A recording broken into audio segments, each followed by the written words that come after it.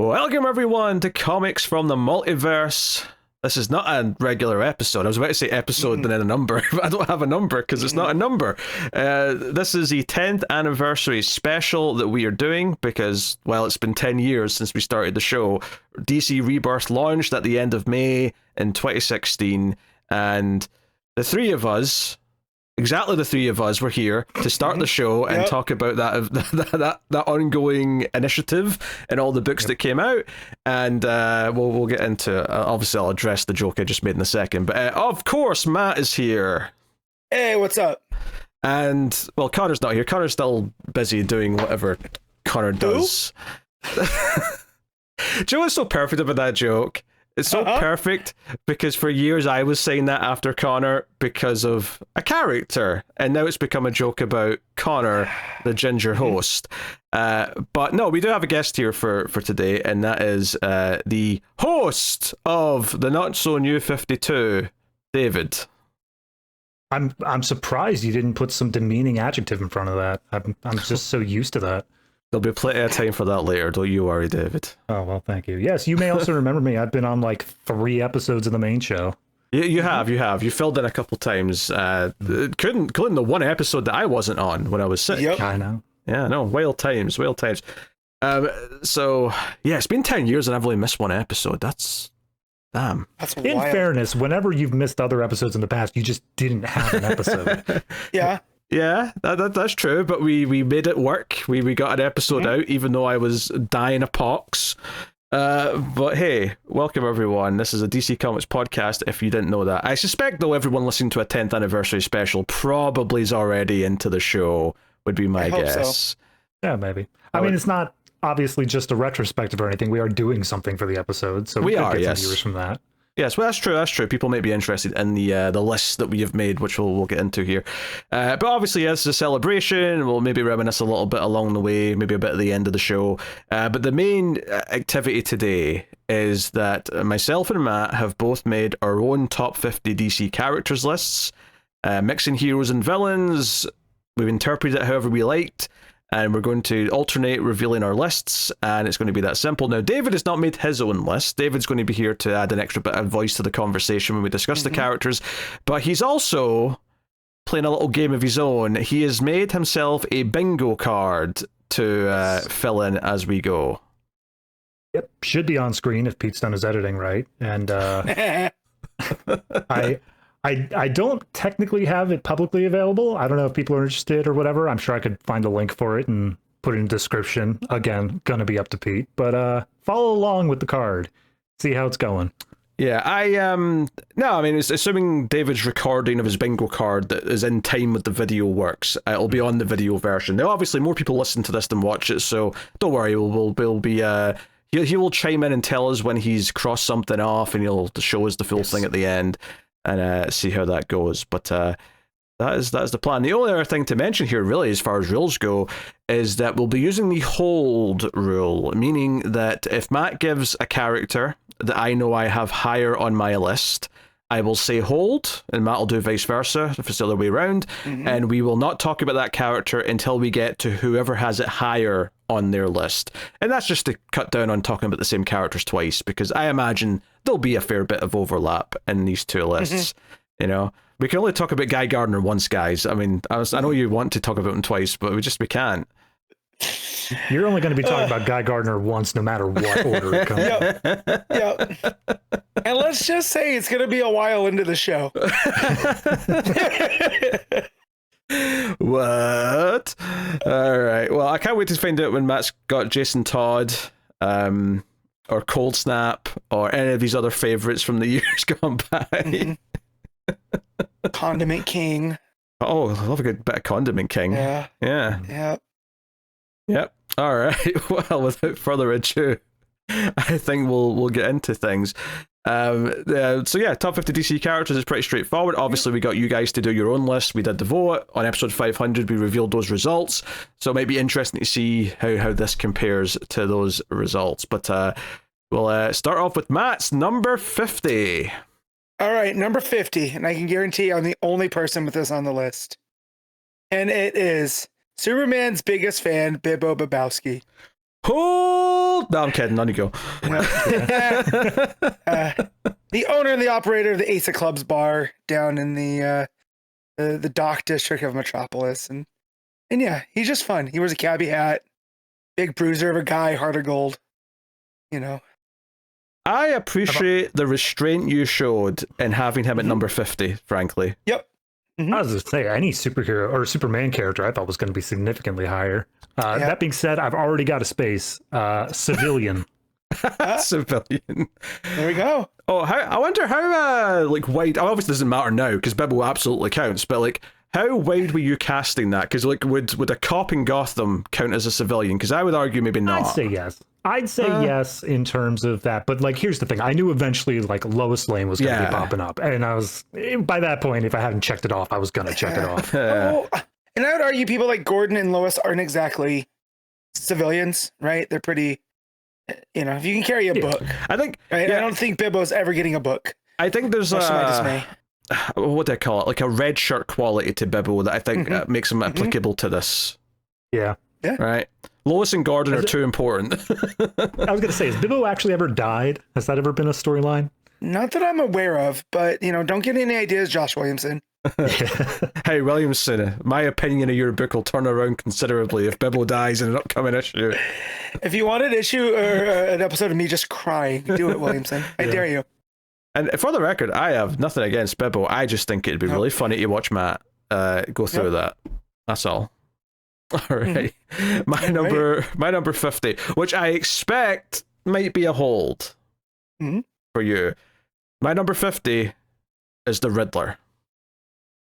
No. Oh, okay. All right. Okay. Yep. All right. Just missed the cut. I was realizing I was getting too many Gotham villains. Sure. I had to even it out. I can respect that.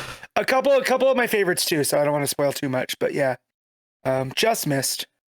Yeah, I especially this bottom like 10 or 15 were the ones that were shuffling in and out constantly, and I kind of eventually had to settle on someone. I was saying before we started that I had like another 30 characters that, you know, were in consideration that didn't quite make it. But Riddler, you know, he's one of those Batman villains. He's one of those ones that everyone remembers and talks about. He does have some pitfalls as far as writing him goes, where it can become a little bit trite or it can become a little bit lazy. But when he's done well, it can be very effective. And I do love someone with a gimmick, right? Someone who has a shtick that they always return to. Now, obviously, I'm thinking more traditional Riddler. I'm not thinking, you know, whatever that character was in Hattush with all the pockets from the 90s. But yeah, Riddler is one of those characters I thought I was a big fan of, and it turns out I really only like Paul Dini's version. So through Detective Comics, that's fair, and then his appearances in Batman the Animated Series. Once I started reading some other Riddler stories, I was kind of like, oh, okay, I like this one specific version more than the character as a whole. I think there's some good Riddler stuff, but it's definitely, you know, like not everyone writes a good Riddler, and sometimes it's really difficult. Yeah, I feel like anytime I've seen Riddler, especially over like the past 10 years, it's been specifically the stories of how he tries to get rid of the gimmick. Like, I'm thinking One Bad Day and stuff like that, where writers are like, I don't want to have him just putting up post-it notes saying it go to the bank, but in some weird way. Yeah. I mean, that One Bad Day issue is probably one of the better Riddler stories we've had in some time, actually, thinking about it. But he's one of those. And honestly, there's a lot of Gotham villains that could have rotated in and out for this number 50 spot. And I settled on Riddler just because he feels like a staple in a way that maybe some of the other ones I was considering, you know, like, honestly, looking at what I left out, I could have easily swapped it with another one, which I won't reveal. We'll mention some honorable mentions at the end, but I don't want to spoil what's coming up. But there's definitely some others that I could have swapped them with. But I settled on Riddler. I just felt right in the moment. That's all I've got. Yeah, so it's good. Simple enough. All right, Matt, what was your number 49? All right, number 49, Solomon Grundy. He was born on a Monday. And yeah, you may proceed. I love yes. I don't know the rest of the poem, right, or the children's tale, but yeah, there's just something about this big swamp zombie showing up in Gotham or against the JSA. You know, he's kind of Hulk-esque.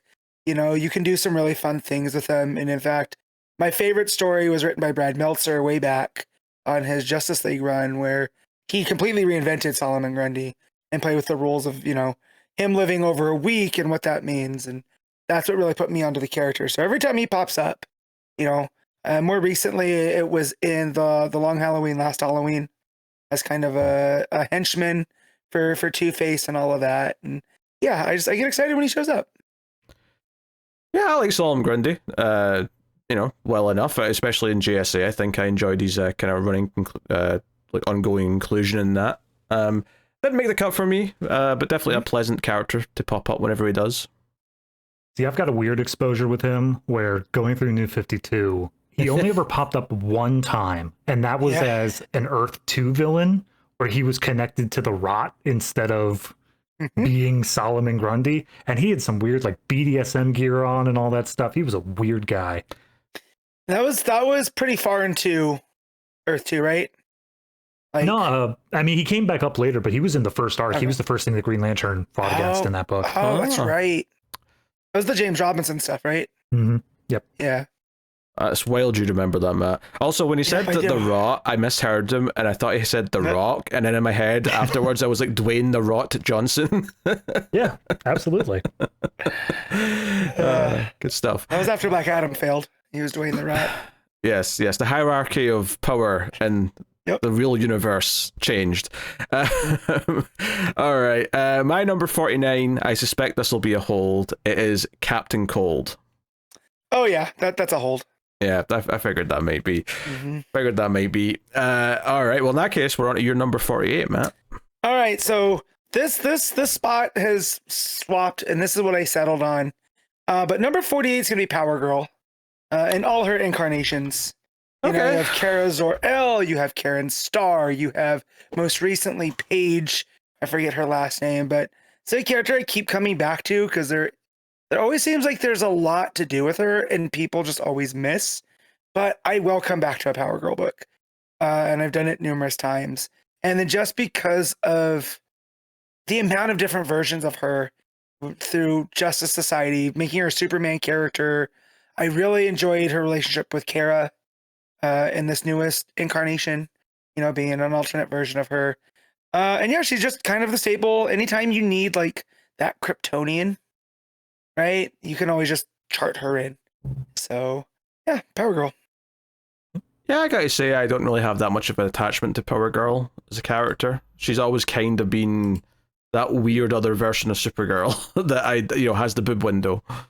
How long did you stick along in that series, Pete? The most recent one? The most recent Power Girl series? Yeah. Oh, I think you got like 2 issues in. Yeah, maybe just one. Yeah, I don't know. Yeah, I think I made it through the event with Lobo and Lobo's daughter.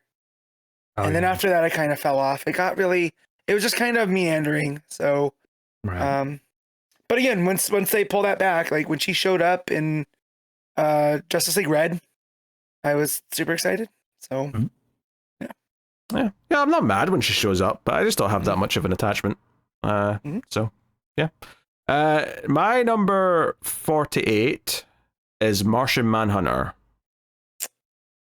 I forgot about Sean Jones. Our first like fumble of just forgetting the character. It's gonna happen a lot, I'm sure. I got overwhelmed really quickly. And I'm sitting there making my list and making grunting noises, and my wife's like, "What's going on?" I'm like, "I'm doing homework, don't worry about me."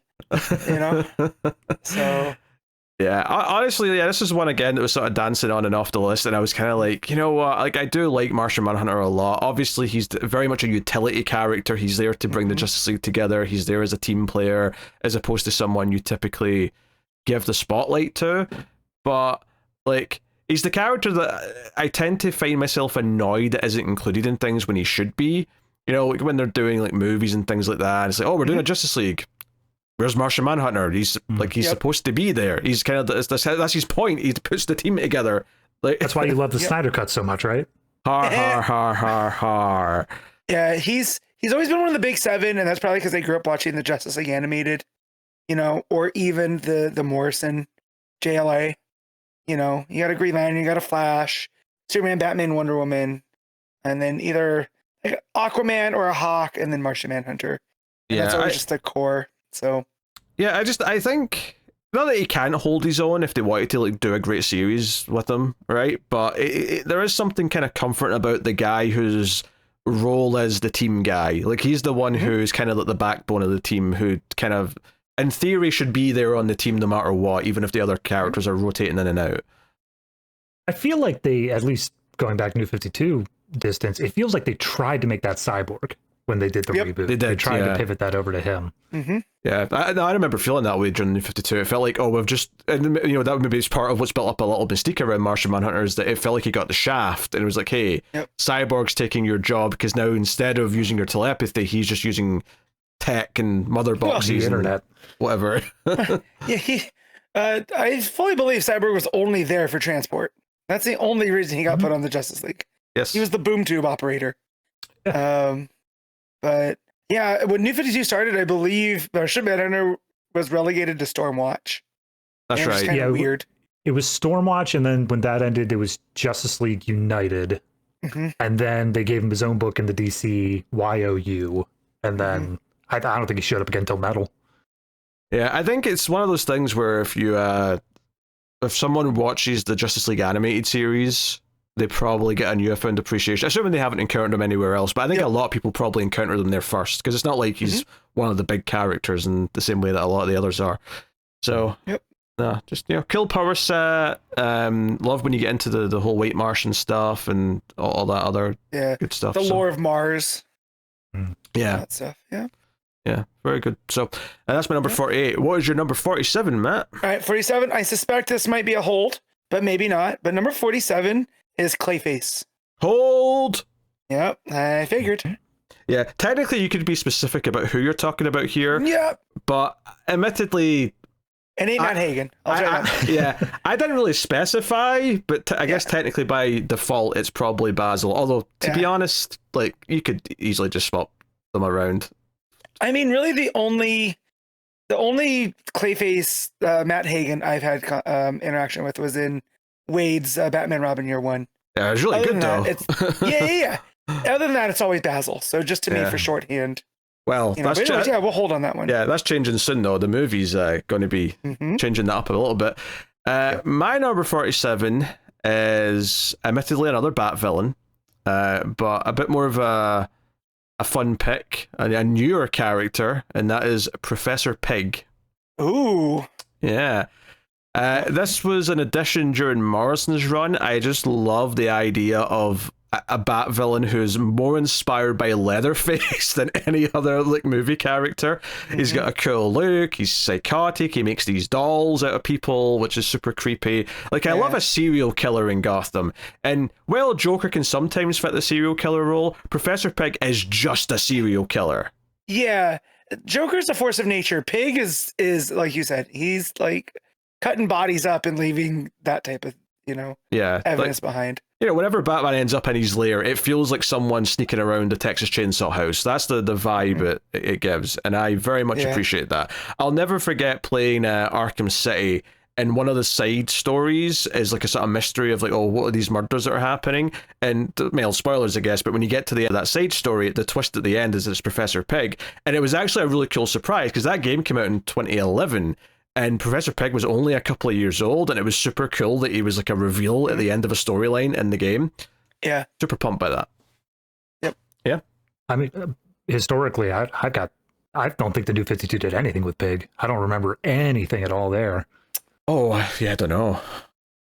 He showed up he showed up in a Nightwing book at one point, I believe. I don't recall Nightwing. He had one issue in possibly the worst Teen Titans issue I've ever read. Okay, so maybe that's where I'm conflating. Maybe there's a Robin in there. Yeah, maybe. Yeah. Now he showed up again in Tom King's Rebirth run, and he's dabbled here or there, but obviously it's the Morrison run that where we mostly think of him. So no, just a cool villain. I'm into it. I wanted to give some shout outs to like a weirder Bat villain. Doesn't get maybe as much love. So that's Professor Pig. Matt, what was your number 46? All right, number 46.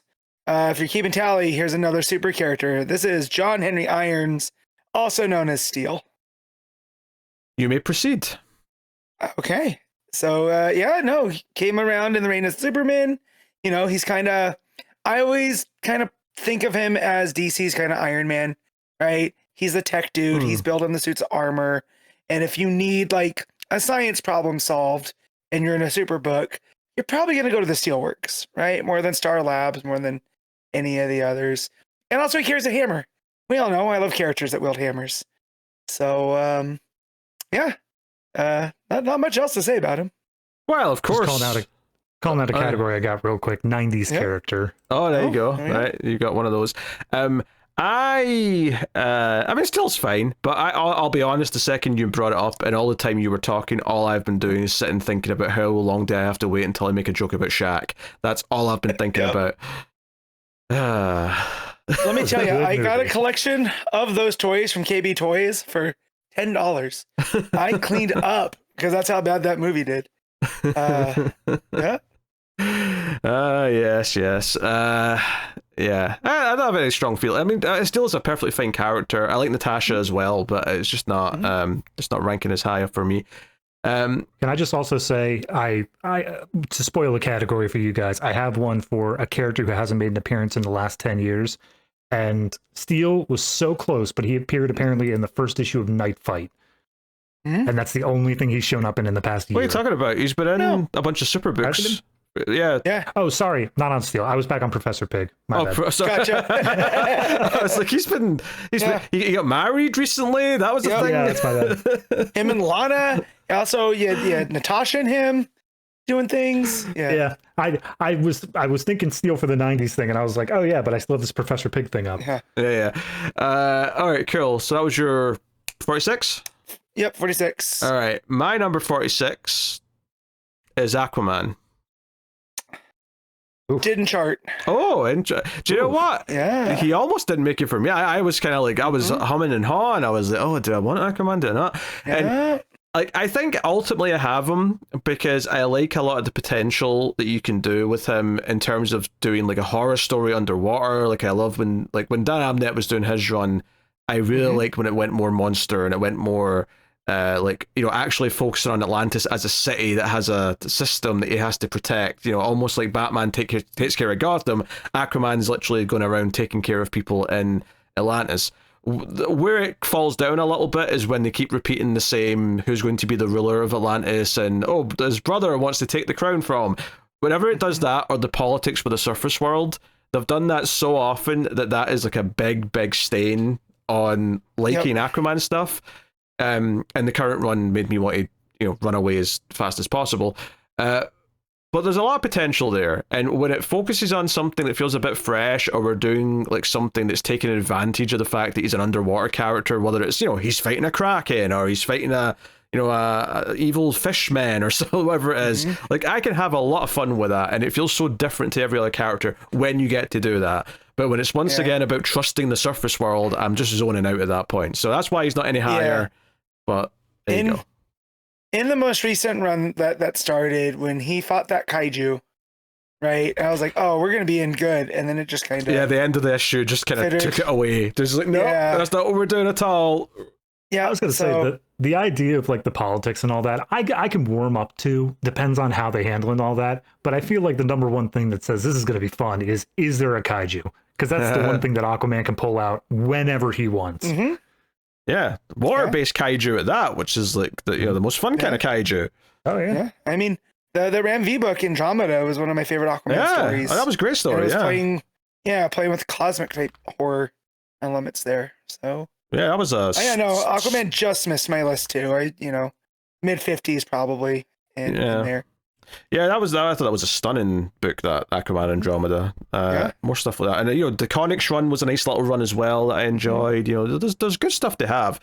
But I maybe don't feel as strongly about him, like his character's personality that much compared to other characters, which are going to be ranking higher.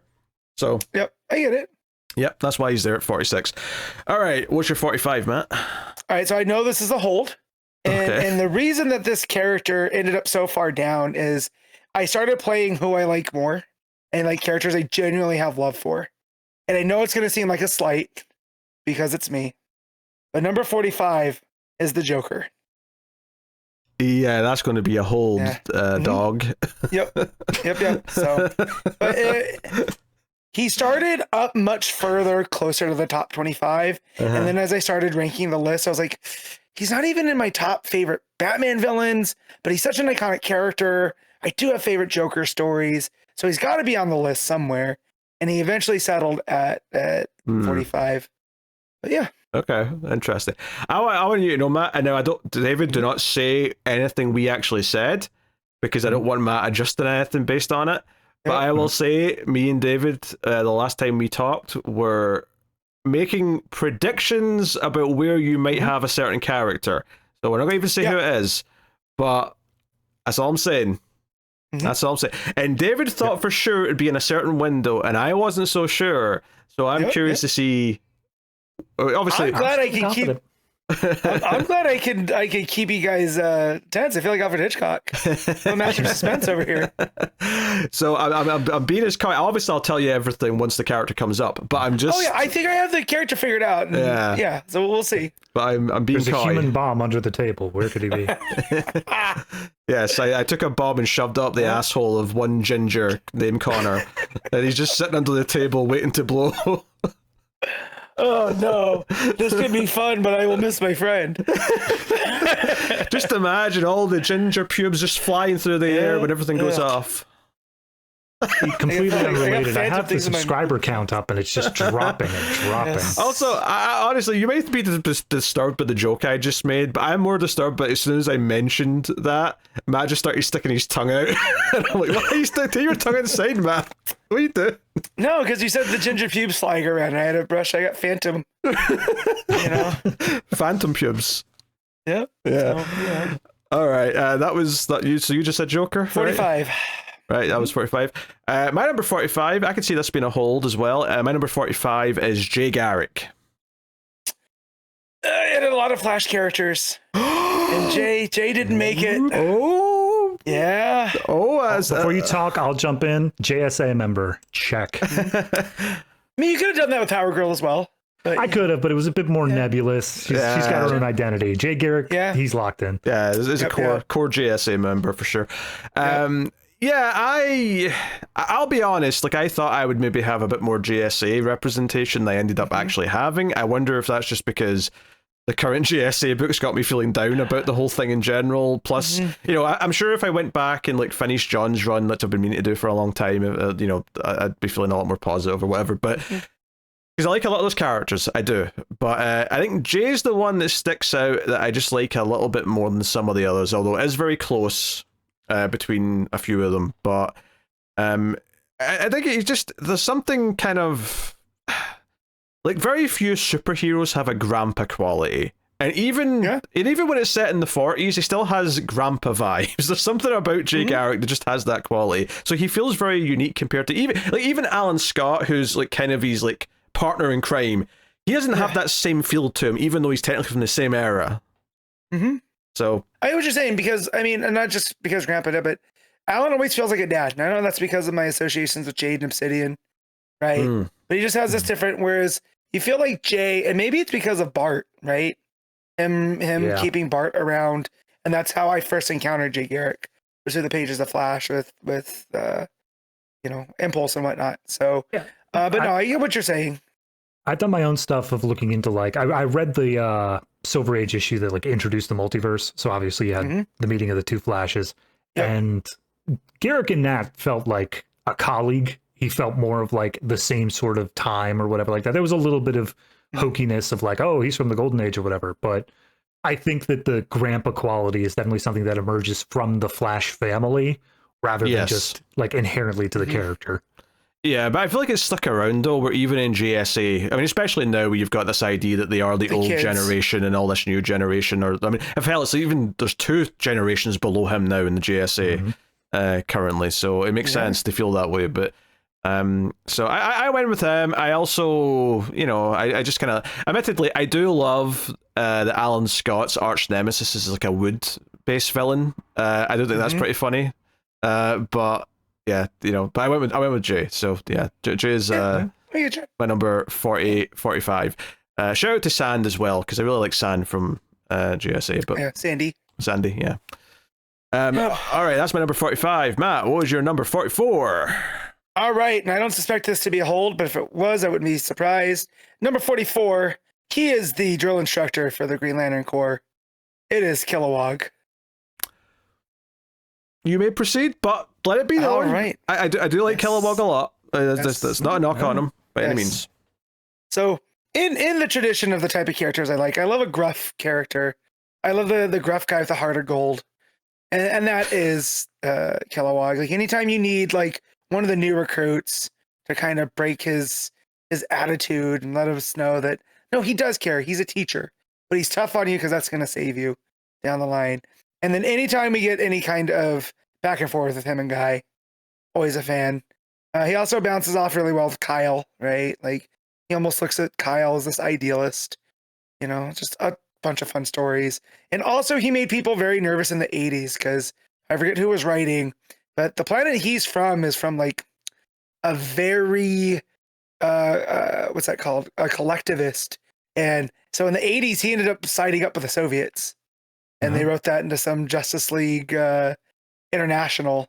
You know, I was like, can we trust Kilowog? He's an alien that's with the Soviets. And I always think back to that and I laugh. You know, what a fun time. Yeah, for there was a brief period there where he stopped saying poser and started saying comrade.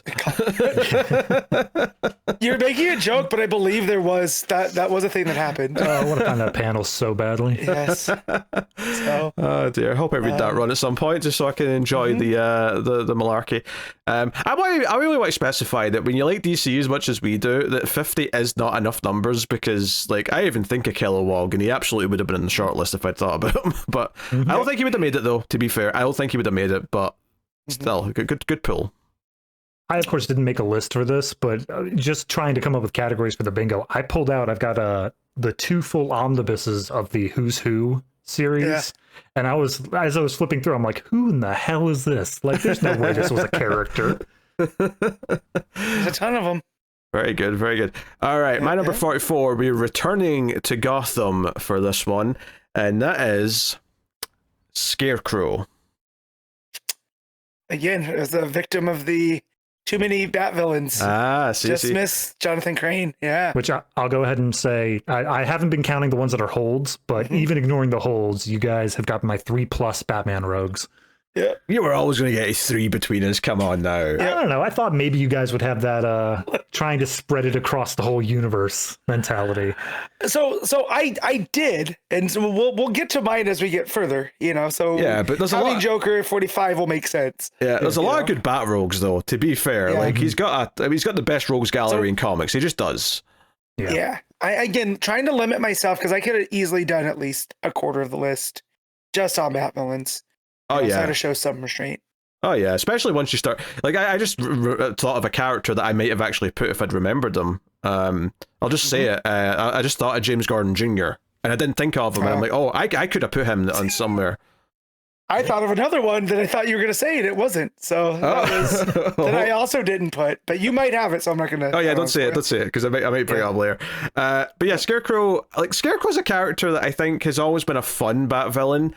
And you sort of think of him, I think, as a B-tier Bat villain in a lot of ways. But I think the more comics I've read, right, obviously he's fun in like the Nolan trilogy, he's a fun small part in that, and he's fun in the animated series. But as I've read more comics, I think Scarecrow lends himself really well to the more horror side of Bat villaindom. Most recently, he was in that First Night sequel series, and he was like a really cool like golden age style interpretation of him. And there's something about that sort of gas mask look or Scarecrow like sack face look with the hat, depending on which version you're looking at.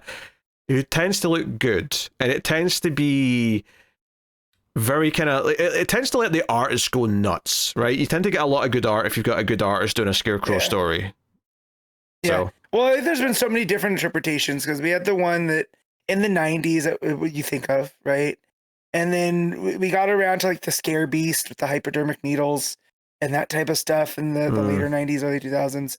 Now to around to what Tynan's is, which is kind of a combination of all of them. And it is so iconic at this point, the gas mask with the big, straw brim hat. And then one of my all-time favorite Batman stories is the Scarecrow story. And it was from a 2-issue run. I always forget the numbers. It's in the high 800s of Detective, where someone challenges Scarecrow not to use the fear gas, if he, if he understands fear so much, and so he goes on this like week-long tear of killing random people, and it's driving Batman insane because all Scarecrow's doing is instilling fear. It's making the whole city fear, and it ends up getting his mojo back. So then he can start getting back to using the fear gas, and people are afraid of him. And it's this very good story that most people haven't read. Yeah, there's also I'm doing us a disservice by not remembering the numbers, but yeah. Yeah, there's something just really kind of like brutally, actually kind of down to earth about him, because as much as he has the costume, he's just gassing people. That's it. He's just, it makes you think of like mustard gas in World War One or whatever it is. It's just that type of like, thing. So it feels very cerebral in a way that I think works. And I feel that's why he worked in the Nolan trilogy, right? Like being in Batman Begins. Yeah, because you can tie him down to earth and make him a bit more grounded despite the gas and the mask. Also, I do love the gimmick of like the therapist who is insane and wants to, like the fact that he's a psychologist who's turned villainous. I really like that. So no, good fun. So that's my Scarecrow number 44. What you got for number 43, Matt? All right, so I'm expecting this as a hold. It's another Green Lantern character. But it's probably the most recent Earth Lantern, and that is Jessica Cruz. That's not actually true, because Joe's newer than Jessica, but you're right. That's true. You're right, it's a hold, though. You're right about that. Yes. Hold! Yep. Yes. There you go. All right. Okay, well, in that case, my number 43 is Animal Man. Keep on going. I figured. Yeah. So, what's funny, obviously, a patron had me read through the Grant Morrison run, which was very good and got trippy and all that. But I actually already kind of fell in love with the character because of the one good thing in the New 52. Right? I got some points on that, but all right, continue. Well, okay. One of the 2 or 3 good things in the New 52 was Jeff Lemire's Animal Man run, and it was such a cool introduction to a character who wasn't new, obviously, but was new to me at the time, where I hadn't read any Animal Man, I didn't know anything about him. Got an interesting power set that he can basically just like mimic the power of an animal, so he can be as strong as an elephant, he can be as fast as a cheetah, he can fly like a bird, but he can only take one at a time. There's some limitations to it. He can't just fly and be strong kind of thing. So I think that's fun, but I also, one of the things that I like about him, that I also like about one or 2 other characters that may appear higher here, is that it's not the typical superhero formula. Even in the Grant Morrison run in the 80s, wife, kids, it's the family man. It's not the typical, secret identity shtick, and I really appreciate that. I think it just makes him feel so fresh, and he's such a likable doofus in some ways, but he's always very endearing. I don't know, it kind of feels to me like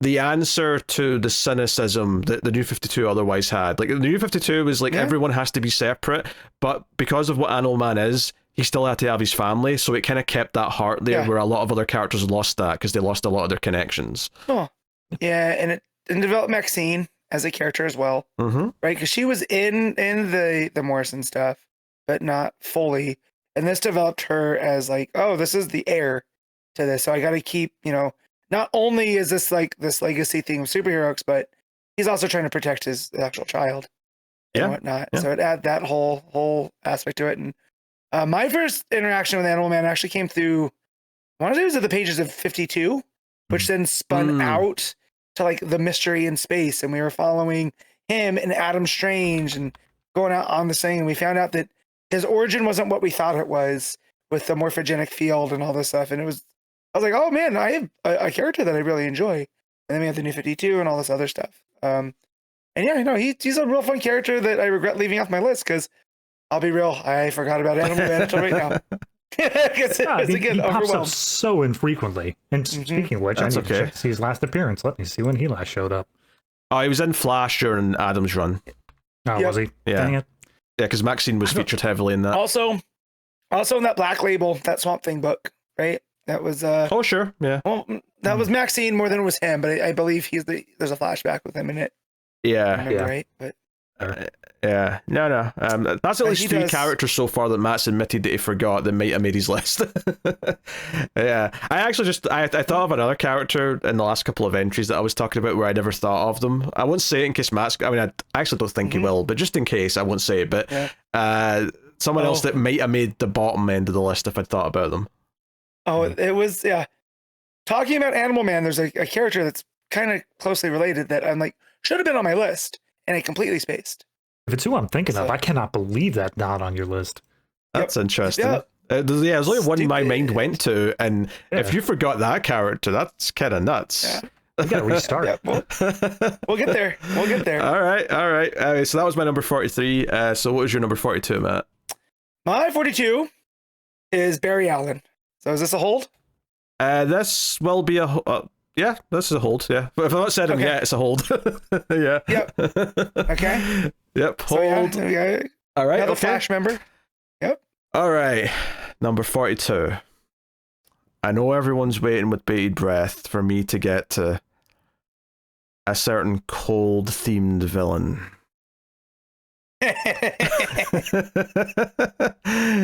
It's not Minister Blizzard. It's not Icicle. It's not Icicle Jr. It's not Frostbite. No. It's also not Cold Snap, you idiot. It's it's Mr. Freeze, of course. Of course, it's Mr. Freeze. Of course, Victor Freeze. I don't know Victor Van Freeze. I'll take my category of cold-based villain. Never had a doubt. Yes. I already had Captain Cold. Oh, it was a hold. Yeah, that was a hold. Okay, sure. So you're not counting the holds till they. Okay, that's fair. Yeah. All right. Yep. All right. So yeah, Mr. Freeze. It's just great. Obviously, the animated series, like Heart of Ice, elevated him immensely. And to be honest, like, you know what, it's goofy, but there's a lot of fun to be had in the Arnold version from Batman and Robin. Hey Pete, what killed the dinosaurs? The Ice Age. Winter is coming to Gotham. I love it. Yeah, long before Game of Thrones said winter is coming, Arnold's Mr. Freeze was there first. You let it be known. And I really like that they did in that movie, for as goofy as it is, they really hit the sympathy on him. You know, like you understand why he's doing the gigantic laser to freeze Gotham to save his wife. You know? I mean, for me, it's crazy that in that movie you have Arnold Schwarzenegger hamming it up so hard, and yet he's still not as hammy as Uma Thurman is. Oh yeah, nope. Yeah, she's chewing the scenery. She took it to 11. Yeah. I think for me as well, this is another one kind of like Scarecrow, where in the right hands, I love just how different and unique a Mr. Freeze book looks.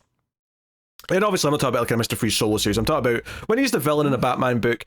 If you've got the right artist for it, you get like something that can look like a cold steampunk with the way his like helmet is on his suit, or you can get something that feels a little bit more, I don't know, like there's a lot of, again, unique qualities to him that really stand out in the Rogues Gallery, where it's not just you know, like, because I think one of the things you can say about Riddler is that maybe you could argue that he's maybe a little too Joker at some times, and he's kind of like the lesser Joker. I don't think Mr. Freeze is the lesser of anything else in the Batman Rogues Gallery. He's very, very unique, has his own unique backstory, and I think just has a cool, like I said, there's kind of like a, it's not always steampunk per se, sometimes it is, sometimes it's more of a just kind of like a, maybe more cyberpunk, the way that he's built his suit together to kind of work and keep him cooled down. There's just something about that visual style that always just has appealed to me. Like when he's a bit more mad sciencey, and there's stuff to him, you know, and he's trying to come up with ways that he can live outside the suit, and always backfires. You know, it works for an issue, and then, you know, but and he's not trying to just rob diamonds to, you know, do whatever the machine can do. But yeah, Victor's a good character. I do like to see how writers balance the idea of the sympathy, because that is something that is so implicit with this character now, but also at a certain point, writers are just like, yeah, but I want him to take over the world. How do I get sympathy and also have him take over the world? Well, that's why I like when it's not just that simple, though. I like when, like, you know, I read No Man's Land last year all the way through, and like I liked how he was included in that, where he's got this like sort of area underground in Gotham where he's like, you know, and he ends up being kind of like an unlikely ally at one point because, you know, he's down there doing stuff. I like when the Rogues Gallery is using a different kind of way, other than just they're all just, you know, complete villains. How'd you feel when Snyder changed it that Nora wasn't his wife, but someone he was obsessed over? I think that's a cool. I still think it worked. Yeah, I think that's a cool alternate take. I think that's a cool, more villainous alternate take. I don't necessarily think it's canon right now, and I don't think it should be canon. But I think, like, if he does that in the I mean, obviously he did something else again in the Absolute Universe. But if you did that in like an Absolute Universe or an Elseworld, yeah, that's a great alternate take. Yeah, do the ultra creepy. He's obsessed with a coma patient bullshit. Yeah, it's great. Yeah, it kind of removed that sympathetic. He made him an outright villain. Yeah, which I think is good because we had gotten so many takes, and I know it was very unpopular at the time, but I was like, that was a good issue. It was a very good issue. Yeah. Yeah. No, I mean that was also very early Jason Fabok art. Like that was fantastic to see there. But no, I going into New 52 and reading that issue back, I was like, oh, this is a good story. But it felt like that early on, it was doing it just for the sake of being subversive and different. It didn't feel like he actually thought through, like, what stories can come out of this? Sure, how is this going to make things different? Elseworld one shot, great, but actually something that was supposed to be in continuity, maybe not so much. Yeah. All right, that was my number 42. What's your 41? All right, so this one I know Pete doesn't have. Because Pete doesn't know this branch of characters that well. Oh, it's a Legion character. It's a Legion. I know it. It's a stupid Legion character. It's Lightning Lad or Frog Lad or... Got it. You nailed it. It was Lightning Lad. Yes. It's always someone lad. Yes. It's always some asshole named Lad. Yes. Cosmic Boy. You know, I'll take my Girl. Legion category. Thank you. It is. Well, I wasn't going to give it to you. I could have gone. Yeah. So I thought long enough. Like I knew I was going to have a Legion member. And like Cosmic Boy's kind of boring. Like he has the magnetic stuff, and Saturn Girl's cool, but I don't have that much. But Lightning Lad's always written as the hothead, as the live wire, you know, if you will. And I was like, you know what? Yeah, and his name's Garth. That's rad. You know, he's got a cool name, and he's one of the founding members of the Legion. He's one of the 3 that go back to get Superboy, so Superboy can have, you know, his adventures in the 30th century. I came to become a bigger fan of his in the 3 boot, which was by Mark Waid back in like, what was that? Started 03, 04 through there. And they really played up the hothead where him and Cosmic Boy constantly pushing against each other. And then when Johns took it back and reestablished the canon and whatnot, he kind of kept that going, you know, he put that in with them and how it messed with him and Saturn Girl. And then him and Saturn Girl are usually the couple as well, which adds to a lot of fun stories. That said, since that time, I've not read a decent Legion story, so I don't know what he's like in the current incarnation. Was he around? We'll see when Williamson gets there. Yeah, I was gonna say, was he around in the Absolute Legion stuff? Like, because I know the actual Legion popped up for a fraction of a second there. Yeah, he would have to be. I can't quite recall, but not enough to be a character though. Yeah, no, it's usually they'll usually throw in him and the main 3. They'll throw in Ultra Boy and probably Dawnstar. Usually, she has the wings, you know, because they're recognizable. Yeah, Matt, I'll be honest. Yeah, I read through the entire New 52 Legion, like every one of those, but I could not tell you a goddamn thing about any of those characters' personality. Yeah, it was rough. It was rough. No, that's why I didn't. I read the first issue, I think Legion Lost back at the start of New 52, and the amount of like character name boxes in that issue was so obscene. I was like, I'm never touching this ever again. And then with them too, they were doing the second Legion, which was this, you know, from the early 90s. It's where XS comes from, and that whole, you know, so they were just pulling from everything and not new reader friendly at all. You had to have a love of the Legion to get into Legion Lost. Also, I love every entry that comes up. David like chimes in eventually with, well, during the New 52. Look, I'll get to look. I'm wrapping up the show. Soon I'll be leaving. Yeah, he's our New 52 correspondent. All right, he was the only one crazy enough to do it. All right. Every last book, the madman. All right. So that was your 41. Yes. Right. My number 41 is Captain Marvel, aka Shazam. Really? Ooh. Oh, yeah. That's surprising. I only have one Shazam character, so yeah. Is the hierarchy of power going to change? Maybe that madman's got talking Tawny up at like number 8. I just you wait. Well, I think I was asking about animals before we started. So. And you specifically said pets. I don't think Tommy's a pet. Look, he can be. I don't think he'd like that because he makes sandwiches. But all right, yeah. I mean, like Captain Marvel's kind of an interesting character, and he's a character that I actually think I discovered via like I had like 3 episodes of a cartoon. I don't even know what era the cartoon came from or what, but I had like a cartoon on VHS of like 3 episodes that had him as well as Freddie and Mary is kind of because this was long before they did the rest of the family. Right. And I had vague memories of that. So when I got into DC and I was looking at DC stuff, and I eventually realized, oh, this character's part of DC. I didn't know that. And I like when it comes up. There's something again fun about the uniqueness of like. I think at first glance, you're like, oh, he's kind of like Superman, but he's just all red and white is different. But then you get into the whole kids turning into the superhero thing. And you've got kind of the mythology of like where the powers come from.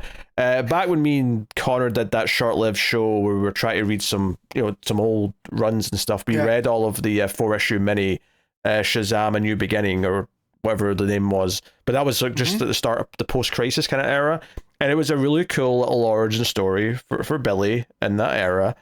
And there was just kind of this sense of like we can do stories that are a little bit different than Superman, and there's kind of almost this darkness to it because he's going up against his rival, which is Black Adam, who is not a child in the same way usually. There's definitely sometimes he can be like I definitely remember reading a story at one point where Black Adam would never say Shazam again because he'll never turn back into a child. I feel like in current continuity, though, the idea is that he's just an adult and has been for a long ass time. Mm-hmm. Yeah, that's been the one thing that I feel on top of the character's name, obviously, that has bounced around the most is, do you have to say the word with intention, or is it saying the word at all? Like, that's just changed constantly. Yeah, it goes back and forth a little bit depending on what they want to do. But no, fun power set. I like kind of the cheesiness of them as well, which kind of counteracts that the sort big of red cheese. Yeah. There's a fun pulpiness to him that I quite like. So yeah, and I think all the family stuff that's been added on as well in the modern era has only increased the love of the character. My first reading was in Kingdom Come, where he's part of the villain group and he's been corrupted by the humans, and he fights Superman. He keeps saying the word and then moving and letting the magic lightning strike Superman until he can finally talk to him. And I was like, man, that was dark. Yeah, I love this is a character that was supposed to be like fun and cheesy. They turned him into this big villain. Yeah, that was real cool. I love a good Shazam moment where it's used strategically so the lightning does something or hits something. I love when it's used practically like that, like a tactic. For better or for good or bad. I think it's a really fun mechanic. So you know me, I love my consistent rules, and that one's fun. Yep. By the way, I think I found the show. 1981. It was called The Kids Superpower Hour with Shazam. Ah, wow, fun.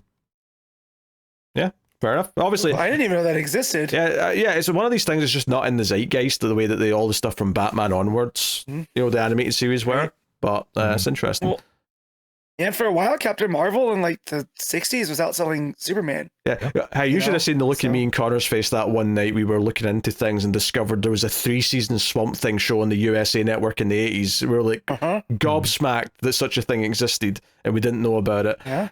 It was a Human Target show in like the early 2000s. Yeah, with the guy that played Rorschach as one of the collaborators. Yep. And then what's his name? Who was on Keen Eddie, which was a British American show, playing the Human Target. I can't remember. Chance. But no, it was like a USA Network show. Like something about USA was just like, let's just throw out all the weird stuff. Let's do it. Yeah. All right, let's get onwards then. Matt, you're number 40. I suspect this might be a hold, but it is the first Robin on my list, and it is Damian Wayne. Hold. Yep, that's a hold. Yep. All right, well, in that case, my number 40... And I've got a feeling this is going to cross off a block on David's bingo card based on some of the things he was suggesting the other day. Number 40 is Mr. Miracle. It does, but I have so many choices as to what it could take off. I'll go ahead and say Jack Kirby creation. Oh, there you go. All right.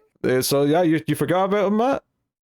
No, scot-free. Okay. Just the 50, maybe if we had gone to 60, Scott might have gotten in there. Hey, if you wanted the longer one, Matt, we could have like made it an all-day affair. I'm good. This caused me so much. Again, this list could change tomorrow, right? This is what was written down today, but yeah.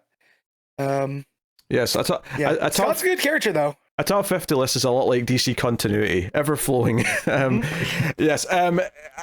Yeah, I mean, obviously, the Tom King book was a big reason for this. This is he got a big glow up, and I've liked him in New Gods since, but I didn't really know that much about the character before that point, and learning about his backstory, that he literally escaped. He obviously was swapped with Orion when he was a kid, and had to live in Apocalypse.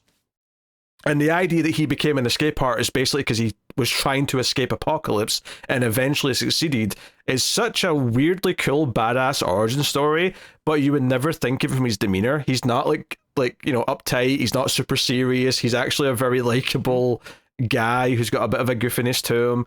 And then that's before you even get into the relationship with Barda, which is its own thing. But it's like a whole new like wing of DC that, relatively speaking, is like one of the newer wings for me, and the whole New God side of things I didn't really touch much until that Tom King series, and then since then we've had the other books and we've had things come up a little bit more and so on. I suspect that Final Crisis, if I go back and read it again, it'll make a lot more sense to me, because I remember that being a little confusing when I read it the first time, having not much New God knowledge. But Mr. Miracle, this is such a good concept. Absolutely. And the whole Kirby of him and what he represents, and the whole concept of free will, and like he'll always escape because he has that drive to him. It's real nice. I've got the 7 Soldiers of Victory Omni I've always been meaning to go through, but I don't even think that's Scott. I think that's Shiloh Norman. That's Shiloh. Yeah. But the character as a whole still interesting regardless. Yeah. And there's also this kind of heart to it where like he was never broken or turned into a bad guy because he was held prisoner by Darkseid. He was able to kind of keep this innocence to him, which is kind of sweet in a lot of ways. Human spirit and all that. So that's my number 40. Matt, what is your number 39? All right. So my number 39, people consider him the greatest Green Lantern, which I always hate that nickname. Right? But it is the one and only Harold Hal Jordan. Also, Highball works as a that'll nickname. be a hold. Yeah, for now. Matt will get to talk about one of his picks eventually, I promise. That's like 3 or 4 I can't wait till we get to mine, because I'm feeling like a lot of mine that are going to show up later you might not have. So I'm going to have the floor. Very well. You very well might. Yeah. That said, though, the higher we go, the more likely we've got overlap, I would assume. Yeah. But we'll see. I suspect this might be a hold from you, actually. My number 39 is Green Arrow. Yes, that is a hold. Yeah, okay. I suspected as much. All right, in that case, what is your number 38? 38. Let's mark down another Superman character. But this time, it's his best pal, Jimmy Olsen. You may proceed. Wear himself. All right. Yeah, no, Jimmy, it's great. We're talking about Kirby stuff, and I feel like a lot of what we now love about Jimmy Olsen was popping up in that Kirby book. The Signal Watch, his association with the New Gods, him becoming Turtle Boy and getting all these new powers, getting into misadventures and whatnot. And then we had that Fraction book that came out that really solidified me as a Jimmy Olsen fan. And it was this very zany, him going around, Gorilla City got involved. He was married to like this time traveling thief or galaxy spanning thief. And it was just very silly and very fun. And then you add in the pop culture interpretations of him, and he's always in Superman stuff, right? Going back to the Reeve movie. And then the most recent one from the 2025 movie, I feel like they really took a hold of what makes Jimmy work by having him this kind of side character, but is a key piece in the Daily Planet. And I just feel like you can't really have Superman without Jimmy Olsen. Yeah, I mean, obviously, Jimmy's great. He's a great supporting character. He's just, if it was the top 100, he'd probably be on my top 100, Maybe. but I just don't think he's top 50 material when there's so many DC characters to I pick. get you. So That's fair. that's where I'm at. Yeah, and I I get think it. there's probably other like Superman characters that I also didn't put on my list that would probably make it before him. You know, Yeah. Yeah. I guess I won't say in case you've got because you very well may have them all. Having Superman characters, this seems out of character for him. Yeah. I want to also show you. So right now I'm wearing a different character on my shirt, but That's it was right. almost a Superman shirt, right? But I was like, no, that's too much. That's what they're expecting. Yeah. It can't be that much of a self-parody. Yeah. See, I was looking so- for my Superman shirt and I just couldn't find it. Matt is wearing a Blackest Night shirt, if people are familiar with that DC event from about 2008, which Yep. is actually kind of a big deal for me because that's kind of when I properly started getting into characters other than Batman and Superman. I'd been reading for a couple of years, just reading Batman and Superman, and then that was the year I was like, oh, Blackest Night looks cool. Let's read about Green Lantern. Popped off. I remember we'd go to the comic book store, and then my wife would drop me off at work, but I would sit and start reading, and on the way there, she would start going through my comics and just going like, oh no. Oh, I can't believe that happened. You got to stop doing this. You got to stop trolling. You know. But also the same guy that I wrote some of the Green Lantern oath into my wedding vows. So what was she expecting? Yeah. All right. So that was your 38. Yeah, and now it's time for yours. Yeah, my 38 is a Green Lantern character, and that is John Stewart. He's the one liner that I had to leave off. Oh. Yeah. Oh dear. Yeah. Oh dear. Yeah, I think John Stewart's like very much the utility lantern in a lot of ways. Where I don't think he necessarily seems that exciting up front, but like he's this kind of solid, like grounded character. When you've got like Hal being kind of cocky, you've got Kyle being kind of this more idealist, and you've got whatever the hell Guy is. You've got The best. That's what he is. I feel like wild card. That's the wild card. Yes. Okay, fine. He is.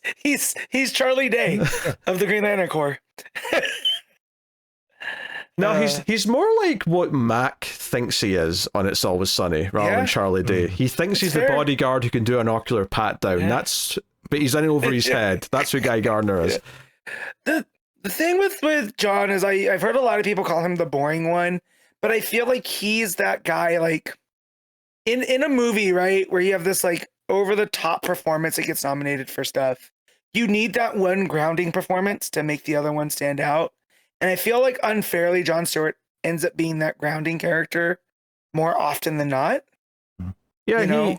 he is obviously the more serious character. He's the one with the war background, the military background. They love to bring up the planet that he accidentally didn't save. Zanshi. Yes. So they do really lean that a little bit too often. But if I'm going to duck points for that, then I have to, when the Batman eventually comes up, I'm going to, well, they keep bringing up those pearls in that alleyway. I just, I have to dock some points for that. So, I can't really hold that against him. It's, yeah, he's very, like, I feel like he's one of those characters where you probably don't necessarily fall in love with the first story you read about John Stewart, but I think the more you read through various Green Lantern Corps books, or the more you read, and then you get to like a war journal, and you get to, I think all that stuff with his like mother and sister in this last couple of books that he's been involved in have went a long way as well. But he's very much kind of representation from this era when it was kind of a big deal that they introduced a Black Green Lantern. And the fact that, we've kept him around, he's still here, he's still a prominent, he's one of those core 4 Green Lantern human characters.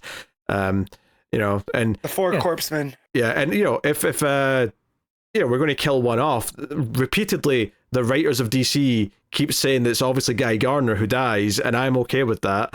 So I feel like the John from now, like the one that we've gotten in the modern era, is entirely defined by the animated series. Yes. I feel like him being there is what's gotten him here, but I also think that's a detriment from the viewpoint of whenever we change writers, whenever someone else is handling him, it doesn't feel like we keep this consistent through line of growth with the character. We just default back to the animated series each time it changes. That's what's nice in the current Green Lantern Corps is that they have kept up some of that, I don't want to say continuity, but some of that characterization with Ellie being there and the spirit of his mom in the ring. It's very much been consistent.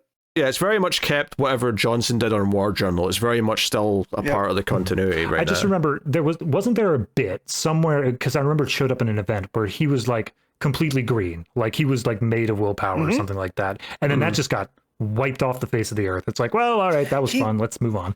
They also got him involved with the New Gods at one point, which is, I think we stopped reading on that because he was supposed to be like this god of light.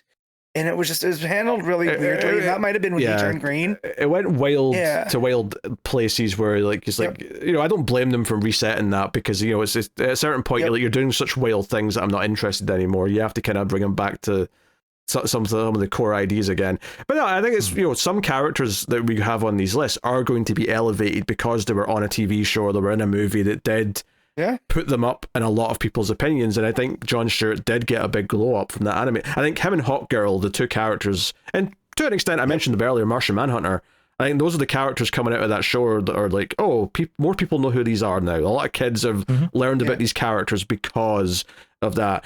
So it got to the point where I remember meeting a friend in college that was only familiar with the Justice League from the animated series. And when I was telling him about the what was going on in the comics, he goes, Green Lantern's white?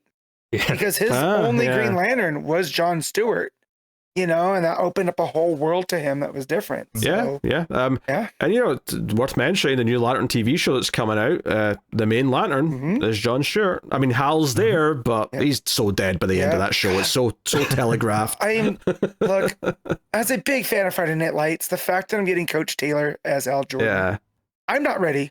I'm probably going to weep. Like, you don't cast a 60-year-old man as Hal Jordan if you're planning on keeping him around, okay? Well, you just don't. No, and it just seems like I feel like we're getting Death Wish version of him as well, right? From the trailer. I feel like he's just doing things. He's like, I can't die. So, which is what you want in a Hal Jordan. So, there you go. That's Jon Stewart at number 38 for me. What's your number 37, Matt? All right. I don't know if this will be a hold, but we got Gorilla Grodd, or just Grodd. I know, you can continue. Awesome. One of my absolute favorite Flash villains. He's a telepathic gorilla. What's not to love? And, when you're looking at the rest of the rogues who are these very working class kind of criminals, you have this gorilla that wants to rule the world. Right, and he wants to extend the reach of Gorilla City because he's kind of like Magneto in that way, right? Where we're better, we should be running the show, And I love him. And anytime he shows up, with the Flash, it's just like, look, talking gorilla, this is great. And then just the whole setting of Gorilla City with the Flash, and it's very Silver Agey, and whatnot. But I love him.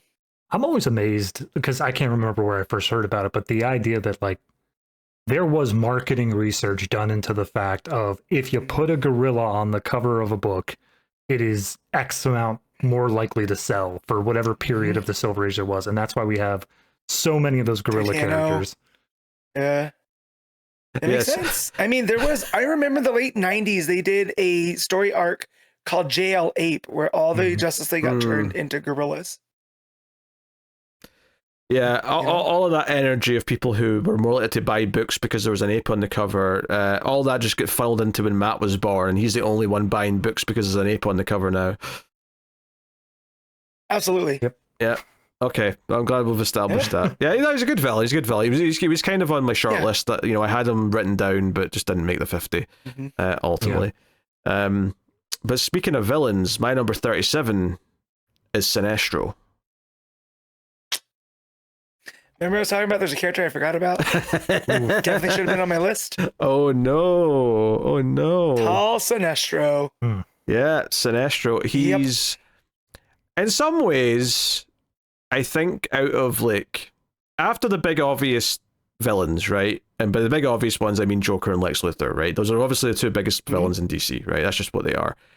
In terms of like, and I'm not saying that like he's next on my list. I'm not saying there's no villains until them on my list by any stretch, but in terms of like the nemesis of your main character, and we're specifically talking Hal Jordan here, I feel like Sinestro might be the next one down after those two for the nemesis of a main character in terms of just like the way that he counteracts the personality, because he's more serious versus Hal's cockiness, the fact that he's got the backstory of he was a Green Lantern, and obviously that's not always been the case. That's something that's relative, in terms of comic book history, that's for the last 20, 30 years as opposed to forever, but that was a good addition. First night.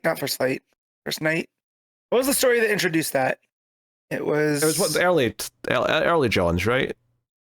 Yeah. Well, he was a Green Lantern back in the pre-Kyle run. Briefly. Oh, was he? Yeah. That's what I'm talking about. Yeah, whenever they introduced that. Emerald Knight? Emerald Dawn was the first story. Emerald Dawn. Okay. Yeah, but regardless though, like, because obviously there was a time when he was just like he was just Sinestro, and there was the antimatter universe of Quard and all that stuff. Quard. But the whole idea of him being a Green Lantern and then adding in and retconning the idea that he trained Hal Jordan and then went bad, but he's doing it because he thinks it's the right reasons. He thinks he's doing the right thing, while he's a bit villainous as he does it, is inherently different to your Jokers and even your Lex. It may be closer to Lex than Joker, obviously, but it's still very different. And yeah, he's very much of that my way's the best way. And so, the whole absolute power corrupts absolutely. Yeah, he feels like a military leader, like who's done a coup. Like, he's ready to try and take over as opposed to, just a villain. And I remember reading a description of him, and one of the writers was basing it off of when they took over was like, he turned the Green Lantern symbol into something that Korgar would fear, right? So that would keep the Green Lanterns, an enemy of Korgar forever. And I was like, that's an interesting way for a villain to be born, out of that. Is like he took what was supposed to be something positive and turned it into something negative. Yeah. And then he was an enemy of the galaxy and whatnot. And again, with some real world, practicality there, that seems very much truer to real life stuff than, space cops. Yeah. And just the idea that, but there is still like morals in there. He still maybe has a heart that you could, he can redeem himself potentially. He's not just a lunatic who can't be, rehabilitated, so interesting character, and often like is perhaps more consistently written than some of the other villains we've brought up until this point, I would say, by and large. So yeah, that's my number 37. What is your number 36, Matt? Awesome. All right, we have Beast Boy of the Teen Titans. Beef what? Nope. You may continue, Matt. Yes. No, yeah, just one of my, this is probably the animated series and the combination of getting into the John's run when I did, is that Gar was this character that he's kind of like, no one takes him seriously. And then when you realize just how powerful he really is and all the stuff that he can do, that's a shield, right? Is because he almost has like this chip on his shoulder. And just the, his friendship with Cyborg, his relationship with Raven, there's the whole Terra of it all as well from the Judas Contract. And then in Tom Taylor, most recently in Beast World, the fact that he became like, he took all his power and transformed into a Starro to counteract everything and to save the Earth and everything that's spread out. He was a later addition. I was like, I like Beast Boy. And then as I started doing the where does he go, I found myself working him up the story, working up the list because of certain stories. And there was one in particular that they put in the backup, or they put in as a backup in John's second trade. And it was this kind of noir story where he goes to help his Doom Patrol family. I think it was Rita in LA, and they do like this kind of, hard-boiled detective story, and it worked, right? Because he was supposed to be so out of place, but he's making all these jokes and very serious stuff, and yeah, it was one of the ones that stands out. Yeah, Beast Boy ended up on my list that way. Just one opinion based for both of you here. I have a category of Doom Patrol member. No. Does it count? No. Titan. Because he's more primarily a Titan, right? Yeah. And it's Rita. All right. Well, I'm never going to fill in that spot then. It ain't happening. But I think maybe. I didn't know you had such a love of Robot Man. It's All right, my number 36 is Black Adam.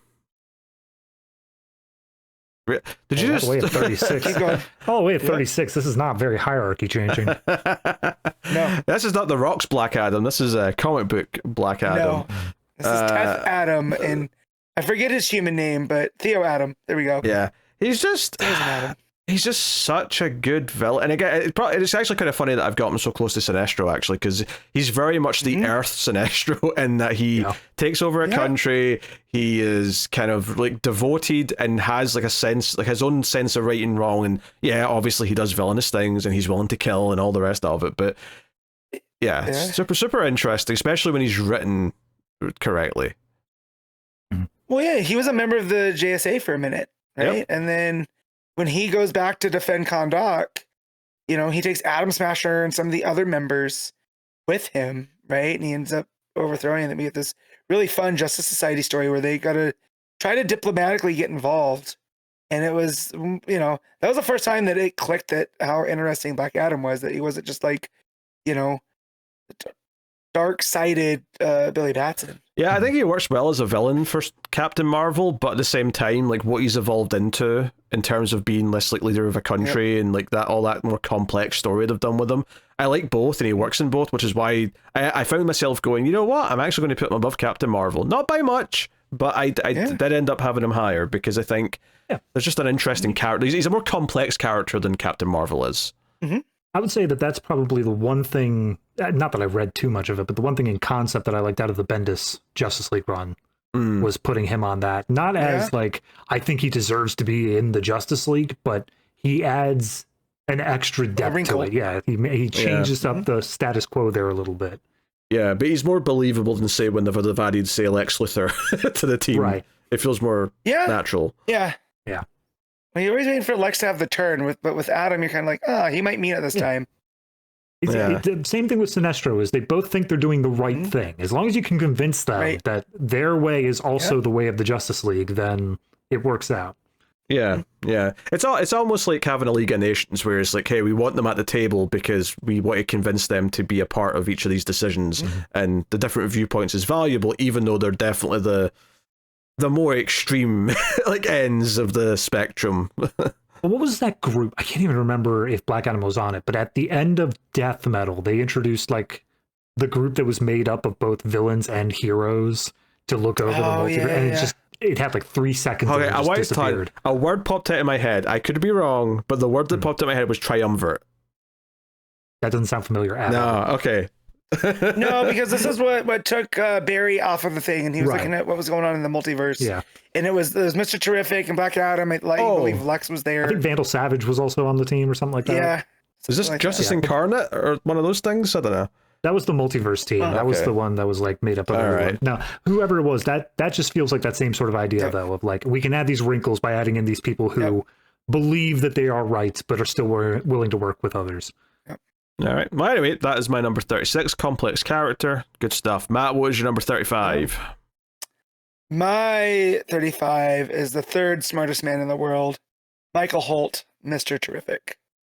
Yeah, he almost made my list, but he just didn't quite cut it. Like he's like, okay. He was, he sort of like was sneaking on at the bottom few spots. And I ended up bumping him for someone else. But that year one story really like, because I think if before that I probably wouldn't even thought about him. But after that year one story, I was like, oh, I could maybe sneak him on there. I didn't quite make it though. But on you go. Yeah, and definitely the year one story. Some of the other Justice Society stuff, and believe it or not, the Wade story in Justice League Unlimited, where he goes through hell, had so much potential for this man. And the parts of it I did read, I enjoyed what was going on with Holt's character, but yeah, just the whole concept of the third smartest man, right? That always hooked me. Like when I first started reading comics, I think the first Justice Society thing I read was the crossover with JLA, where they unleash the 7 deadly sins, and he ends up taking like the main point, right, with Batman to try how they're going to solve this together. And from that point on, I was like, yeah, this guy's kind of cool. He wears a leather jacket. He has these T-shirts that go around. And then as I got reading, I checked out Checkmate, where he was an integral part. and he's always just kind of been there, but it was definitely that year one story that pushed him over. And also his appearance in the Superman movie, I thought they did him a lot of justice. He gets some big laughs, so he's not just the serious character. And I personally know I was able to recommend that year one story based off of someone enjoying his character so much in the movie.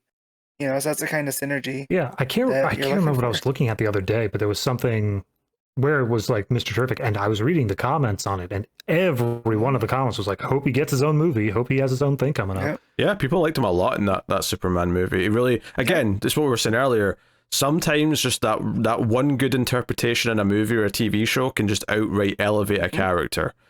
And that's a case of it. So, and then sometimes you get the Green Lantern movie, which kills a character in the cinematic universe for 10 plus years. Yeah. Oh yeah. Well, it's so sad because that happened to Green Lantern, and there was like no talk of a Green Lantern for a decade, and now we're finally getting Green Lanterns again between Guy and Superman, and obviously the Lantern show coming. But now we're in the era of no one wants to touch the Flash because that Flash movie and the Ezra Miller interpretation was so awful. They're like, oh well, the Flash is obviously terrible. We can't have Flash in anything. Yeah, I'd imagine we could probably get like a Bart. If we separated enough, we could probably get a Bart in there. Just want to throw out, I did get another category with this terrific. A hero that only ever had a miniseries in the past 10 years. No main title. Oh, yeah. Very good.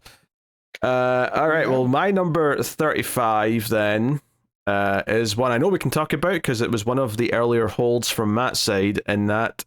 at least I think it was anyway, if I'm remembering correctly. That is Barry Allen. Yeah. Yes. He was my 42. Yeah. I obviously like Barry. I think what's funny though is that if anything, I'm going to explain why he's this low rather than why he's not any higher. Because obviously, yeah, love Flash, love the Silver Age and stuff of it, love his Rogues Gallery, love Central City, and his relationship with Iris, all that stuff. But I think it's fair to say that arguably compared to maybe another Flash character or two, that he's a bit more basic, right? He's a bit more just sort of like, here's the bog standard version, and then the more interesting version came later. So I like him, but this is kind of what feels right to me. And I know he's been back longer than he was gone, but for my early reading, and reading through Wade's Wally stuff, was Barry was more of always an idea. Right? It was this thing that Wally was trying to live up to. And because of that, like, he got put up on a pedestal. And I feel like a lot of, and again, I like Barry a lot, right? He made my list. But I always just feel like he's like what we talked about. Jon Stewart is kind of like the base level. He's the rock of that, He's the one you can count on and rely on for these things. And like, again, he's great. I love all of the science stuff, and when he gets to like nerd out with Batman on the police science side of things, it's always fun. But yeah, there's other Flashes that I definitely like more. Yeah, it's funny. You just said there he's been back longer than he was gone. I think we're at the point now where Dick's been Nightwing longer than he was Robin, or we've just about to hit it if we haven't, because it was the 80s, right? So good lord, I think it was like mid 70s, early 80s, somewhere in there. Yeah, so it was the early 80s. That was disco suit. That was about 40 years or so, and now it's been over 40 years since then. So I think we're past it. Yeah. Time, yeah. Crazy. But no, I mean Barry's, he's a solid character. He's kind of this like, he's what most people, at least of a certain age, who think of as the first Flash, even though he's not. You got Jay, but he's the first of the modern type of Flash, and that stands for a lot. Yep. It's also one where, again, for the non-comic reader, I think that's also one of the few titles of Flash is where it really depends on where you first came in. Because obviously the animated show had Wally. They never really brought that much attention to it. It was, just the Flash for the most part. But then when you get into the CW verse, that's where you have Barry taking back the lead again. Yeah. So I do think it really is where you come into it that's going to define who your Flash is. Yeah, I think that's fair. Yeah. But that's my number 35. What's your 34, Matt? My number 34 is, what is her nickname? Is she the Mistress of Magic? But it's Zatanna. Yeah. You may continue. Excuse me. No. All right. Oh yeah, no. I just number one, it's a look, right? She's got the fishnet top hat. She's a stage magician, but she's low key one of the most powerful members of the DC universe, right? Because her magic is just saying things backwards. So if she really just wanted to mess things up, she could, right? And that's why she's on the side of the angels. But her relationship with Superman, because Superman knew her dad, and then all the stuff with Bruce as they were coming up together. I love how that creates her backstory with all that type of stuff. And then again, just the magic side. Pete always likes to say when there's rules to magic. And I know it seems like she can do whatever she wants, but there's that caveat that she has to say it backwards. There has to be the intention there. Well, right? the bigger caveat, Matt, is that we have to read what she says backwards, which is the part I don't love. Yes. Which I always remember, and I want to say it might have been Countdown, but it was one of the books after they had done 52, and they were doing weekly. DC got really hooked on doing stuff weekly. Yeah.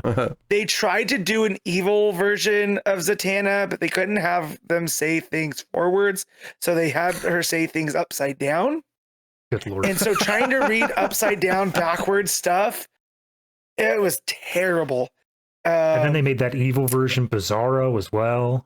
That's out of the whole ring. Right? Yes. But yeah, no, I like Zatanna. Anytime they do some type of magic Justice League, she's got to be there. Justice League Dark. And the further we can keep her away from a certain trench coat wearing magician, the better it is for me. So that's a character I do not, I don't have love for. And Pete's number 34, Constantine.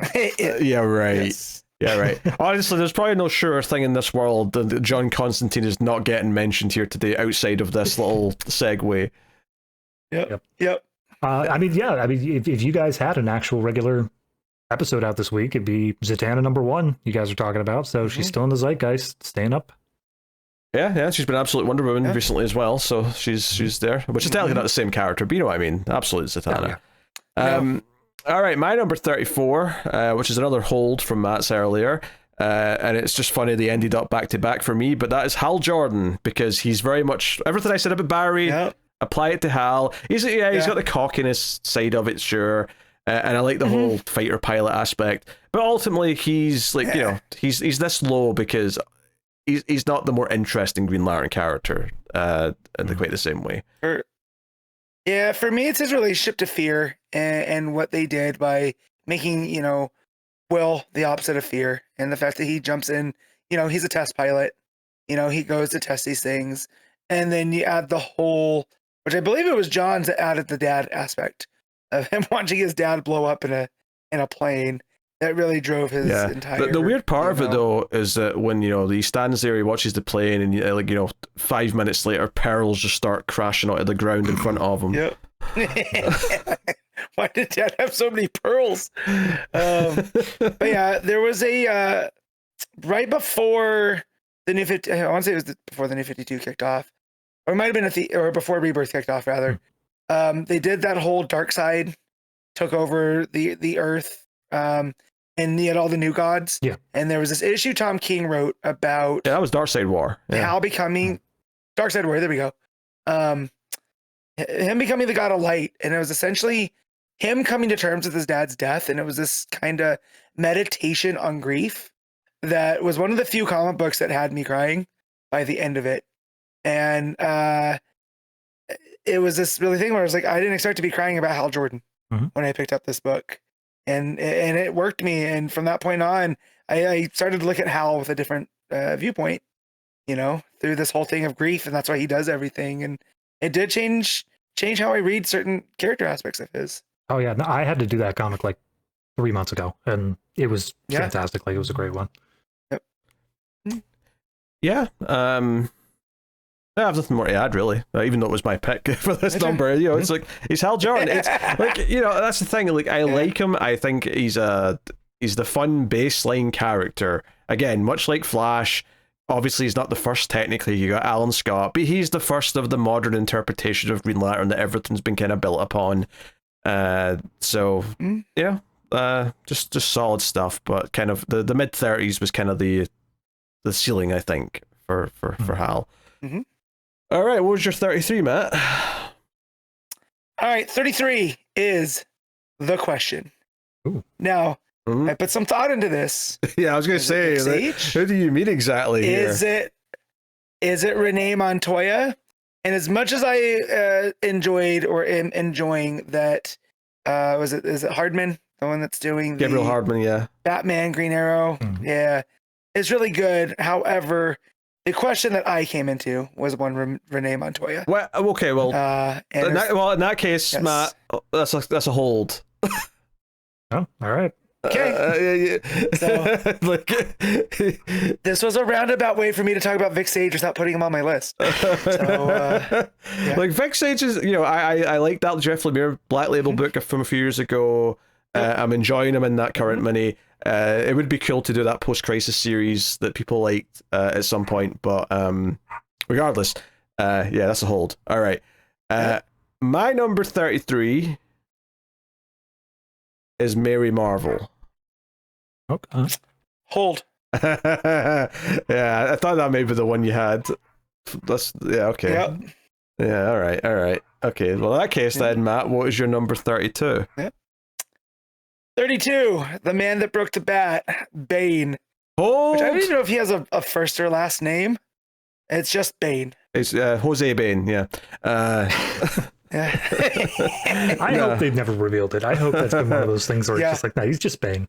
Yeah, so yeah, hold on that. Okay. All right. Okay. In that case, my number 32, it was so close. My number 32 is Renee Montoya. Oof. Look at that. Yeah, so close. Now, to be fair, whenever we've done lists like this, not on this show, but like on the movie shows, every so often we'll do a countdown, a top 50 of some kind. I've done them with Connor, I've done with David, and so on. Inevitably, there's always one where we sync up and we have the same thing at the same number. Now, we'll see if that happens today, but this is the closest we've had, because this is only a couple of spots of a difference. I may or may not have a bingo spot riding on it, so do it. Gotcha. Yeah, so I didn't put down question, I just put down Renee Montoya, because to me, it's irrelevant of whether or not she's wearing that mask, because I love her stuff in No Man's Land, I love her stuff post, in Gotham Central. I think that stuff is great with her. Like she has been built up so well as this recurring character in Gotham for 20 plus years, 25 plus years actually now at this point, that I love the development of that character and like her connections to not just the cop stuff but the Bat stuff, and obviously her relationship with Batwoman. It's like such a fleshed out character at this point. She's great. She's been commissioner even recently. So to me, she's kind of like the Gotham version of Jimmy Olsen, where Jimmy has his hands in a bunch of different aspects of Metropolis. And so if he pops up with like inner gang stuff, it's believable. Okay, or that's the New God stuff, it's believable. Yeah, but that's the end of the similarities. Let's be clear. Yes. Whereas Montoya as as the cop version, right? As Gordon's, second in command, right? But then as the question and all this, more superhero-y types. Yeah. And now she's the sheriff of the Watchtower, as the question. So, but no, she's just a real fun character. And it was through Gotham Central, through that Rucka and Lark book, that I really took a liking to her, which then her evolution into the question was fun. Yeah, because that was from 52, the evolution into the question. But you also had, I think it was Gotham Central, maybe a bit of No Man's Land, but the idea of her family life, like one of those books had her like having dinner with her family and getting into the idea of like, her personal life on top of everything else. So she's a very fleshed out character, and it's almost kind of lucky because sometimes characters get left behind, and it's just kind of nice that enough writers like the character that they've kept her around and they've done different things with her, and they want to like have her included and stuff. So part of it's like the opportunity to actually get to be fleshed out like that, but she has been fleshed out like that, and it's really worked out, I think, in creating a recurring character that I'm always happy to see. So, all right. Well, in that case, Matt, what was your number 31? All right, now we'll get to talk about Mary Marvel. There we go. That's where she is. Bouncing. So we got real close on the question and on Mary, which I think is hilarious. That's funny. I mean, Mary, like I did have her under Captain Marvel for a little while, and then I kept thinking about it, and then I was like, I don't know, I think I might like Mary Marvel more because she's the older one who's like has to be a little more mature even though she's still quite young. Yep. So for me, a lot of these were, if they got a solo book announced, what would I read first? And for me, is as much as we've read Shazam or whatever, if Mary gets a book, I'm pulling it day one, right? And that's where I am with her. Oh. And a lot of that came from the post John stuff. Yeah. You know, him making her the older sister, the foster, the one that is the voice of reason. And then when she gets the power, right, it's more of her with the superpowers versus Billy, where he has that struggle with the wisdom and doing things because he's, at the end of the day, he's still a teenager. I also so through the last couple years, Mary's really perked up. Yeah, I just also want to point out that one of the best surprise fist pump moments of like the entire time we've been doing this show is that Deceased Unkillables tie-in miniseries where out of nowhere that bus is in trouble and then we just focus on the close-up of this girl's mouth and she just says the word Shazam and you realize in a full page spread of the lightning going through the bus that was Mary Marvel sitting on the bus. It's such a cool reveal. Like, I love it. It's real good. I mean, I remember diving into like research stuff of previous DC. Mary has had such a tough time over DC continuity of like finding her spot and like editorial just dicking her over at every turn. And I feel like, post Johns, there was an era where we weren't doing anything, but that Deceased Unkillables and then onwards, they've really elevated her and put her into a good spot here where they're not really messing with her too much. Yeah, I think part of it's just because Captain Marvel as an entity, in totality, was constantly being like, oh, we can't call him Captain Marvel anymore, and we want to reboot him this way, and we want to do that. So Mary just always get caught up in the upheaval of all that. She couldn't just be left alone. Yeah. So, all right. So that was your 31. My number 31 is absolute Joe Mullen. Okay. Wow. Yeah. Regular Joe's I'll take cool. my spot for alternate timeline / universe character. Very good. You take that. Regular Joe's cool, right? I like Regular Joe. But absolute Sector. Fun book. Absolute Joe though is like instantly just, I love how she's fleshed out. I love the backstory with her marriage to Cameron, and I like that she is kind of like the center of this new unfolding story with its own mythology that's been kind of interesting to kind of learn.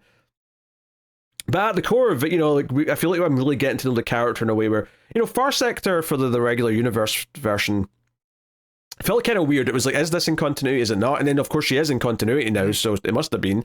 But it was just kind of dropped us in there, and it was kind of like holding things back.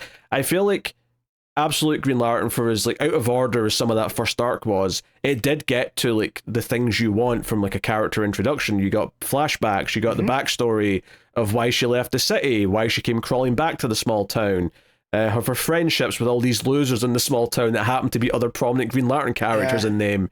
All that stuff I just really like. And that issue that we got not too long ago, where she's basically on her own fighting for her life against an assassin and trying to like win, was you realize just in the moment of you reading a story like that that's well told, where you're rooting for them so hard because you care about the character. And I wasn't really worried she was going to be killed off because she's the main character of the book, but I found myself so invested. I'm like, oh, I think they've nailed like a character for me here in a way that, I like Regular Joe, but I've not felt this for Regular Joe yet by any stretch. Yeah. And we're still just getting to know her. Right? And she's already made that much of an impact on you, which is good. I think Ewing taking his time there too, by fleshing out that relationship, and then her failed marriage, and then the fact that she was the one that cheated, right? And so she feels that responsibility, and then that's how the ring becomes that focal point. Everything was parsed out perfectly to build to this moment, because, we've kind of seen her as a Green Lantern, but not fully yet. And we're like, 15 issues in? So... I really hope that Joe continues to grow in like public consciousness and does that, if only so that when people are looking back, they have to figure out like, where did this character come from? When did they start? They eventually have to say, what the hell is a young animal? And why should I care? Very good, very good. But that was my number 31. First absolute character popping up. So we'll see how many of those actually appear for us. But what is your number 30, Matt? So my number 30 is, when I say best Robin, Ooh. you say Tim Drake. And we've had this conversation a bunch of times. You may Right. continue. I mean, I don't know if I would say that. So many people do say that. But Yeah? I don't know if I would say Yes. that. And so for me, Dick Grayson's Nightwing. Like, yeah, he started off as Robin, but the person that made the Robin entity their own, right, was Tim Drake. And I always feel like if there was an heir to the cowl, right, it would be Tim Drake, because I feel like a lot of the similarities to Bruce Wayne are there. It's just like, what if Bruce was socialized instead of, holed up in his mansion, going off around the world? Tim has those relationships like he's learned from Dick. And so he's taken all of these lessons from the people around him, and he's turned that into being a better character. And yeah, not much going on with him right now, right? He's taking a break from the Fraction book. Mhm. He's not so much a superhero. But he was, the Robin I read in John's Titans when I first started reading comics. He was in Detective Comics, Batman and Robin, all this other stuff. So I've read a ton of Tim Drake. And just through all these stories that I've read, to me, what he stands for, how he does it, he really is my Robin. So yeah, Tim Drake's my 30. Yeah, I like Tim. He's just not cutting it for me, I guess. That said, though, I've not read a lot of his like main era as Robin, so I'm sure maybe once that happens, I might feel a bit stronger about him. Mm-hmm. Yeah, that's kind of where I'm coming in at this as well. Is I remember when I picked up Tynion's Detective. Obviously, he spent a lot of time of that away, but for the parts he was there, it felt like someone who loved that original era of Tim Drake. And then the only other exposure I've had is Scott Lobdell writing him, and it hasn't been good. Yeah, You just said the name we don't say, David. I know. Ugh. That's why I'm not going to be on any PTSD future now. episodes. Also, we mustn't forget his era as the Drake. Yes. Yes. The less about the better. All right. Like, he was wearing a UPS suit. Mm-hmm. What were they thinking? Or I don't even know what I like less, his UPS suit or that New 52 version of his Red Robin suit. Like, both of those were absolutely dreadful. Yeah. Again, because I was exposed to both almost simultaneously here, I'm going to say I like the UPS suit more, but only from the viewpoint of like, so much of the New 52 was over designed. Yeah. And that one felt like the pinnacle of why are you forcing the artist to draw in 200 feathers every single time? Yeah, it also was just kind of stupid, because what was wrong with the Red Robin outfit that was there before the New 52? No. There was nothing wrong with it. Yeah. Nope. Very Damien strange. was wearing it, kind of. Yeah. All right, that was your number 30. My number 30 is Stargirl. Okay. Yep, just missed. Oh, I literally 51. Yeah, this was one that was shuffling around a lot for me, and it's like, I think I like kind of like the bubbly quality to Stargirl. She's not necessarily my favorite bubbly character, maybe more on that later, but the idea of her being this kind of young idealist and kind of the whole, like, the stepfather-daughter thing, and this is another one that actually kind of got a little bit elevated by a TV show, which I never even got around to finishing the show, but the 2 seasons that I watched were pretty fun for what it was show, definitely better than a lot of the CW stuff. But it had a nice heart to it, right? Yeah. Like, I didn't forget about that part. But it's kind of, she's just kind of this, like, she's the, especially early in John's JSA, I felt like she was the one young character, and obviously it was a character that meant a lot to him because it was based on his sister who passed away, but I think because of that, this idea of making her this beacon of hope and like happiness and in a group that are full of older grumpy people just made her stand out in a way. And also this idea as well of the staff choosing her, because the staff gets to choose who's next as the next Starman, if you will, and it chose her. And that's how we end up with Stargirl. So well, yeah, and then when you think about the editorial side too, is that when they knew they wanted to sunset the Starman character from James Robinson, right? And John didn't want to use him again. So the fact that he was able to take this, girl and turn her into Stargirl, I thought was super cool. And it did. Yeah. No. So I'm happy to show her on the list, and give her some props. Yeah, it's another reason why I wish that I enjoyed like this new GSA book for a lot of these characters, but to be fair, she's barely been in it. Oh, that's true. She only literally just showed up in like one of the last issues. Yep.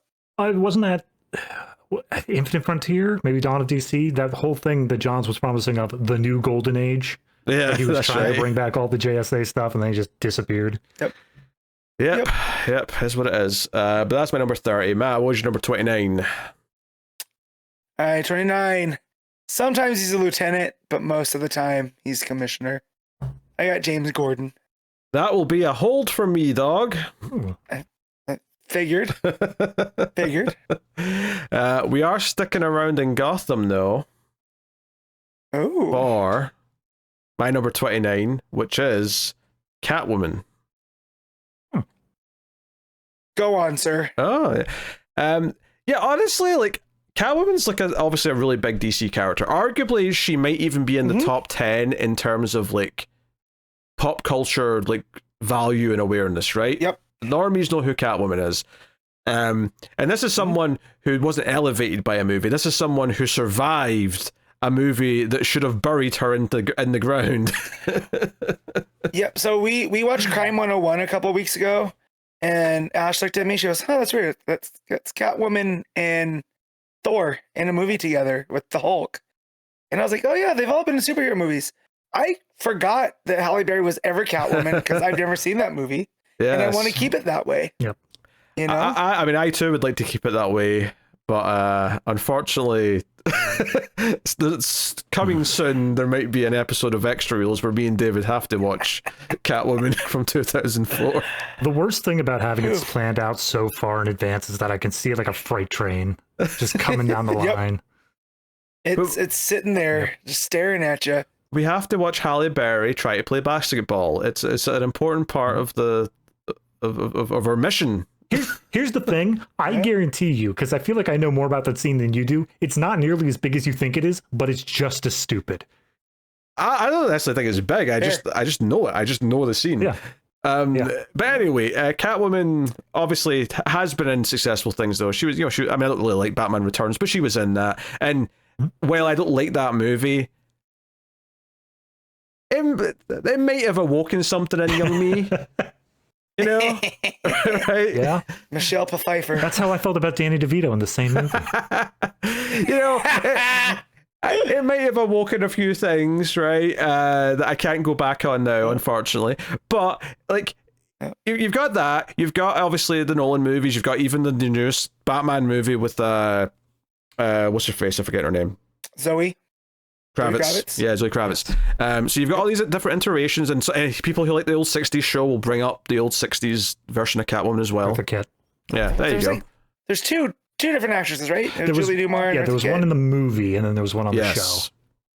Yeah. All right, so you've had all these different versions, and there's a reason why they keep bringing this character back, right? And different things.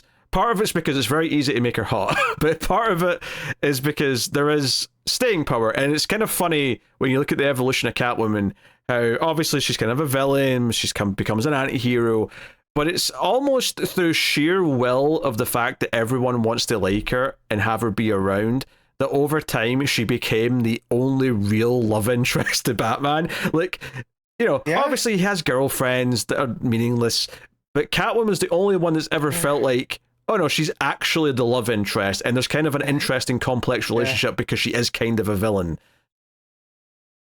It's always funny when they try to introduce a new love interest for Bruce, and we just go, nah, that ain't Selena. Yeah. Like, they're destined, and it just feels right. And I like when they do the thief side of her more than the supervillain side, right? So, like, my ideal Catwoman is she has all of the cat burglar gear on, and then like her goggles flip up and make the cat ears. She's very practical in that way. Whereas Batman has all these toys, so does she, but they use them for very different. Oh yeah, I mean, a lot of her looks are good. Like I mean, the goggles one from the mid 2000s is probably my favorite. But I like the purple cat suit with the boots from like the early 90s as well. Yeah. Like, that's got a cool kind of old school kind of look to it. It's pretty iconic. And then there's the modern variations and all the other types that they've thrown out there. But Selena's got a very strong character. She's got a very strong attitude and like sense of presence, and yeah, she does do the whole sexy, like evasive thing. But she also, like, when she does kind of get to like grip, she does have that anti-hero kind of fire, which is the, I'm out for myself, but I might turn around and do the right thing when the moment really needs it, and like that's kind of fun to watch. Obviously Ram V had that good run a few years ago that we really liked. I say a few years, it was like 5 years ago now, but it feels like it was just a few years ago. I was right before Death Metal. And also also his tech run where she was Bruce's constant, right? Yeah. Catwoman came and saved him, right? And was able to pull him out of that state that family had him in from all of that, which was, I felt like, really handled their relationship really well. That no matter what, Selena will always be there for Bruce. I think I was almost surprised by how high I had Catwoman, just because I don't necessarily think of myself as like a huge Catwoman fan necessarily. I always like her being around, and there's lots of good Catwoman inclusions and stuff. But when I actually stopped and thought about it, I'm like, you know what? She is kind of important, and she is kind of a big deal, and she's always kind of been there, and like, there's a lot of reasons to latch on to her. Well, that's the thing that always gets me is with this most recent Catwoman run. Obviously, it's up to she like 80 something. Like it's way far down the line, and I still think of her in the same way as like Poison Ivy or whatever, where it's kind of like surprising that she has a run going so long. But then you look at it historically, and since like 93, she hasn't not had an ongoing series for more than like a year. Yeah, she's popular. Yeah. She's been popular for stays around 30 years plus now. So very cool. So that's my number 29, Catwoman. All right, Matt, what is your number 28? All right, number 28 is the Emerald Archer himself, Green Arrow. That's one of my previous holds, yes. Or, yes. I had them already, and you held. Yeah. Yes. You did. Yep. Yeah. Honestly, like, I mean, obviously I had them down at, like, whatever I had them at, number 39. But, like, this is definitely a character who is elevated. I almost feel like the comics have been clawing his way back up after that horrible TV show that made me hate him for some time. I like to think of Ollie as the anti-Batman, and that's not me just being the anti-Batman guy, but like everything that Bruce and Batman aren't, Ollie is, right? So Ollie has a bit of this ego. His mouth gets him into trouble, right? He uses his money for crime fighting stuff, but because of that, he tends to get a bit more close to these things than Bruce does. So a lot of my favorite Green Arrow stories are Ollie pushing himself to a limit, getting a bit too close to it, and then having to pull back out, right? So a lot of that Rebirth run early on, I feel was there. That was very good. Lemire's Green Arrow runs, one of my favorite runs in all of comics. I love the Lemire run, but the problem with the Lemire run is the moment they ended it, they switched. I can't even remember the writer's name, but they switched over to the guy who was trying to get it in line with the TV show. And so that's where we introduced Felicity and Diggle, and I was like, oh my god, this is the worst. Are you thinking of Mark Guggenheim? He wasn't the one who wrote the comics. Okay. I'm not sure who wrote the comics. Right. No, it went from Lemire to Percy, and you could tell that Percy got the marching orders. No, there was an in-between. There was an Andrew Kreisberg. Oh, was there? Yeah. Because once Percy picked it up, Percy dropped Felicity and everything else. They were like, that didn't work. Jesus. Yeah. Interesting. That's right. It was Kreisberg. I think I stopped reading, and that's why in my head it goes from Lemire to Percy, as I think I dropped it. It was only 6 issues, but they were the worst 6 issues. Okay. Yeah. Outside of the end of Senti run. That was also horrible. Yes. Yeah, I mean, obviously, the Percy run was great, and then we've been going through the Condon recent run, which has been very, very good. I am looking forward to one day reading through Mike Grell's run, because I did read the Longbow Hunters, which is basically the start of his run, and it's very good. It's very moody, and it feels like there's a lot of atmosphere, and this recent run's got a lot of atmosphere. Percy, I would say, was less atmosphere and more like fun pulp. But either way, like there was always like a sense of atmosphere and energy to it, and I think Green Arrow's at its worst. I remember trying the New 52 book and just it being just completely devoid of character of any kind. Yep. Yeah, that's what I really like the Lemire run for, is the feeling of like building up this mythology and this larger world for Green Arrow that was kind of not there. But the Percy Rebirth run got me to like the character. It got me to think like how fun-loving and how much like he's always fighting for the lesser man. That just wasn't present in the Lemire run. Yeah. No. Yeah, you have the whole hard traveling hero aspect of it as well. And then the one thing I also loved about the Percy run is he turned him into a werewolf. Yes. And it didn't feel out of place. That You know was what I a mean? Like, it weird was just like, time. oh, yes. And it was a lot of fun to run. But yeah, he is. He's always sticking up for the lesser man, right? He's the guy that has everything. But when he got back from the island, he's like, I got to change things. You know, that's another one of my favorite stories is Diggle. I forget who they are. Is it Jock on Green Arrow year one? That sounds right. Yeah. God, it's so good.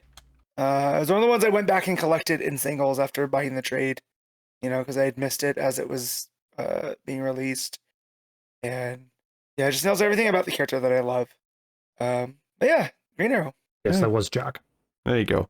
Yep. All right. That was your number 28. My number 28 is Harley Quinn. Yeah. Not on my list. I'm honestly shocked by that. I cannot believe that. Me too. Honestly, it was back and forth. There was a chance of her not being there at all, for sure. But I was weighing up kind of the idea of Harley Quinn and the when I like her around, when I like, you know, something like Harleen, or I like her in the animated series, or this idea, because I said earlier on, I really love the idea of Jonathan Crane, of like the therapist who is kind of went mad and is doing stuff. I love the origin of Harley Quinn. I love this idea of like the Joker being this guy who was able to break her brain and turned her into this thing. And I do also like the idea of her coming back from that, because there is this sort of sympathetic quality to like, someone did this to her, and she's kind of like taking stock of that a little bit. Obviously, what I don't really like about Harley Quinn is a lot of her ongoing books, which is she's just Deadpool in DC. Don't like any of that. Don't care for that at all. But when I think of like the best parts of Harley Quinn, I think of what I like about her. I think she's like one of the best modern comic book characters. And when I say modern, yeah, we're talking early 90s here, but that is relatively modern in terms of comic books. Mad Love. Yeah. You know, well, the animated series first, and then Mad Love. Yeah. Yeah. Right. But, you know, like her and like Bane and like these other early 90s, I still think of them as relatively recent, because the other characters we're talking about go all the way back to, like, you know, like the 40s. So, 40s. So yeah, I know she's got a cool look, she's got a cool design. Well, maybe not all of them, because obviously they've experimented here and there with her, but you know. New 52. Yeah. I just finished reading the issue, because obviously 10 years ago is when Suicide Squad was coming out. Yes. I just finished reading the issue where they transitioned her to blonde, like full time. I see. No, like obviously her original Jester looks good, and then she's had like different looks like they've been solid. Like, you know, her current look when she pops up tends to be fine. You know, they've sort of like they've sort of taken the idea of it being a bit more normal clothes-ish and like a jacket and stuff, but they've kind of gotten rid of some of the more like egregious things from the movie and whatnot that there was kind of top. Yeah. So, you know, I think I really like her as a counterpoint to Joker, and kind of this more wacky quality she can bring to Gotham. But it has to be said with an asterisk. It is highly dependent on what they do with her and how she's being used and included. But when she's used well, and she's not just the comedy character to sell like a solo book, I think there's a lot of meat in the bone with Harley. So, I got to say Harley Quinn. Yeah, I'm surprised myself, but that's one of the top things that I think beneficially came out of the New 52 that hasn't been erased or whatever, is that's where they did her whole arc of going against the Joker, of like being her own person and growing as that. So as much as the Palmiotti and Connor run is very up and down of whether or not I can give any sort of crap about it, it's that idea of it, the transition of the character during that point, it's important there. Yeah, honestly, I would love for like some team to do like a Black Label version of that arc, like just do that character arc of like, let's tell a story that's really good, that's condensed to like 6 issues or 4 issues even, of like when she breaks away from the Joker and chooses to go on her own. Like tell that story in a very good, you know, as opposed to it just being something that's peppered into a crap run from the New 52 that I don't want to read. It's honest to God, it's like 2 issues. There's the Death of the Family tie-in where he kind of subjects her to almost to dying, and you see a little glimpse of it. And then there's like 1 issue at issue like 25 of the Harley Quinn run where she's like, "Nope, I'm done with you. Goodbye." Yeah, but man, Harleen, though, what a book. Oh yeah, what a absolutely. book. So good. Yeah. All right. Well, what's your number 27? Number 27 rather. He's a member of the JSA. No superpowers. He's just a boxer. He's got grit. It's Wildcat, Ted Grant. You know what? Yeah. You know what? Again, if I had more spots for more JSA characters, this would be one of them, but did not make my list. Yep.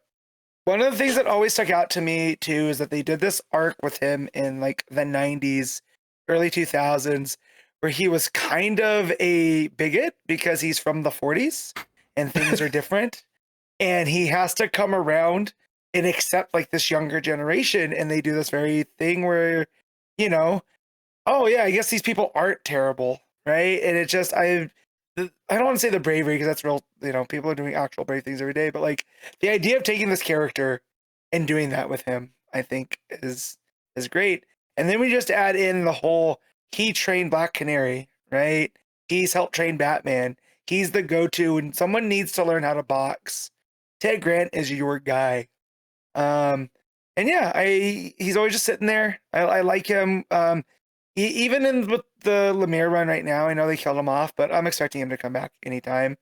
Because, well, he's not the heart of the JSA. It just feels like something's missing when Wildcat's not there. Because again, he doesn't have any powers, right? Jay has the speed. Alan has the ring. Fate has the helm. Ted Grant's just showing up to punch people in the face. One of the best issues of that first chunk of Johnsy's JSA run is when the team of villains show up to the JSA headquarters and everyone's gone except Wildcat, and he has to fend for himself against a bunch of supervillains who all have powers. And it's a really fun kind of like Die Hard style issue of him running around and trying to take on this entire team. Yeah. So no. Iconic look as well with the cat costume with the hand wraps. So it's hard to beat that. So yeah. Yeah, I can't knock the pick. It's a solid pick. All right, my number 27 is one that you've brought up before, and that is Clayface. Ooh. So, yeah. This is a Bat villain where I've always liked the idea of Clayface, but over the years he's just kind of kept rising through the ranks. Like, good appearances in miniseries, good appearances in like episodes of the animated series, and like just so much potential. I remember getting so excited about like the tease of him in like Batman Arkham Asylum, the video game, where you're walking past the cell and it looks like Jim Gordon at first, but then it changes and you're like, wait a minute, who's that in there? Like just another cool little tease of that character. And then you add on to the fact that we had, obviously it's not Basil, but we had that cool Matt Hagen version in the year 1 story for Batman and Robin, and that's what the movie's going to be about. And yeah, when Clayface is presented as a horror movie monster who is scary because one, someone's face melting looks creepy as shit, but also the idea that he can disguise himself and like make you trust him without you realizing that he's someone else is really creepy and really effective. But at the same time, when he's kind of on like a good guy team, like in Detective Comics during Tynan's run, it was actually a really cool addition. It was like, oh, this is a really fun character to redeem and like have be a good guy for a while. So yeah, the monster with heart, he wants to do good, right? And it's like, well, will he fall back in old habits? Is he a monster? Is he the man? The One Bad Day arc was another one that I enjoyed. Yeah.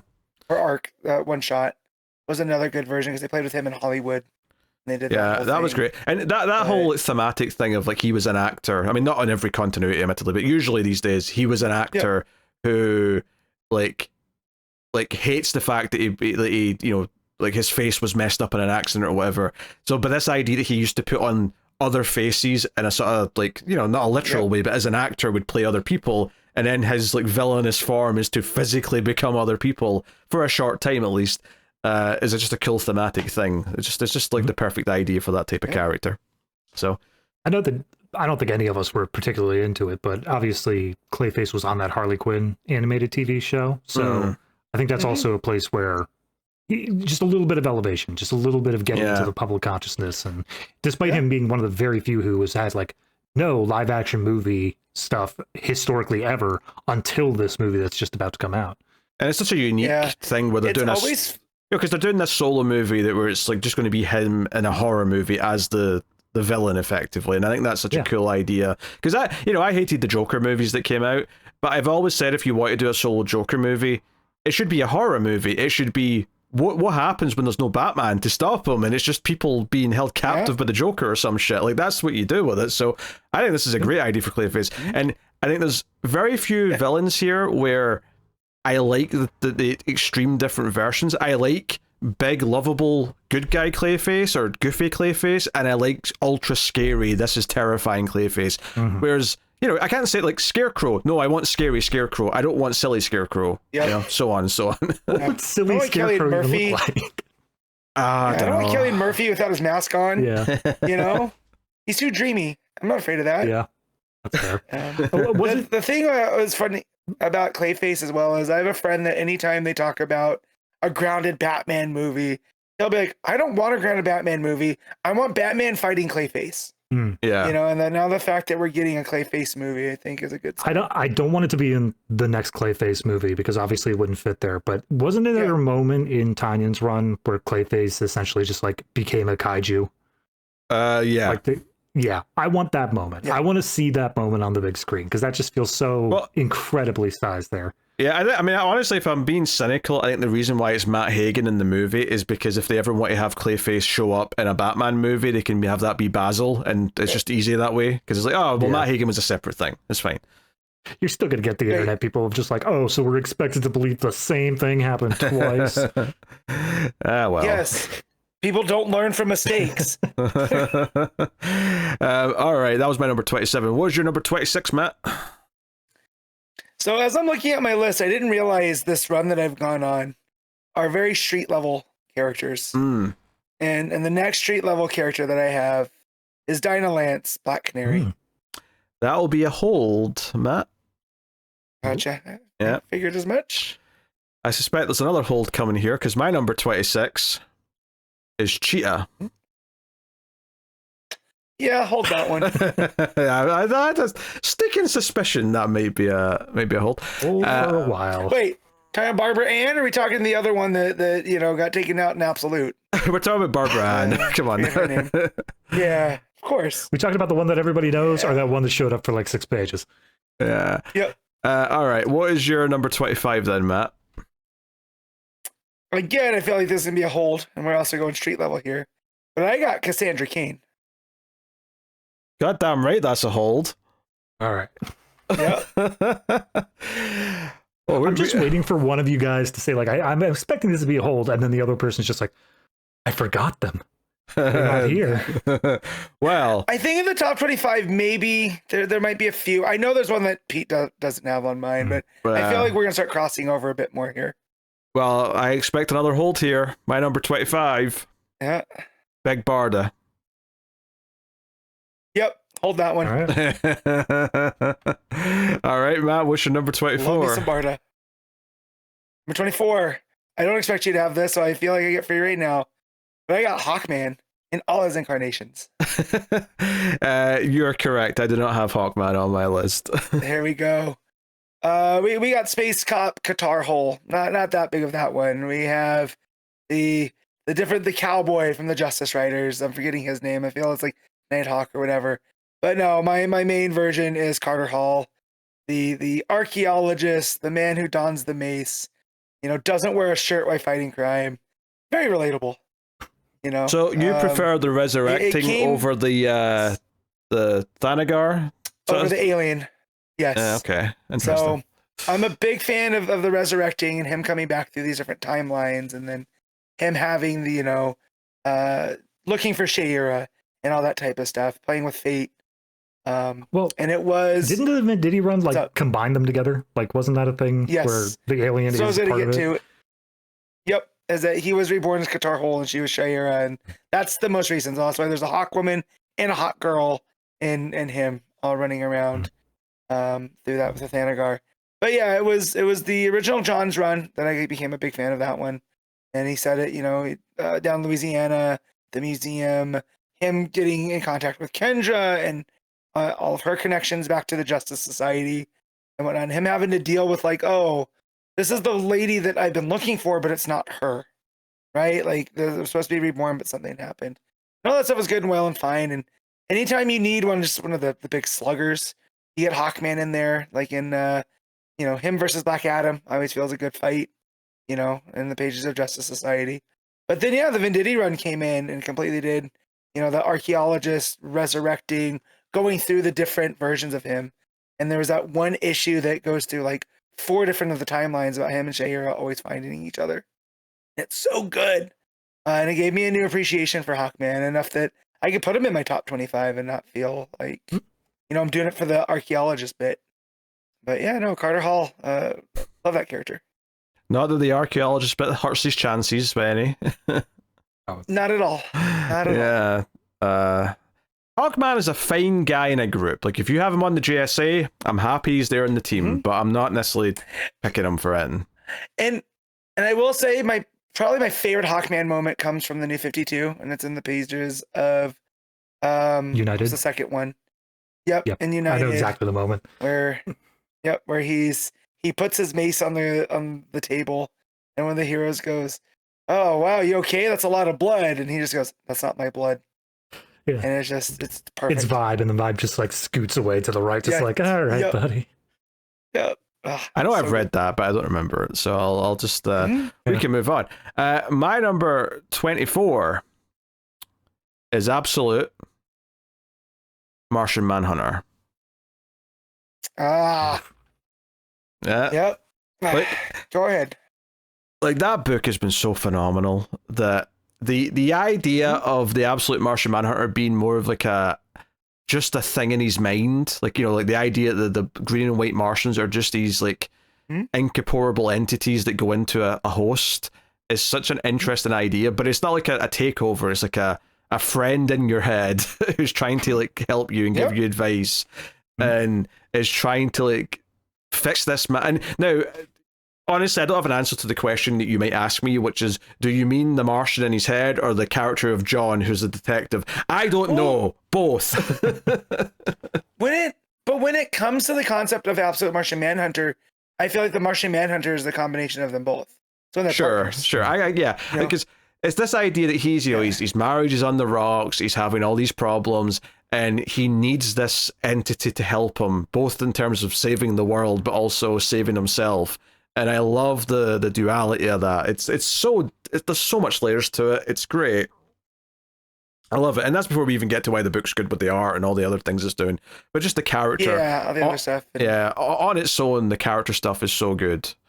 It almost feels like it's hitting back on the Buddy Baker stuff, the Animal Man. Of here's a character whose family is his number one thing, and he's got to deal with that. Yeah. Well, yeah, and then you get to the point that you feel like his family life was already on the rocks because he's a cop, right? He works for the FBI.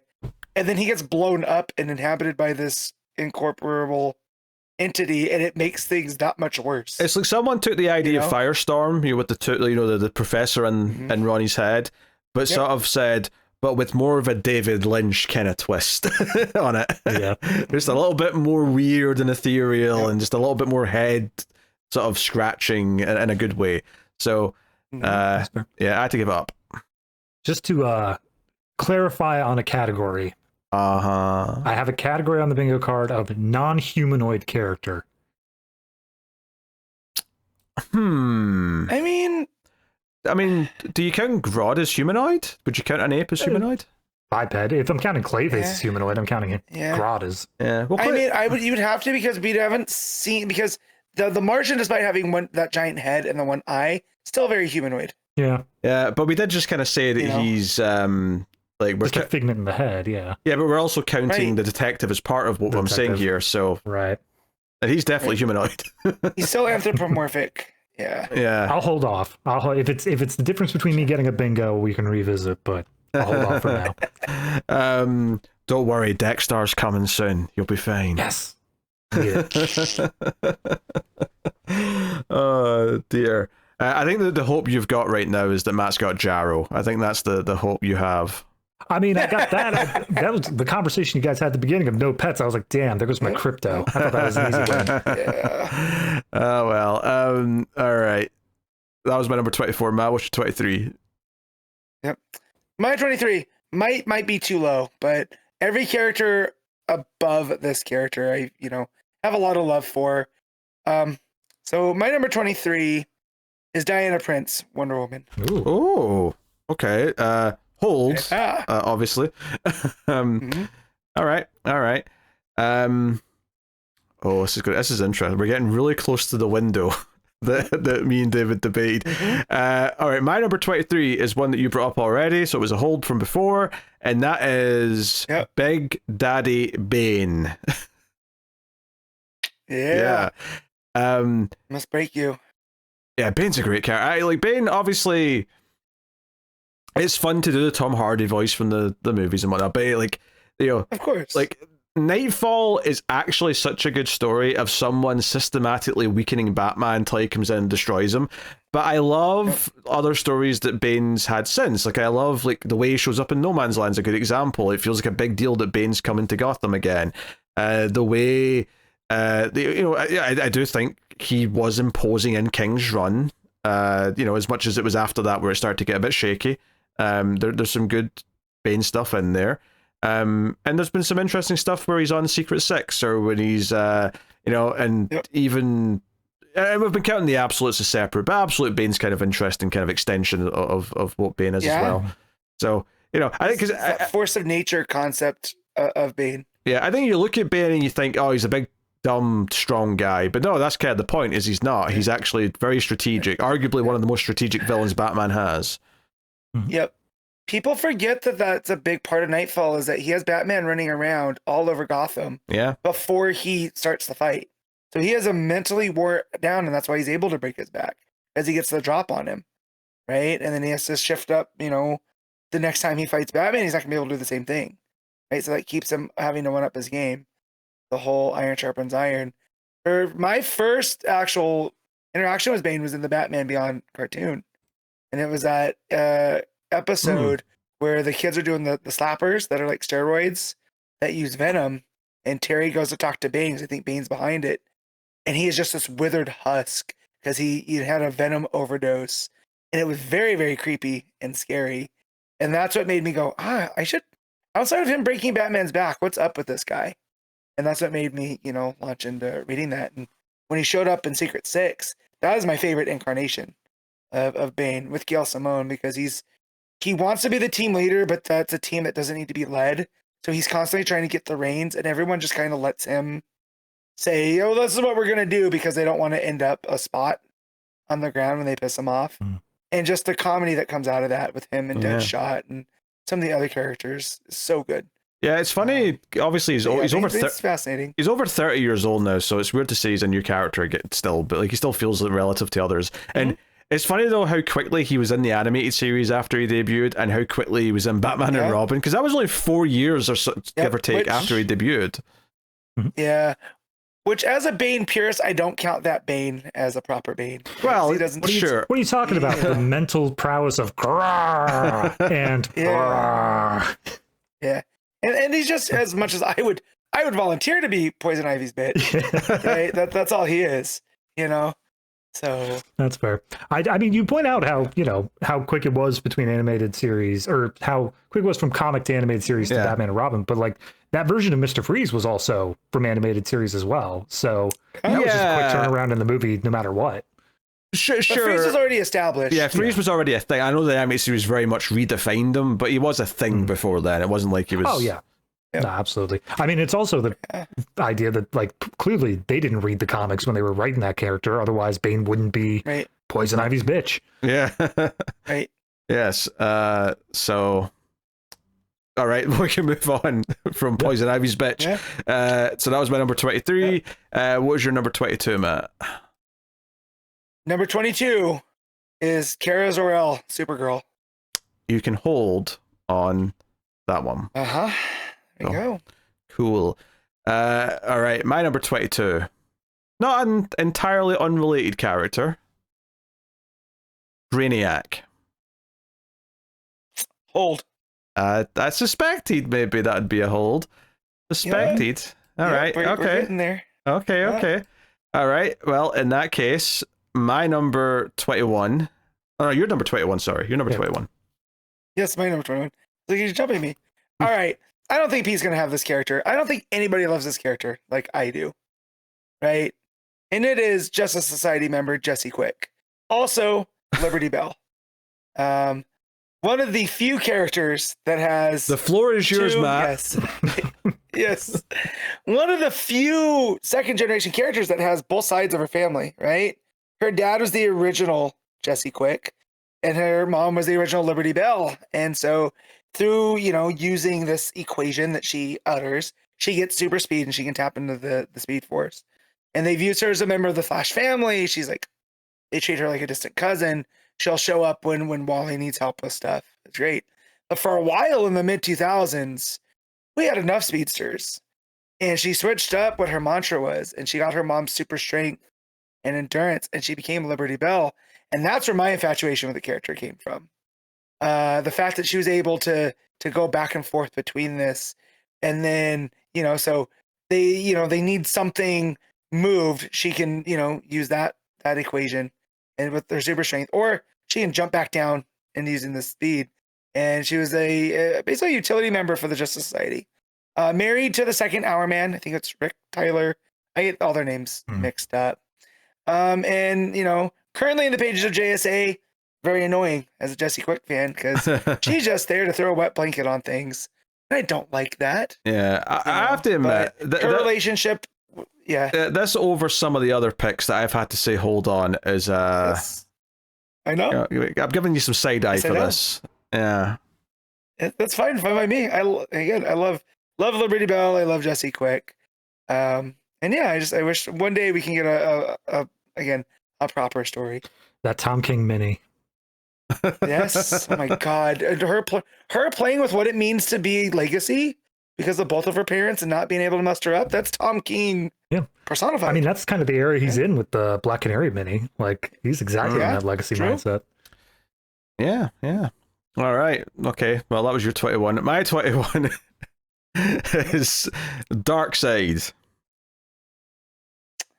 No, Darkseid is for me. No, Darkseid is. Darkseid is 21. He can drink in the US now.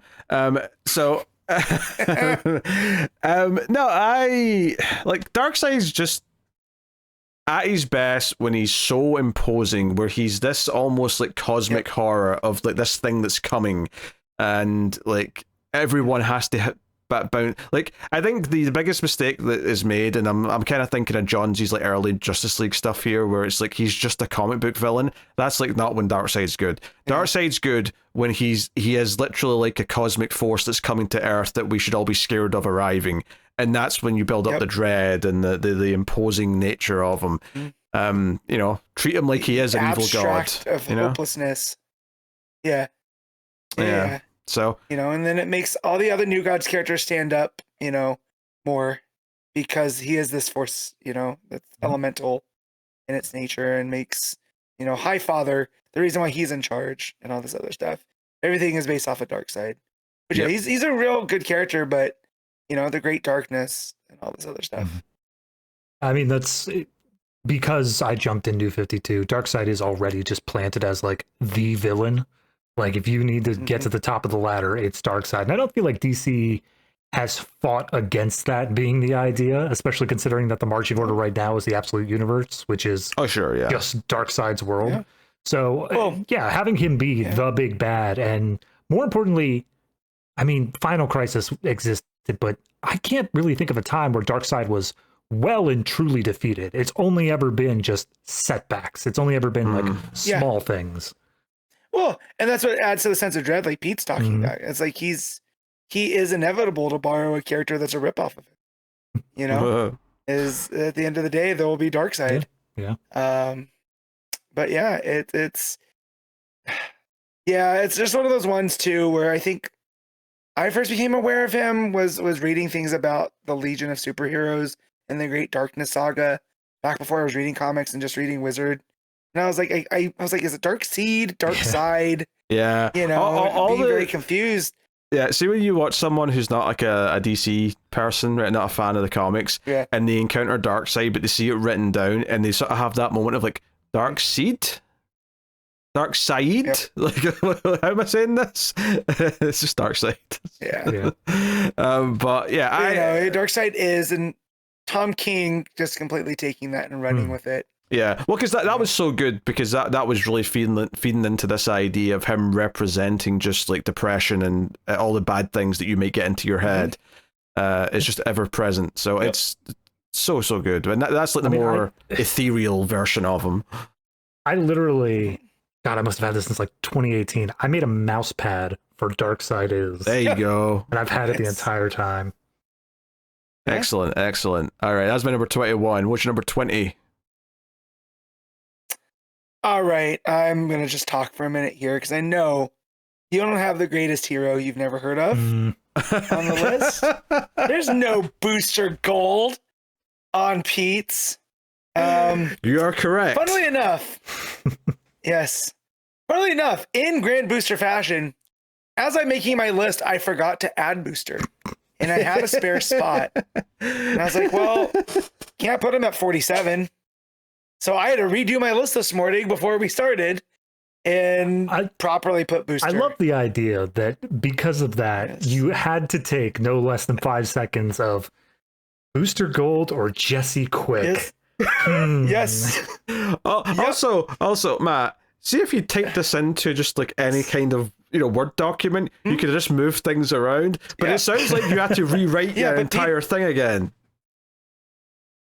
So I have 2 sheets of paper here. Yes. Very One good. is the first list, one is the second draft. Okay. So, what is there to say about Booster Gold?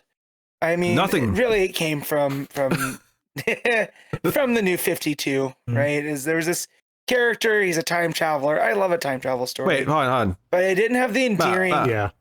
You mean 52, not New 52. Yes, I'm sorry, 52. Yeah. Not New 52. Yes.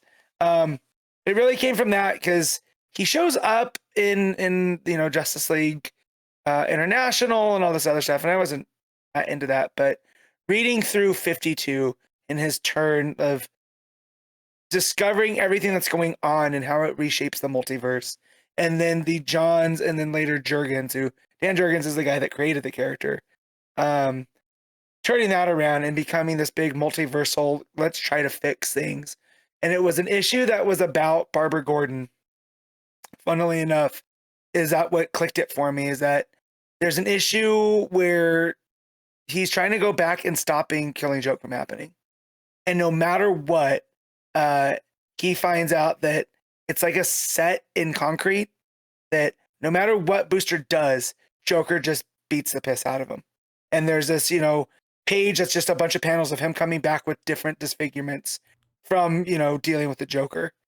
And Rip Hunter has to tell him, hey, this is a set point. We can't change it no matter what you do. Right. And it was this kind of, Booster discovering, you have to learn to let things go and what it means to be a hero. And then we've gotten silly Booster from here on out. And then whatever the hell we were doing with him and KO and Booster, Darkseid, weird stuff. But I feel he's kind of at his best as the unassuming hero, the person that wants to do good, but he kind of gets into his own way. And I'll always have a soft spot for Booster Gold. I'm sure that in context, that story of like going back and stopping Killing Joke is like a powerful moment for the character. But hearing you describe it, it just sounds like Rip Hunter says, editorial wants to piss off Alan Moore as much as possible. Yes. Can't stop that. Oh, which, if you want to read it in the meta as well, because this was written by John. So if you take what he did with the whole metaverse too, is like, look, this is something that will never let us change. This will always be a defining thing for Barbara Gordon and the Joker. Therefore, we have to let it go. So if you read it with the meta context as well, it still works. And with the double meta context of John's pissing all over Alan Moore and his legacy every time he can. So yep. Yeah. Now, it's interesting that we're into Matt's top 20, which either means David was right about a character being in a certain window, or he was very wrong and the character is not going to be there at all. And honestly, at this point, I'm actually not sure which it is. Play the Vertigo theme. Play the Vertigo theme. Throw that in. So, anyway, that was your number 20. My number 20 is one that you've mentioned before, and that is Damian Wayne. Yep. You know, all right. Exactly 20 spaces apart. Mine was 40, yours was 20. Yeah, and it's been about 20 years since he debuted, if I'm not mistaken. Oh, God. I know. Yeah, roundabout. Yeah, 2006, 2007. Batman and Son. Oh, no, yeah, that is earlier. Yeah. Because 2009 we were already past RIP. Yeah, I just equivocate everything having to do with Grant Morrison centering on Final Crisis. Yes. Everything is right there. Yep. No, because the Grant Morrison run started sort of around, I don't know, 2006 or something like that. Mm-hmm. And then we built up for a couple of years, and then 2008 had RIP, and then that went into all the post stuff with Dick Grayson as Batman and all that. But Damian Wayne, he was maybe a little one note initially, right? But as soon as he was paired with Dick as Robin, the growth that came from that, almost any character you put Damian with, it's gold. You have him with Stephanie Brown for an issue, gold. You have him with Dick for a run, gold. You have him with Barbara for an issue, gold. Any character you put him with, it would basically just be he'd be a great foil to them, and they would react and point out how much of a little shit he is, and there would be some growth that comes from that, and it would usually be funny. Yep. All these things were always true, and I'm not saying there's never been a bad issue with Damien. There definitely has by now. It's been 20 years. But so much good stuff. Even today, there's still this idea of he's still got some of that fire in him, but he's definitely evolved from that initial introduction. And just, it's good stuff. Yep. Yeah. I mean, all of Two Tomasi's things- Super Sons. Yeah. Gold. There are the two things that really turned me on Damien was that the Brian Q. Miller Batgirl, right? Just a pause. The pause Crazy. there was really bad. The two things that really turned me on, Damien. Yes. Right, was her having to babysit him and just the chaos and him not wanting to listen to her. And then they're eventually, and then the other one was through the Tomasi, just his tuts that come out, right? Through, it was Batman and Robin, and then through Super Sons, and just this attitude, I know more than you. Just the constant. And, he's become one of those characters where I look forward to seeing how Damien reacts to things. Yeah, he has that thing where, anytime he thinks he knows everything, it's usually gold. Even if if anything, if he is wrong, it's even funnier. But or anytime that he gets high on his own horse or whatever, I always remember, because obviously when Rebirth started, he was going to be leading his new Teen Titans team, and that Teen Titans bit was just okay. It never kind of ended up amounting to much. Yeah. But there was a page in one of the other Bat books right at the start of Rebirth where there was just a page of him practicing his war cry, and he was just yelling out, "To me, my Titans!" and he was on the top of a gargoyle yelling it out, and it was just the perfect encapsulation of why he's a fun character. So yeah, I mean, honestly, he's probably my favorite Robin. Not necessarily my favorite character who's been Robin, but my favorite Robin is Damien, and part of that it probably is because I was basically reading everything from when he debuted. I've read everything that I've wanted to read with him in it since then. That's the other part of it is I feel like he's one of the few characters that maybe because he's so recent, he isn't locked in. He isn't at that point where it's we know this character from now until the end of eternity. With the most recent Batman and Robin run, he is still growing. He is still developing and changing as he's growing up. Yeah, for sure. Yeah, the whole subplot of him wanting to follow in his grandfather's footsteps, not Roz, but Thomas Wayne. That was a nice twist in addition to the character. That was a cool development, because he always talks about the heir to the bat, the heir to the demon. Which way am I going? So that the adding in the Thomas Wayne side of it was I'm the heir to the pearls. Damn it! Those pearls are mine. I'm inheriting them one day. So yeah, if it wasn't for the absolute characters, who are obviously the newest characters on either of our lists, Damien would be maybe not the newest, but he would be in the top 3 newest. But the absolute ones kind of throw it a little bit into disarray. But it is nice that there is newer characters as well. I appreciate that there's a nice spread of origin times here. But that's Damian Wayne at my number 20, and your number 40. What was your number 19, Matt? My number 19. Now it's time to talk about Brainiac. Ah, yes. Yeah. Superman doesn't have that great of a rogues gallery, right? It comes down, it's Lex, it's Brainiac, it's Parasite, right? Zod. You get some others thrown in there. Zod, yeah. But to me, Brainiac is near the top of the most interesting, just because what he represents, depending on who's telling the story, right? Like, is he Kryptonian AI that thinks that it knows more, right? And it's responsible for the destruction? Is it, the conqueror that goes around and takes bottled cities, and steals culture and brings it back to the ship? And what does that mean for Krypton, right? Yeah, And the whole candor of everything. But if all goes to plan, he'll be getting a big glow up over the next year because he will be teased in Supergirl. You can see it in the trailer. We get a flashback of the bottle into the city, and then everyone's expecting him to be the villain in Man of Tomorrow. So all goes to plan, he might be a way more well-known and beloved character. I want to give a shout out to a very mediocre TV show, but Krypton had a visually perfect Brainiac. It looked like Gary Frank's drawing of Brainiac from that John's run of Action Comics. It was insane how good it looked.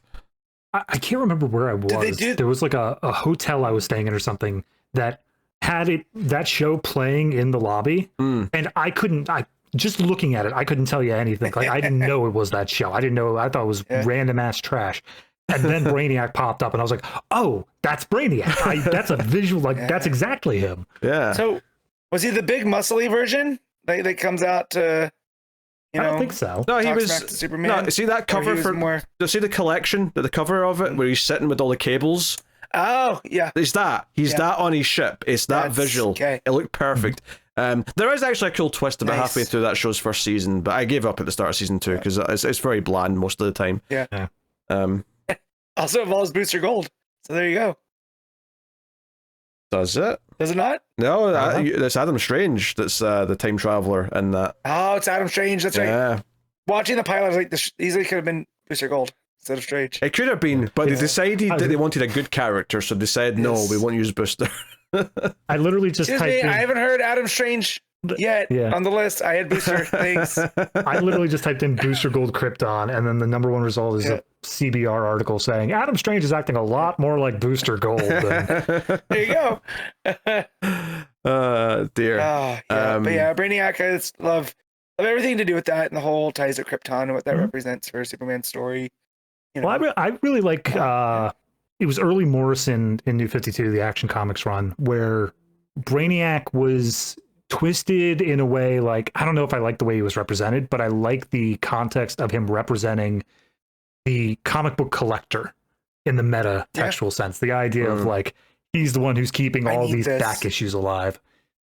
Yeah, no, I mean, when I think of Brainiac, I think of the one collecting cities and bottles is the one that comes to mind first. But it's like, I think Superman the animated series was he's an AI on Krypton who kind of comes back later kind of thing. But it's the difference of whether or not he's an alien or he's a techno whatever, and I think that's the difference between whether or not it's pulling from the 70s or pulling from the 90s. And I still don't know if DC knows if the Coluans are, robots, mechanical beings, or aliens. Because honestly, sometimes I get a little confused. I'm like, okay, I know Kolu is a thing, I know it's a race of people, but are they still kind of robotic? I'm not entirely sure. Yeah, I think we just need that the Venditti Hawkman series. We just need that for Brainiac, just to say, here's how it's all actually still him. Yes, somehow, by the time we get to the 30th. Yeah, I was going to guess that maybe he's like, maybe they could argue that he's like, okay, he's from Kolu, that is an alien race, but he is cybernetically enhanced himself in so many ways that he is, far gone from that. Jump up. Yeah. Yeah, because by the time they get to the 30th century in Brainiac 5, right, he's fully, like, not human, but organic, and he can plug in and interact with, one of his powers, he can interact with technology and whatnot, so... who knows? It's Kolu. Yeah, I know, but it's just one of those messy things because of different interpretations over the years. All right, that was your number 19. My number 19 is one Alfred Pennyworth. Old. Okay, there you go. Nice and easy. All right, well, in that case, Matt, what was your number 18? Is Alfred Pennyworth. Almost. So close. So close. But David loses yet again. No. Although, I will question, does this count as a character not appearing for the last year? Because technically, he's been dead. Well, this is In continuity, he's been around because of year one, Right. Batman and Robin year one, well, but not, that's a flashback story. he's not in present day continuity, but it depends how you define this, because yes, there has been stories set in the past with Alfred all over them at all times. I think I've been counting that. So yeah. all right. Yeah, I mean, Neither of mine. Wait, was this the character we didn't know if he was going to appear? No. No. We're not there yet. Nope. Oh, I was going to say, I love Alfred. Yeah. So, Alfred's, he's this backbone, and I think we all love sassy Alfred when he's willing to poke fun at Bruce when he's being a bit too broody. He's like, yes, I can't even think of an example, but you know what I mean. You know exactly what I'm talking about. Yeah. Well, and for me, it's his relationship with the Robins, and including the Batgirls in that too, right? Where we were talking about Jay Garrick earlier, has this grandfatherly. That is Alfred. He looks after these kids because sometimes Bruce isn't the most emotionally available, and Alfred saw that. And obviously the slack. There's the father-son relationship, and like him being there for Bruce and like trying to give him what he needs, and like the complexities of that. But goddamn, see when they do actually hit like a moment where they just refer to each other as son or father, like going back to Final Crisis, after Batman seemingly is dead, there's like a moment where Superman like hands him the cowl and like the cape from Bruce. And Alfred says, if it's okay with you, Mr. Kent, I just lost my son today. I'm going to go be alone. And it's one of those like gut punching, like, moments of like, okay. Yeah. That was one of the things that Morrison understood when it came to Batman was Alfred was very much involved in that Batman run, and a lot of that stuff. And I feel like a lot of my love for the character comes from that, him popping up and his interactions with Nightwing and Damian as they're trying to figure that out through that Batman and Robin run. Yeah.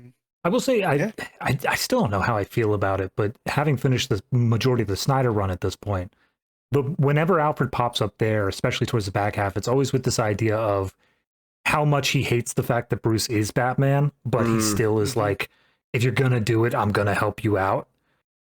Right. It's a very fine line to walk of not making him feel like he's just like, no, you can't be the Batman anymore, blah blah blah, and like feeling antagonistic in a way, but also feeling that caring. Yeah. The first time it popped up, I remember thinking that Snyder was doing a curious thing with the, if I did my job right, he wouldn't have been Batman, but Bruce is who he is, and then they kept going back to that well. And I think it diminished it each time, but I do think that was a interesting concept. Yeah, because by the time then you got to Alfred Tom King's almost having run, this resentment. right? By the time you got to Tom King's run, it's significantly downplayed, but it is still present. It is still played with. Yeah, he's just this backbone that you almost take for granted, and the way every character sort of reacted to him being gone has been very kind of satisfying in a lot of ways. The actual death obviously left some little to be desired, but it kind of felt like it's been really made use of in all of the different characters' continuity since, and the way that he's been referred to as this missing grandfather type character. So yeah. I mean, the Pennyworth Foundation through Nightwing, keeps coming up. So. Yeah, so there you go. That's Alfred. What's your number 18? Or that was your 18? That was, yeah. Okay, so that was my 18. What's your 18? My number 18 is Absolute Wonder Woman. Hold. Yeah, I had a sneaking feeling that might be the one absolute character that Matt was going to have in the chamber. All right, well, in that case, what is your number 17? Let's talk about Absolute Wonder Woman. God. Oh, I love this. Like just the destiny, the stars aligning to just edge David into never getting that square. Yeah. If you just didn't have Jesse Quick on your list, all of this would have been fine.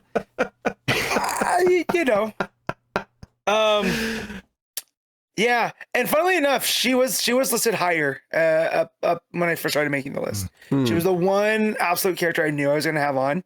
And as much as I love all the other absolute characters, Absolute Wonder Woman is my favorite version of Wonder Woman at this point. Out of all the Wonder Woman books that I've read, Kelly Thompson's this is my ideal for Diana.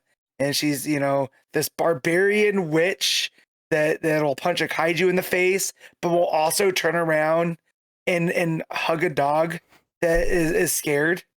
You know, she cares for all living things while also, you know, destroying big evil things.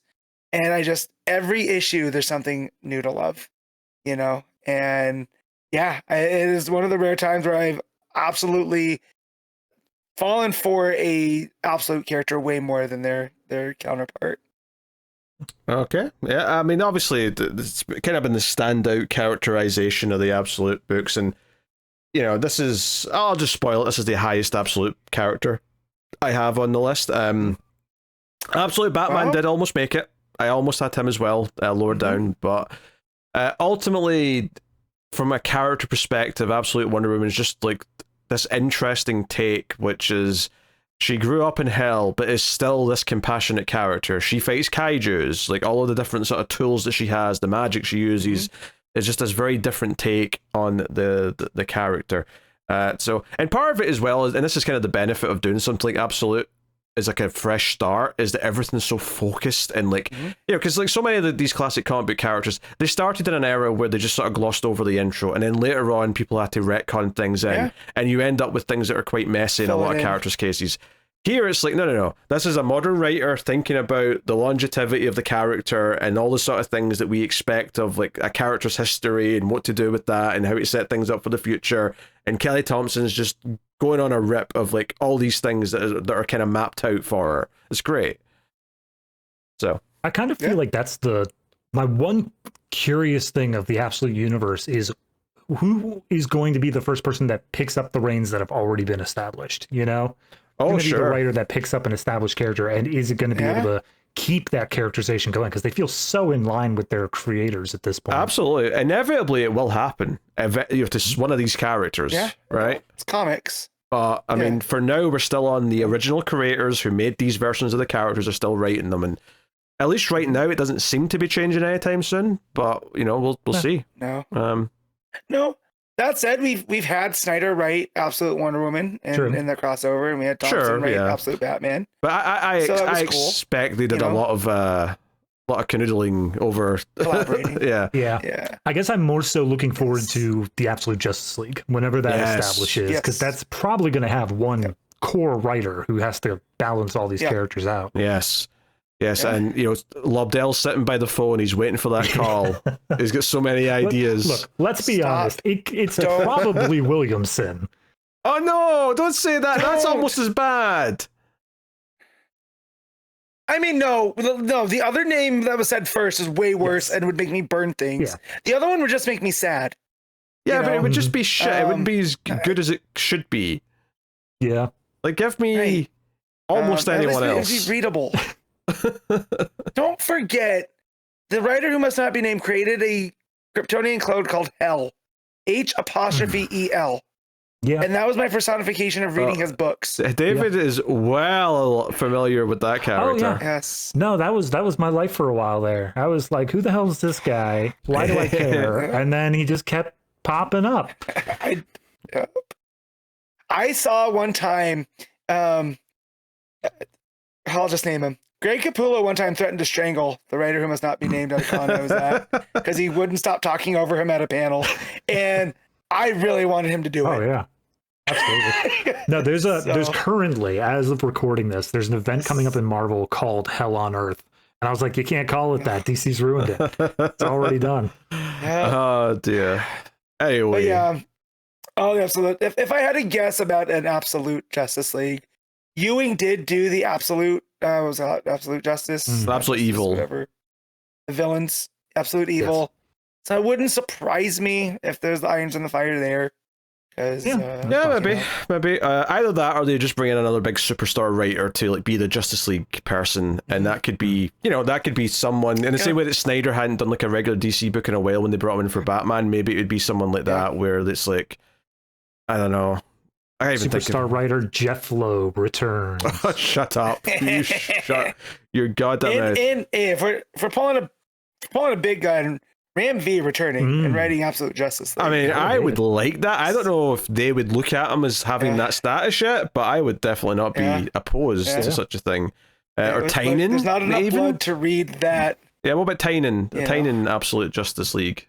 Tynan, yeah. I could see it. I feel like he wouldn't want to do it though. Maybe, He's already got all of his indie stuff going on. He's moved on to that creator. I was just thinking though, his eventual return. I was thinking though of someone coming back who's not been doing superhero stuff in a while, and Tynan was one of the first names that came to mind. Yeah. Yep. All right, so that was your number 17. My number 17 is one you said earlier, and that is Black Canary. Dinah Lance specifically, of course. Yeah, Dinah's cool. Great. I like her. Honestly, this is one that's almost surprising how high up I kind of consider her. I made a joke last episode or two. We were talking about Detective, and we kind of casually joked that Green Arrow's definitely number 3 out of the 3 characters, right? Like Black Canary is so obviously better than Green Arrow, and she is. And I think what's really respectful about it is that this is the opposite of being elevated by other mediums, because I do not like Arrow. I do not like any of the versions of Black Canary on that show. I don't like Black Canary from that Birds of Prey movie that was really just a Harley Quinn movie. I don't like any of these things. That's my love for Black Canary comes purely from the comics. It comes from Birds of Prey. It comes from her as the love co-lead of Green Arrow. It comes from all these different times that she's been kind of in and around, and she is this kind of cool standalone character. Even though she's kind of tied to Green Arrow, it feels like she's also outgrown that to the point where she can go and just be on her own and do her own thing and have her own miniseries or do all these other things. She's such a cool character. Dinah's great. Yeah, to me she's kind of like super powered Lois Lane in that way that you can throw her into anything.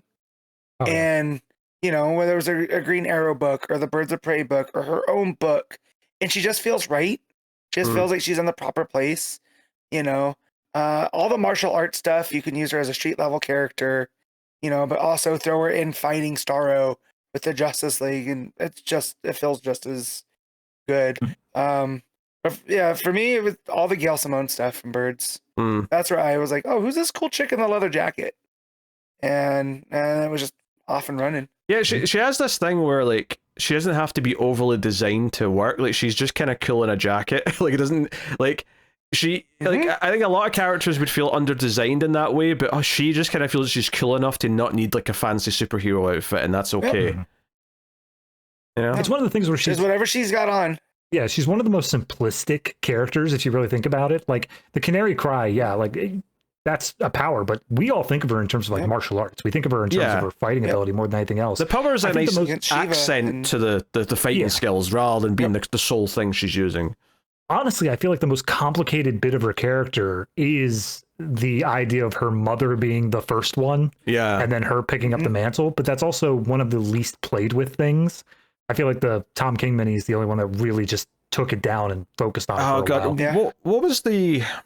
I want to say it was in was it Justice, maybe? That Justice League book that Alex Ross did all the art for? Maybe it was another book I'm thinking of, but there was definitely a book I remember reading where it came up that she's the second generation of Black Canary, because I definitely knew that going into that Tom King book. It wasn't a something I hadn't seen before in a comic. The one thing that missed for me, there was a DC YOU book where they put her in a band. And it was, I was like, I can buy her flying to Hong Kong and getting in a street brawl, but her fronting a band, being a singer on the road, it was just a bit weird. The art was great. The story was weird. It's just gimmicky, because that was around the same time as they were doing the Batgirl and Bernstein stuff, and I don't begrudge them, but they clearly were trying to target new demographics and saying, hey, we're going to make a new young hip version of these characters for hopefully a new audience. And the band thing felt like, oh, we've seen Spider-Gwen's in a band or something over there in Marvel. We're going to have our own Spider-Gwen. I'm kind of, it didn't really last very long, luckily, so it's not something we had to worry about. There's the odd little reference to it that she's been in a band before, but they don't really bring it up that much.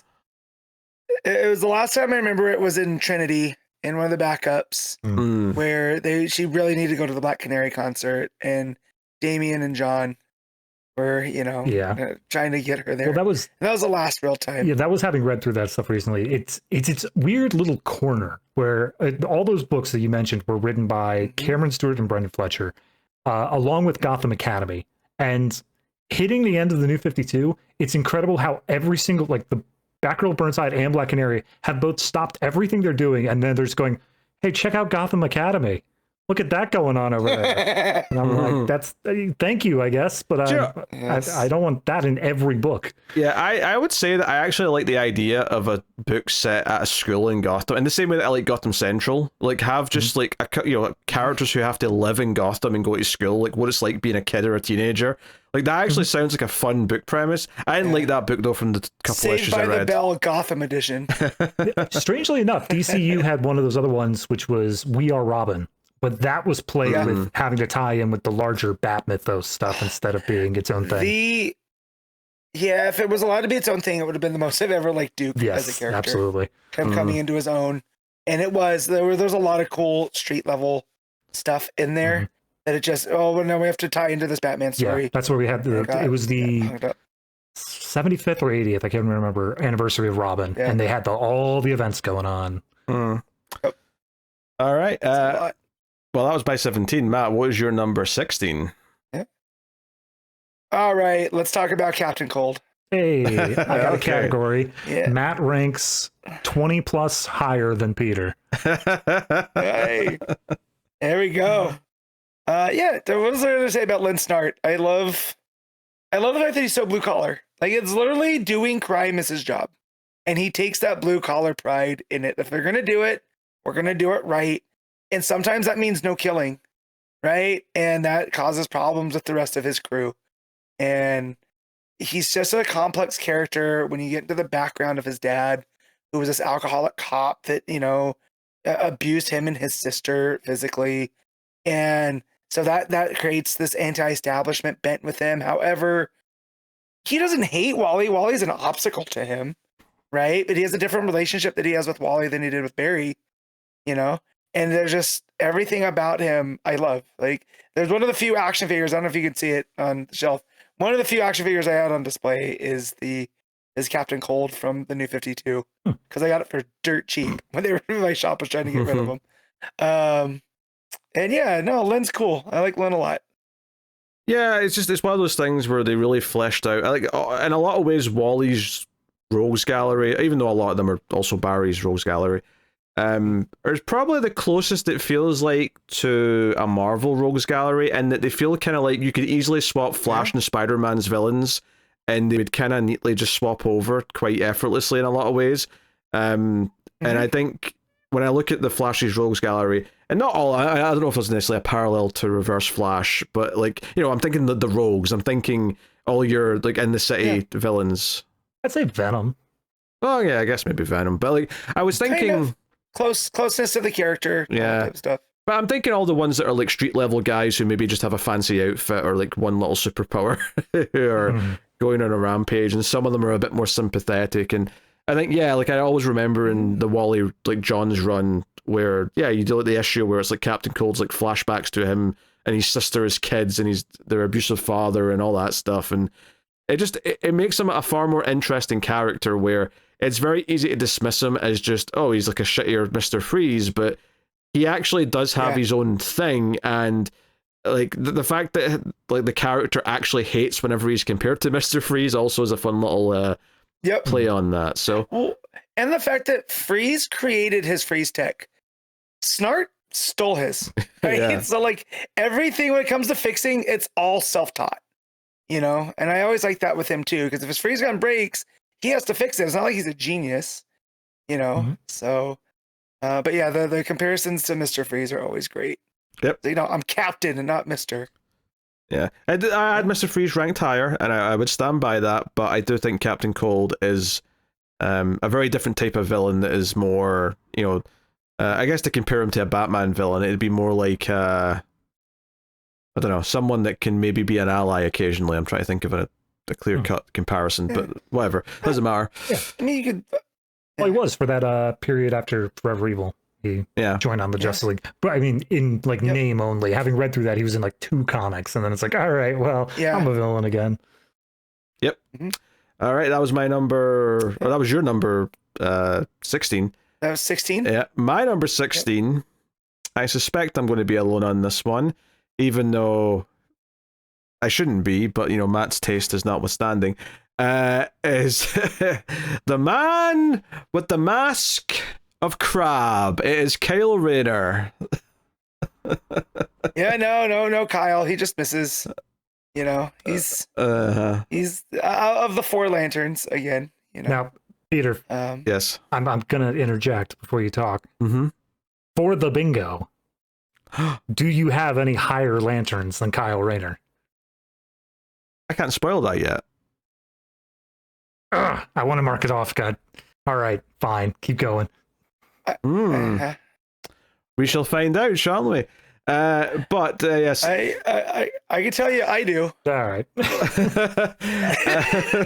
know who Matt's got rated higher. Yeah. So Kyle is.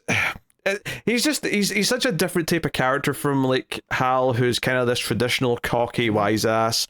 John's the straight man. Guy's the one with the temper, who's you know gets in his scuffles.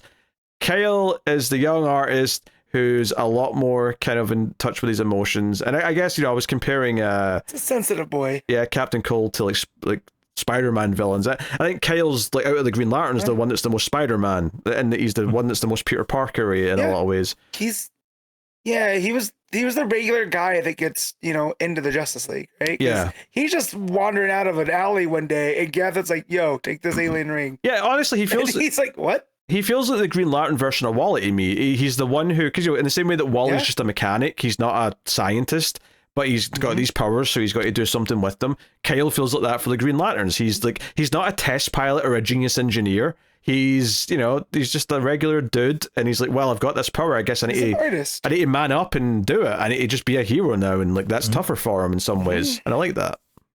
Yeah, even just his character arc as well. Like that's how he began as just like guy, but over the course of all of it, he's short of Hal Jordan just because they keep saying Hal is the most important one. Kyle feels like the most important one. Yeah. I don't have Kyle on my list, but no, he was the torchbearer, right?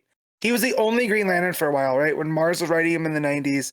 And then when John took back over and redid, you know, did the whole Green Lantern recharge stuff, Kyle was the torchbearer that kept all that stuff. He was the connecting tissue, you know? And so, yeah, he does. I would argue he is the most important Green Lantern. Yeah. I mean, that's just by virtue of he was the one who was escalated up to White Lantern. Like, I feel like that, even if, you know, that's a made up title for the sake of, oh, look how big and important he is during whatever event. Like, it's something that has carried. It's something that's been moved throughout where it's like, yeah, look, he's the one who's got control of the entire spectrum. Yeah, but as someone who grew up with Power Rangers, there had been a Green Lantern who turns into a White Lantern is very satisfying to me. we don't talk about that part. It's very satisfying to me. So no, Kyle's great mask. No notes. Hate the mask. Plus, I mean, this is not. I was gonna say this is not a good thing per se, but it is kind of wild that a Kyle Rayner comic is what gave birth to the term fridging that is now used like in all like writing mediums to describe like a bad trope. You know, so it's kind of funny that came from a Kyle Rayner comic. That is kind of nuts.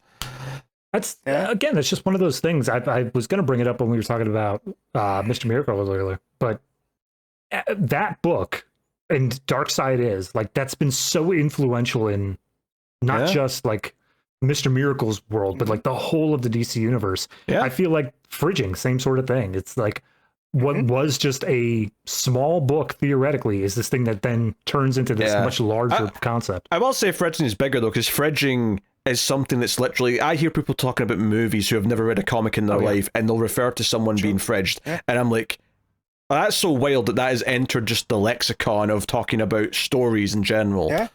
So, in the same way that you talk about a red shirt of itself now. Like, Matt, you've maybe not seen that much Star Trek, but you know what a red shirt is.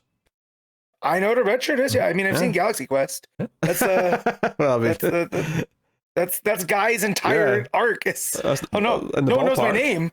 I'm gonna die here. I mean, just to also throw it in one of the different medias is I think maybe it's just because I'm too close to listening to you guys. I think common parlance has accepted what a face and a heel is, or at the very least a heel. I think so. I think enough nerds who also know wrestling have been saying face turn and heel turn that it's kind of people have gotten used to it. So that's something. Yeah. The one that's made its way back into mine from talking to my friends is Big Pop.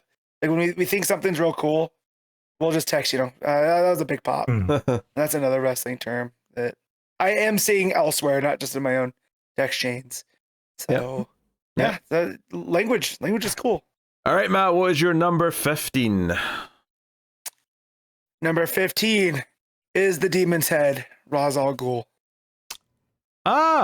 You may continue. Ra's, yeah.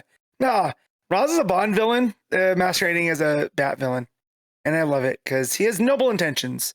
Most of my favorite villains have noble intentions. He's just going about it the worst way possible. Right? Like at the end of the day, Ra's wants to save the Earth from people. But by doing that, he's going to kill a whole lot of people, which is not good, apparently. And just talk to me in traffic, and I'm definitely Ra's al Ghul. Oh, yeah. There's way too many people.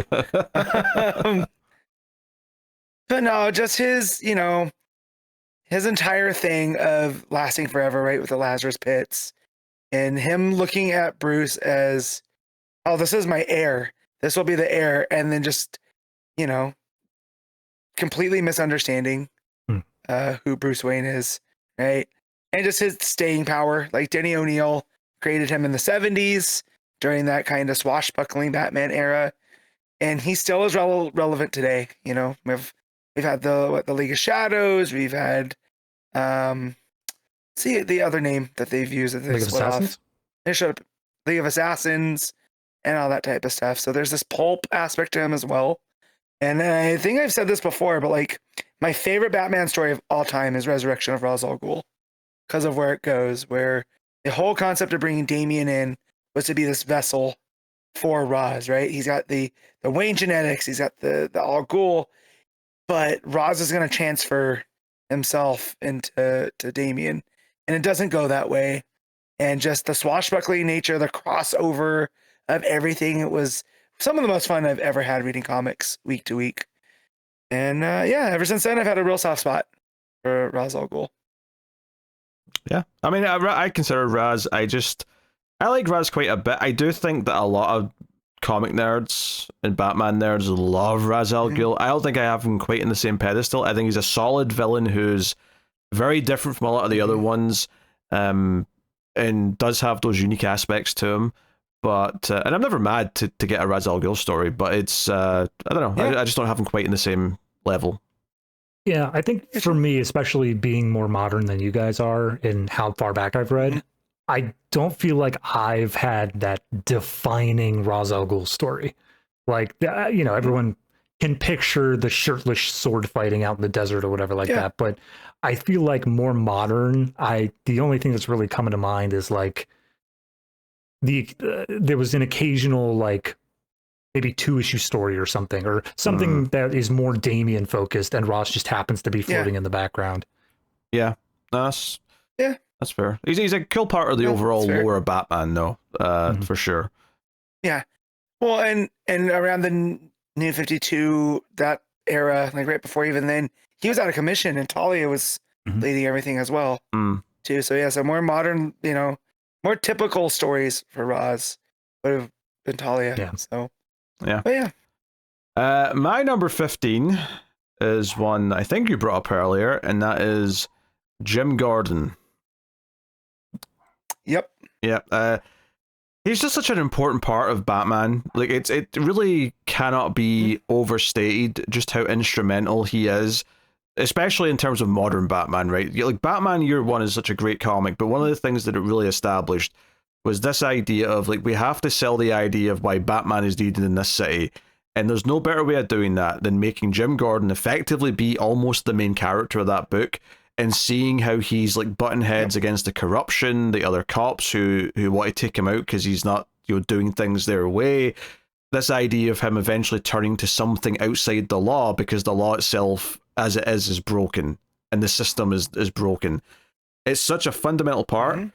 But that leads to this ongoing relationship that I love. I love all the different like kind of eras of their kind of, you know, when they're on good terms, when it breaks down a little bit.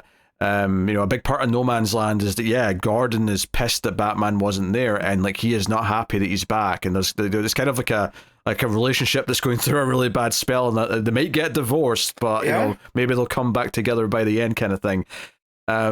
Like, it's so important to me to have a good Gordon in any Batman, and it's one of the big failings of those like Tim Burton and Schumacher movies, regardless of what else you feel about them. Yep. Gordon in those movies is just a fat guy who... It's not a character. Yeah, he's not a character. Yep. He's just there to say a couple lines and that's it. So important. Yep, I was going to bring that up as well. Is like, Gordon was always this character that we knew of from, you know, when I started watching like Batman the Animated Series. And you go and you watch those early 90s Batman movies, you're like, where's Gordon? And something just feels missing. And then when you get Gary Oldman in Nolan's Batman Begins, you're just like, oh, yeah, that hits. This is right. Yeah. You know, and then just being almost like not the angel on Batman's shoulder, but kind of like the reminder, kind of why he does this on a human level.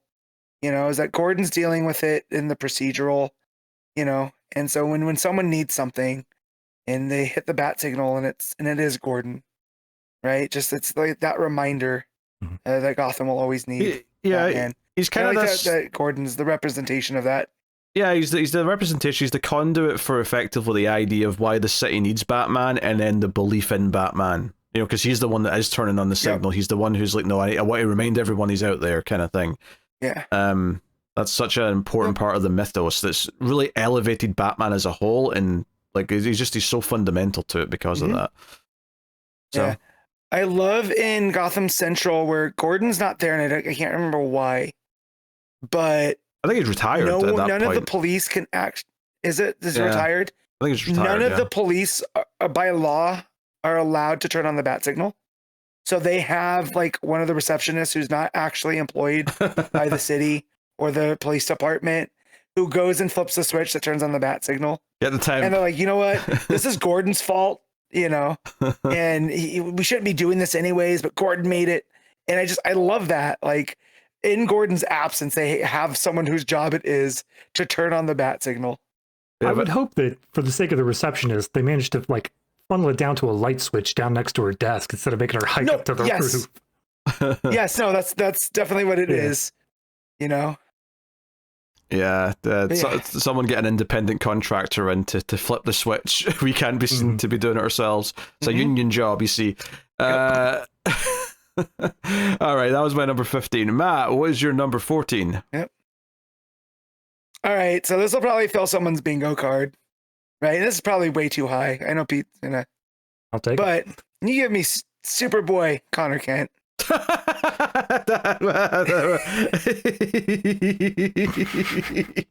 Yep. Look, you delusional mother effer. Yes. You know, this is 100% a nostalgia pick. Go ahead, David. No, I'm just curious. You haven't actually said it yet, but Pete, can I for a bingo space, have you call Matt predictable? I mean, that's just fairly predictable for sure. Look. Yep. I did sort of joke, actually. I kind of forgot to do this. I was going to write down what I thought Matt's top 10 was going to be. Not necessarily in order, but just here's the 10 characters that I think will be in his top 10. I didn't do it. But, yeah. So, okay. Yeah, Connor Kent. Yeah. Who? 100% nostalgia pick for when I got into reading comics when I got to college. There was a lot of Teen Titans. And then that Teen Titans led to Legion of Superheroes following Connor Kent, which ended me going back and reading some of his Superboy in the 90s. Don't do that, guys. They're written by a certain former, editor-in-chief over there. Not good, right? And and then when Rebirth happened and he wasn't there, I felt an absence. And we finally got him back, and I feel like this is not the character that I remember until I went back and read some of the Titan stuff with new context. And yeah, man, Connor's kind of a tough hang a lot of the time. How, But you know, the jeans and the black T-shirt, the whole clone, him being both the son of you know Clark and Lex, I always felt could have gotten a little bit more mileage outside of him being like the sleeper cell and whatever. But yeah, I do like his, you know, him popping up in the pages of Green Lantern, right, with Odyssey and Kyle. You know, that was always good. Now he's over hanging out in Supergirl, so maybe we're gonna start getting back to the stuff of him that I love. You know, but I'm not holding my breath. Yeah, or he could just disappear again. That'd suit me. That'd be fine. Yeah. You guys talked about it somewhat recently. Of it doesn't feel like he has a role currently. Like it feels like because of John existing, he doesn't have a spot. Yep. Yeah, so you just go away Very much again. the forgotten. You go away again, and I'll never care. Some of these other people that Matt has said that I didn't have, it was like, oh, they were close. I thought about it. Didn't even think about him once. But you knew I was going to have him somewhere on the list. Of course, yes. Right? It would have been funny if you forgot him, though. That'd have been a funny one for you to forget, because even you're like, who? Well, yeah. All right. Pete, who's your 14? My number 14 is Waffle Queen Stephanie Brown. Yeah. Yep. Go ahead. I'm not expecting her to be above this spot in your list at this point. I love all the Batgirls. I think Stephanie Brown is one where when I came into really keeping up with continuity in the kind of around that kind of 2008ish era, where I wasn't reading singles, I was reading the collections, but I was hunting them down and making sure I was reading a bunch of series in order and all that. Like I remember hunting down what was at the time very hard to find collections for her Batgirl series. For some reason, they didn't print a lot of them or whatever in the initial runs. No. And it took a while to get them and whatnot, but I got them, and I remember just reading through that series and just the sense of, and this is something where, she dates back to like the Tim Drake Robin series. She was like the love interest in that book. Yes, spoiler. But, spoiler, a little stint as Robin and so on. But that series alone by Brian Q. Miller was so good, and she was so likable. And the premise when I'm pitching that book to anyone is that it's as if Batgirl was Buffy Summers. That's what it is. She's got that fire in her. She's got that sense of humor. Her relationship with her mother's kind of fun to watch. She's going to college and she's having all these first experiences and trying to juggle that with the superhero life. And she's got a supporting character of Barbara Gordon as Oracle, sort of in the wings, kind of training her and talking her through stuff. Just really good stuff. And it was like one of the big losses when we got to the New 52 is that meant the end of her Batgirl series, and she was just gone. And like they threw her into one of the weekly books at one point as like a sort of like, hey, Stephanie Brown still exists, aren't you happy? No, I'm not really happy because this is barely her. And it wasn't until Rebirth where we got, kind of like her and the detective team, and then eventually like, no, they're just both Batgirls now. Cass and Steph are Batgirls. We're not going to do this bullshit anymore. We're pretending otherwise. Yeah. We have 16 Robins. We can have 2 Batgirls. Yes. I still remember, I don't remember what triggered it, but I remember the episode where both Cass and Steph got the visions. Yeah, it was of detective. Them being Batgirls. Yeah. And I just remember how much you popped of like, yo, it's happening. I popped We're doing it so hard for that. And because I think Stephanie Brown in many ways became my poster child of the New 52, like took this away. And Stephanie Brown was like the one that I could hold up and say, where is, and Wally West was the other big one, to be fair, but Wally had already been kind of diminished because Barry was given center stage again, even though he was still around. But it was like, no, where's Stephanie Brown, you assholes? Why did you take her away from me? Diddy-o, I'm coming for you. Yeah. Well, because he knew we wanted her, and he's like, no, this is making too much. Because that was making. I remember the internet at that time, man. They were raking DC. There was a lot of Stephanie Brown fans. Also, don't forget that in the 90s, she had a baby. That was an entire thing that they just, Yeah, that's fine. So that we just don't talk about anymore. Not all of the history's gold. That said, though, when I was reading No Man's Land last year, like she was in some of the Robin tie-in issues, and I was like, oh yeah, I think I'll enjoy reading like her like initial series in that book.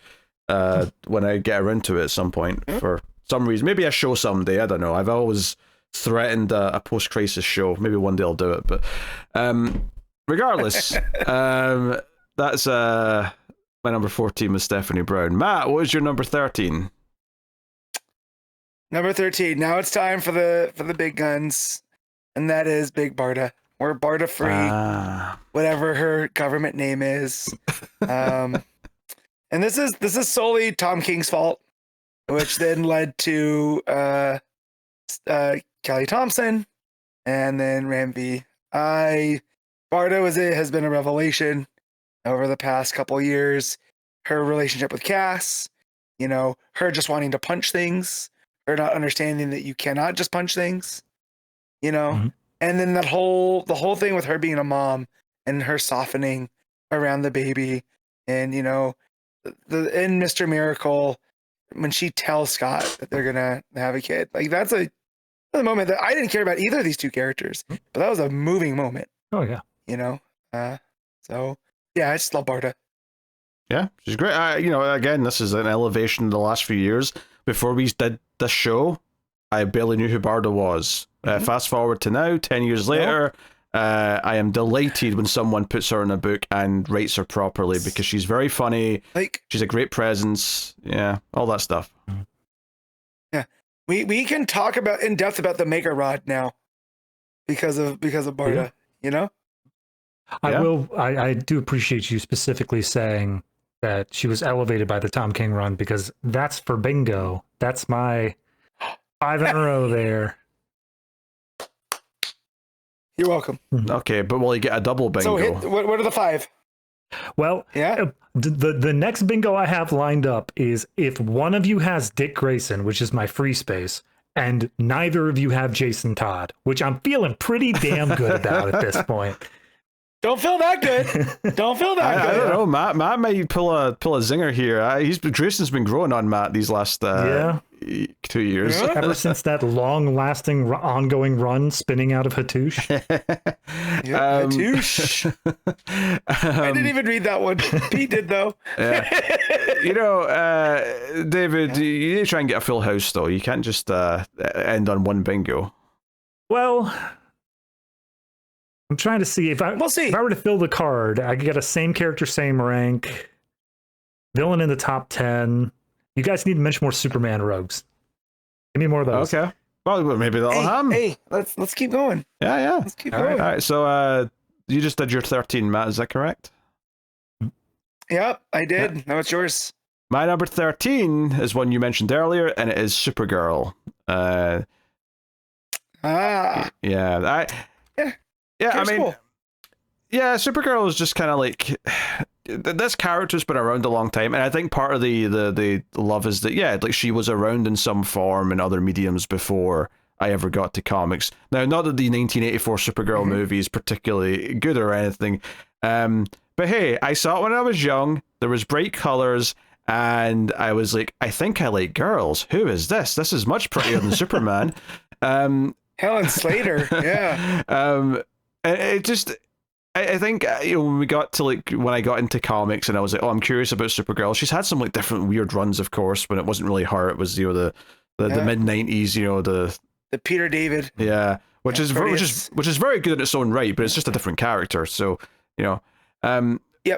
But no, once you actually get into the lore of Supergirl and you start sort of separating out what makes her different, this idea that she was 13 when she left Krypton. She remembers what it was like. So she has almost more of a Bruce Wayne style tragedy with it because she remembers what she lost. Mm-hmm. Yeah, I always love the fact that it's when you're telling the story of immigrants, right? Is that Clark? Yeah, he's proud to be Kryptonian, but he doesn't remember Krypton. Whereas Kara remembers what it was like, and it weighs so much heavier on her, coming here and being so different and having actual memories of being there on the planet. And I always like when they strike that difference between them. And it's funny because she works kind of well at both ends, because obviously sometimes people might accuse her of just being a gender swap Superman, and sometimes that is true. And sometimes that is actually still very good. To an extent, being Super, the Tamaki story, is effectively just, no, she's growing up on a farm. She just has Clark Kent's story.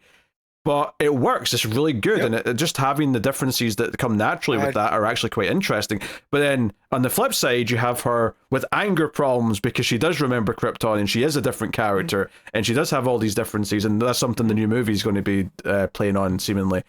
Good stuff. The fact that she's such like a messy person in the small stuff that we've seen, and we've seen how dorky Clark is. Yep. You know. I do love that that's striking that difference here.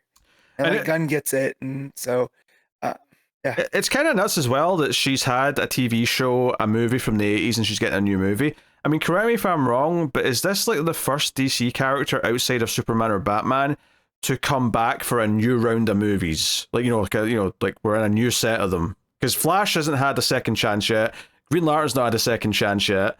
Wonder Woman will probably be the next one to get a second chance when we get to her. Yeah. But it's not happened yet. In terms of being the lead, obviously I know Catwoman had a movie, and we've had other versions of Catwoman since, but that's different. But we're not, yeah. So, this is interesting. The DC movies are kind of far and few between, and it is cool that Supergirl's the next up. Yeah, it's just kind of neat that she's had that much attention. So I'm hoping the new movie really lands. But I mean, World, obviously, Women of Tomorrow was a great book by King. But the funny thing is, that one's a little bit different than the others because I don't think she necessarily needed the same elevation. She was already such a cool character that it doesn't necessarily stand out as being like the definitive Supergirl. But I'm not mad they're using that to base the movie around either. It's a solid one to base around. No. It's the same as Harleen to Harley. Like, Harley was already a character, but that book was just something a little bit extra on top of it. It pushed the character just over the finish line to up, into that upper status. So cool stuff. So Supergirl, great. All right, Matt, what is your number 12? All right, so I'm sure this is going to settle a lot of the suspense. Because here at number 12, I have Bruce Wayne, the Batman. Interesting. So this came up, and David just casually said, well, I mean, Batman's going to be at least in his top 20. And I'm like, I don't know. Like, I really don't know if it will be in his top 20. I was taken for a ride when you said Joker as far down as you did. I was like, oh no. Everything I know was wrong. Yeah, I was... no, because it's like this. I know... Yeah. I was going to say, like, I once we got into the top 20 and you hadn't said him yet, I was like, he might not have him. Not because he... Like, I think Matt knows that he should... Like, I think he's lying to himself, but he might, for the bit, not put him in. Yeah. I did contemplate it, but I was like, that would be disingenuous because, no, there are Batman stories that I do love. And I'm sure when we, up towards the top of this list, when we do get to talk about Batman, right? But no, it would be very disingenuous. And at one point, I had him as high as 10. And then I had to, I finagled some stuff around just because there was other characters. By the way, Mercury in there. Just to be clear, hold. Like, we're not talking about Batman yet. Yes. But 12 felt about right, for me, because there are all the other characters that come now after this one are dyed in the wool absolute favorite that nobody should be surprised with the names that get buttoned up here. Yeah, I don't expect there'll be surprises. Number 11, Skeets. Shh, don't spoil things. All right. Okay. Well, that's your number 12. My number 12, Wally West. Oh, hold. Yeah, you took a second there to say that, Matt. I was like, he must have Wally West. All right. Okay. No. Right. I don't believe you have him that low. Wow. What do you mean that low? It's number 12. I figured he'd hit top 10. It was close. Things moved around a little bit. Look, you had Batman at 12. You can't give me shit for who I got at 12. Bruce Wayne is not Wally West, all right? One's the heart and soul of the DCU. The other one punches homeless people in the face. So... Oversimplification. I can't believe it's that low. Yes. 12. Getting shit for number 12. All right. Matt, what was your number 11?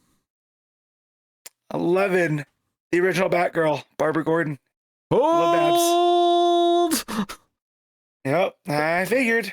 Yeah, you can hold on that. And that was, this ranking was, when I settled up where I put Batman in 12, it was the bad characters that are coming up are I genuinely, I have so much love for, and that's what put Batman there. So putting Babs, because at one point Babs was in probably the 15 to 11 range, but I was like, no, she's a character that I will go out of my way to read stuff for. So. Yep. All right. Well, my number 11, I suspect this will be another hold. Number 11, Lex Luthor. Yep, you can hold. All right, a lot of holding going on right now. We're all just sitting around holding each other. And some kind of... Must be a word for that somewhere. I don't know. All right, what's your number 10? I think we'll get demonetized, Pete. Yes, we will. All right, well, I guess we're actually on to the top 10s. So it's the main event. It's time for the top 10s, baby. Here we go. All right, Matt, what is your number 10? Number 10. And I really did. I was going to get gimmicky with this one. But they settled where I feel they should be. Number 10 is Barbara Ann Minerva, the cheetah. Made the top 10. Made the top 10. Yep. All right. Well, I brought it up earlier, of course. Yes. I was going to put her at 8 for the lulz. Because we all know how much I love Rucka's Wonder Woman issue 8. Yep. However, as I started structuring the list, I was like, the next two characters I feel like are way more important to me as a comic reader. Yes. For other reasons. That putting her at 10, I think is fair. Like, this is a character that since Rebirth, so since the start of the show, I've gotten a love for. Oh yeah. No, great character. I love her as my favorite Wonder Woman villain for sure. Because she is this foil, but there is kind of this tragic friendship there as well, which makes it a little bit more different and interesting than some. I enjoy other Wonder Woman villains. I enjoy Dr. Psycho or Giganta or I suppose Ares is the big one that kind of comes out for stuff. But just a cool look because it's cheetah. Because Catwoman's got an outfit. Cheetah's literally a cat. And the thing that I love, like with the Tom King run too, is and when Diana's running that gauntlet, and we're just wondering where's Cheetah, right? She's going through all of these, and we're waiting for Cheetah to show up in that issue. And when Cheetah finally does, it's so fulfilling because it gets their relationship perfectly. All right, my number 10 is Lois Lane. Hold. What? I'm shocked. Yep. All right. In that case, Matt, what is your number 9? My number 9, not too far from Lois Lane. In fact, they have the same initials. It's Lex Luthor. There we go. All right. Yep. The old bald one himself. I'll take my villain in the top 10 space. Thank you. Yeah. Yeah, he what can we say about Lex? He is the biggest villain to Superman. Like there's yet to be an adaptation where we don't get Lex in some form. Right? Mm-hmm. In Smallville, he's a main character. That's the one you went to first, Matt? Come on. Yeah, because he's a main character. And then the one I don't like to talk about is, from the mid, 2010s, possibly the worst Luthor I've ever seen. One from the Arrowverse, right? That's the one you're talking about? No. The rhymes with Snyderverse. Yeah, it rhymes with Yes. So, but no, he's everything that Clark is, Lex isn't, right? So there's the idea that when this character was created, right, Superman was a man of the people. He was for the working man. He was a blue collar. So who does he go up against? Well, originally a mad scientist, but he was a mad scientist first, but a business tycoon, which again works perfectly in Morrison's Action Comics. Yeah, when we get into their I think the modern take on Lex that I think most people prefer, and I definitely prefer, is the businessman who can kind of stand in to represent the bullshit of capitalism, someone with too much power who thinks he knows best. even if he thinks he's right and he thinks he has the best intentions, in the way that kind of, the absolute power corrupting kind of thing. Because like I enjoy Gene Hackman's Lex, for example, because he's fun, he's charismatic, but it's very much not that Lex Luthor. He's like already in an underground lair. Like I want Lex who like has tricked the world into thinking he's a good guy at first until he's exposed for the villain that he is. The gravitas to him, he's still a public facing figure in all of this. And I just there's a lot of comics too where they do the face turn with him, and I never find good Lex that engaging. I always kind of like when he's just an a-hole and he knows it. I remember in an issue of Adventure Comics from the mid 2000s, Lex had cured cancer but then buried it because the world didn't deserve his genius. And I kind of love that version of Lex, where it's like he's so spiteful that people don't appreciate him enough, and he could have done this great thing, but no, I've all this, but no, Lex, I love Lex. Yeah. I mean, he's obviously one of the most prominent characters in comic books. Yep. He's a big deal. Obviously, there's slightly different versions here or there, depending on when you're reading. Sometimes he's a bit more evil and menacing. Sometimes he's a bit more like, I don't know, like he just thinks he's right as opposed to being evil. But regardless, like he's always a good foil for Superman because he's like the complete polar opposite in just about every way. He steals 40 pies. Or he maybe steals 40 pies. Yeah. And that's awful. Yes, how dare he. So that is your number 9. My number 9, and I suspect now that we're this high, I don't think Matt will have it now. I could be wrong though. He might, but I don't think so. Swamp Thing. No, this is so. Swamp Thing would have been on my list had I remembered Swamp Thing existed. This is the one, especially in recent years. Yep. I have an entire Swamp Thing run signed by Charles Soule that I brought him at a con because I enjoyed it so much. Yet, in the mad dash to do this list, completely left him off. Now, I don't know if I'd have him up in the top 10. Yeah. But he definitely would have. He would have been in the 25 to 30 range, I'm sure. Yeah, I love Swamp Thing. I think he's a character who I didn't really know much about before I started reading comic books. And then once I sort of like became aware of him, read a bit of the Alan Moore stuff, well, not all of it. Obviously read the Snyder stuff in the early 52. I actually dropped that Soul run. I didn't like Soul's Swamp Thing, but the little bits here or there, the Black Label book, obviously that Ram V series was fantastic. Amazing. It's just such a cool, different villain where it's like there's kind of like a Hulk-like quality in some ways, but it's a lot more thoughtful. He's like a sad monster who knows what he is and is depressed about it, and like it's like this sort of like, can he tap into like the inner like planet and like help fight these other threats? It's really interesting. And then you get the whole thing of, should he help the Earth?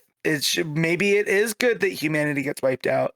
That'll be better for the plants, right? So he has this, Yeah, he's the perfect moral flip up Poison Ivy. Yep. Ivy is like a little bit more misandry of like, humanity doesn't deserve a chance. Let's give it to the plants. Whereas Swamp Thing, who's got more of a foot in the plants, is like, I'm not sure that's the right way to do things. Also, I don't know. Maybe let him live. Correct me and obviously we mentioned Ram V Swamp Thing. Yes, that's technically a different character, but it's more the concept of Swamp Thing in general I'm talking about here. Because I really, one of the things I like is that Swamp Thing and Abigail, with Alec Holland's Swamp Thing, is very much like maybe the best like in comic book version of the, I don't want to say Beauty and the Beast necessarily, but the idea of like the relationship of the monster and the woman. And she still sees the humanity inside the creature. Yeah. That's still Alec.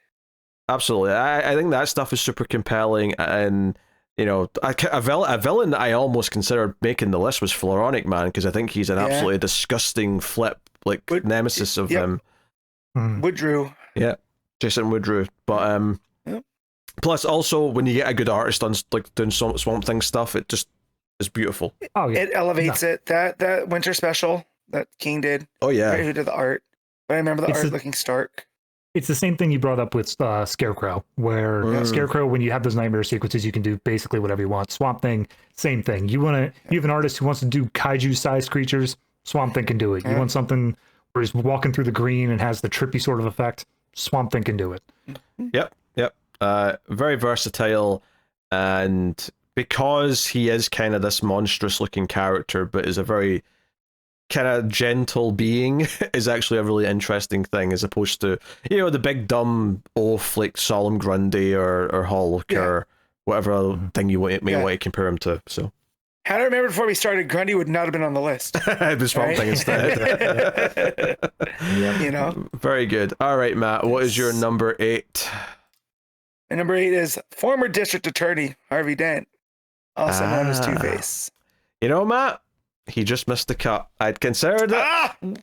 He considered it. Honestly, even now I'm debating I should maybe had him instead of Riddler at 50, but like that was kind of where he was ranking for me. So I realized over the course of doing this show that my kind of villain is the one that could have, if things had gone a little bit different, would have been a hero, right? And Harvey Dent had everything, right? He was the shining knight of Gotham until he gets acid on his face and it completely brings up all his childhood trauma from dealing with a psycho dad. And there's something about that speaks to me, not to peek behind the curtain a little bit, but, you know, just the idea that Two-Face is this guy that wanted to do good, but now is constantly wrestling with this other persona, you know, and you do the whole thing of the ego and the id, and then you have the whole duality also when he wants to do things in twos or with a coin. And I remember loving the Tommy Lee Jones version of the character as a kid. And then you get to know who Two-Face really is. And you're like, no, that's just Two-Face a name. And like, Two-Face would not keep flipping the coin till he got what he wanted. He would just follow the coin, you know? And it wouldn't be everything in twos, right? He kind of hates himself because of this is who he's become. And there's this internal struggle to the character. And Tommy Lee Jones definitely felt pulled more from the Silver Age than he was like, who the character became. Yeah. Yes. And then, you know, just through the Long Halloween and that version of Harvey, you know, especially once I'd given that a proper read, that really cemented Two-Face is one of my all-time favorite characters, which is why he's so high on this list. Yeah, I mean, the animated series as well, I think, did a good job with Two-Face, because that predated Long Halloween. And I think what's interesting about that is that wasn't like a show that had a lot of continuity per se, but it did have Harvey showing up in a few episodes as Harvey Dent before the two-parter that turned him into Two-Face. And that's really cool to me, to get a little bit of continuity there with that kind of thing. But obviously he's a great character. He's got that kind of almost Jekyll and Hyde style kind of thing going on with the two voices and him wrestling with himself. There's something there. Like most Batman rogues that last and stick around have their own gimmick, and Two-Face absolutely has his own gimmick. Yes. And it's more than just the half and half and the flipping the coin. That's all fine and kind of like surface level stuff. I'm talking about the wrestling with himself as two personalities is the real gimmick of Two-Face. The inner turmoil that is him just trying to live. Yep. All right, that was your number 8. My number 8 is the Joker. There it is. Yeah. It's lower than I thought it would be. I figured he'd get closer to your top 5 because he is so iconic.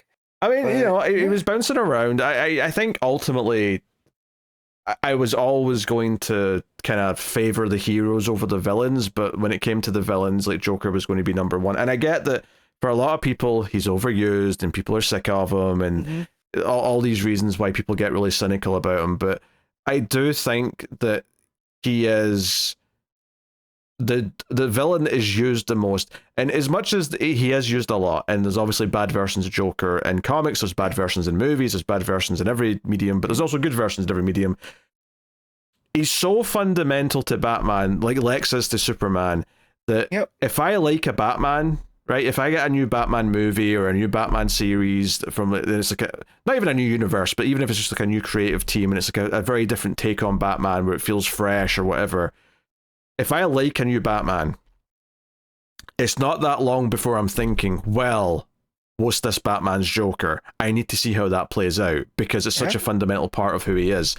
So Joker being just this element of chaos that can be scary, And I don't mind when he's like more funny and jokey, although that's definitely like it's fine in the animated series because that's very family friendly. But obviously, yes, I like your Dark Knight Joker. I like the Joker who will just turn around and shoot you in the face at random, or the scary Joker from the Tom King like sort of that 4-issue series where it was his first appearance kind of thing.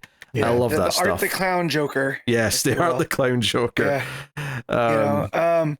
I will never forget the theater at the end of Batman Begins. Yes. When Gordon holds up that card, and it was where movies would go later with how people would react to a lot of the Marvel stuff and the hooting and hollering, but the gasp and the clapping for that I will never forget. And again, for as much as I like to, push the Joker down, and I am one of those people that's like, less is more with him, I got unbelievably hyped. And in fact, The Dark Knight is one of my favorite movies, and that's solely on that Joker performance by Heath. That just goes to a testament to what I was saying, though, is that by the end of Batman Begins, it sold the audience on this Batman. Everyone's bought in. So when it teases the Joker at the end, you're like, holy shit, they made me care without a Joker.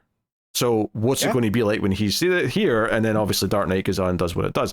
So yeah, and obviously when I don't like the Joker, it tends to be when they try to do more gimmicky things with him, or they do something where it's like, here's 50 Jokers from the multiverse, or here's the Batman who laughs, or here's like all this other shit, He's gonna cut his face off. Yes.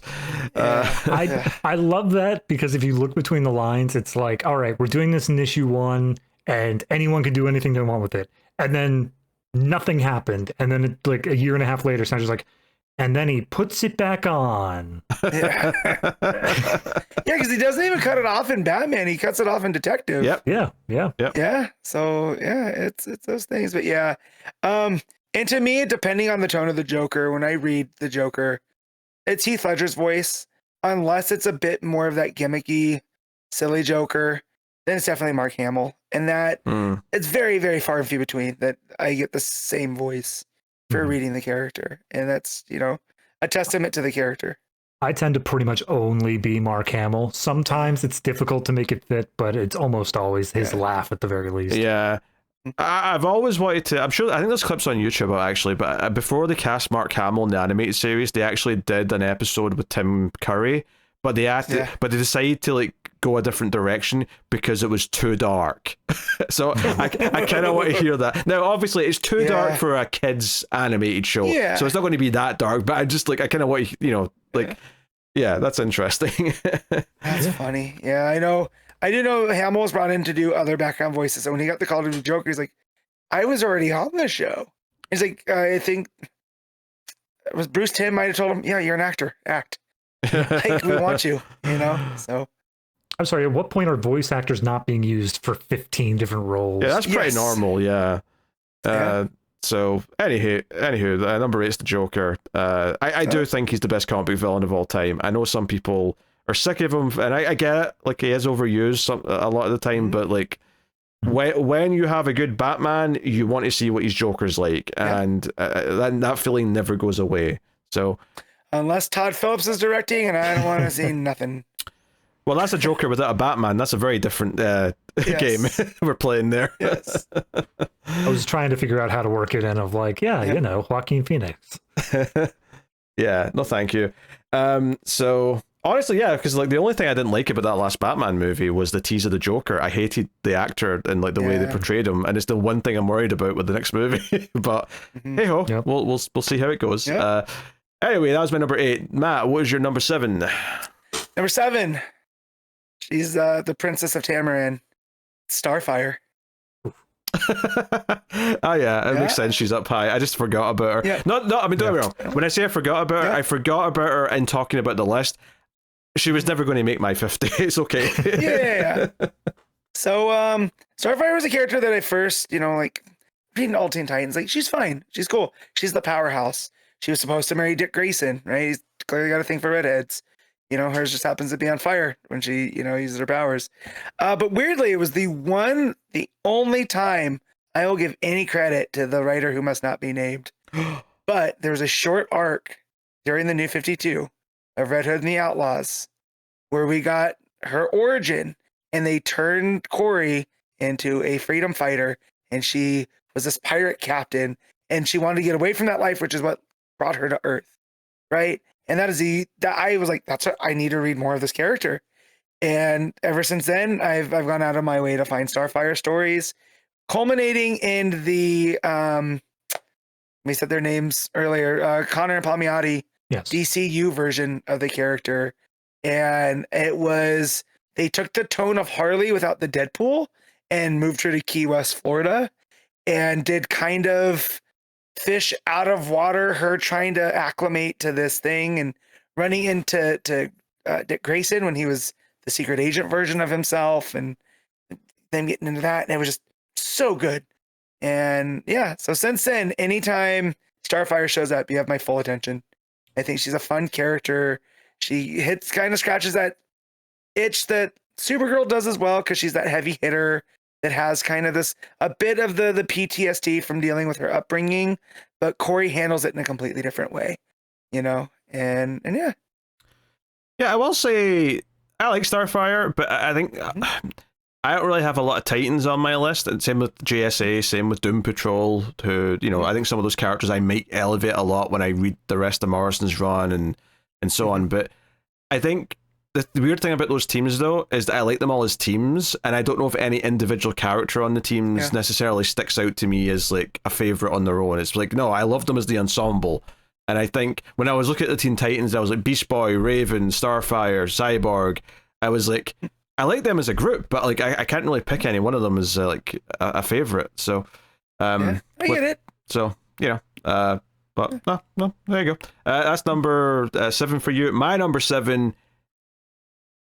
To answer David's earlier question of a Green Lantern that's higher on the list, Jessica Cruz, baby. No. I would have had Jess higher on the list, but I needed to go for the bit with Lightning Lad. Jessica. So yeah, that was one of my things. But no, Cruz is great. She's, when did she come up? Was it pre? It was during the New 52, right? It was during Darkseid War, right?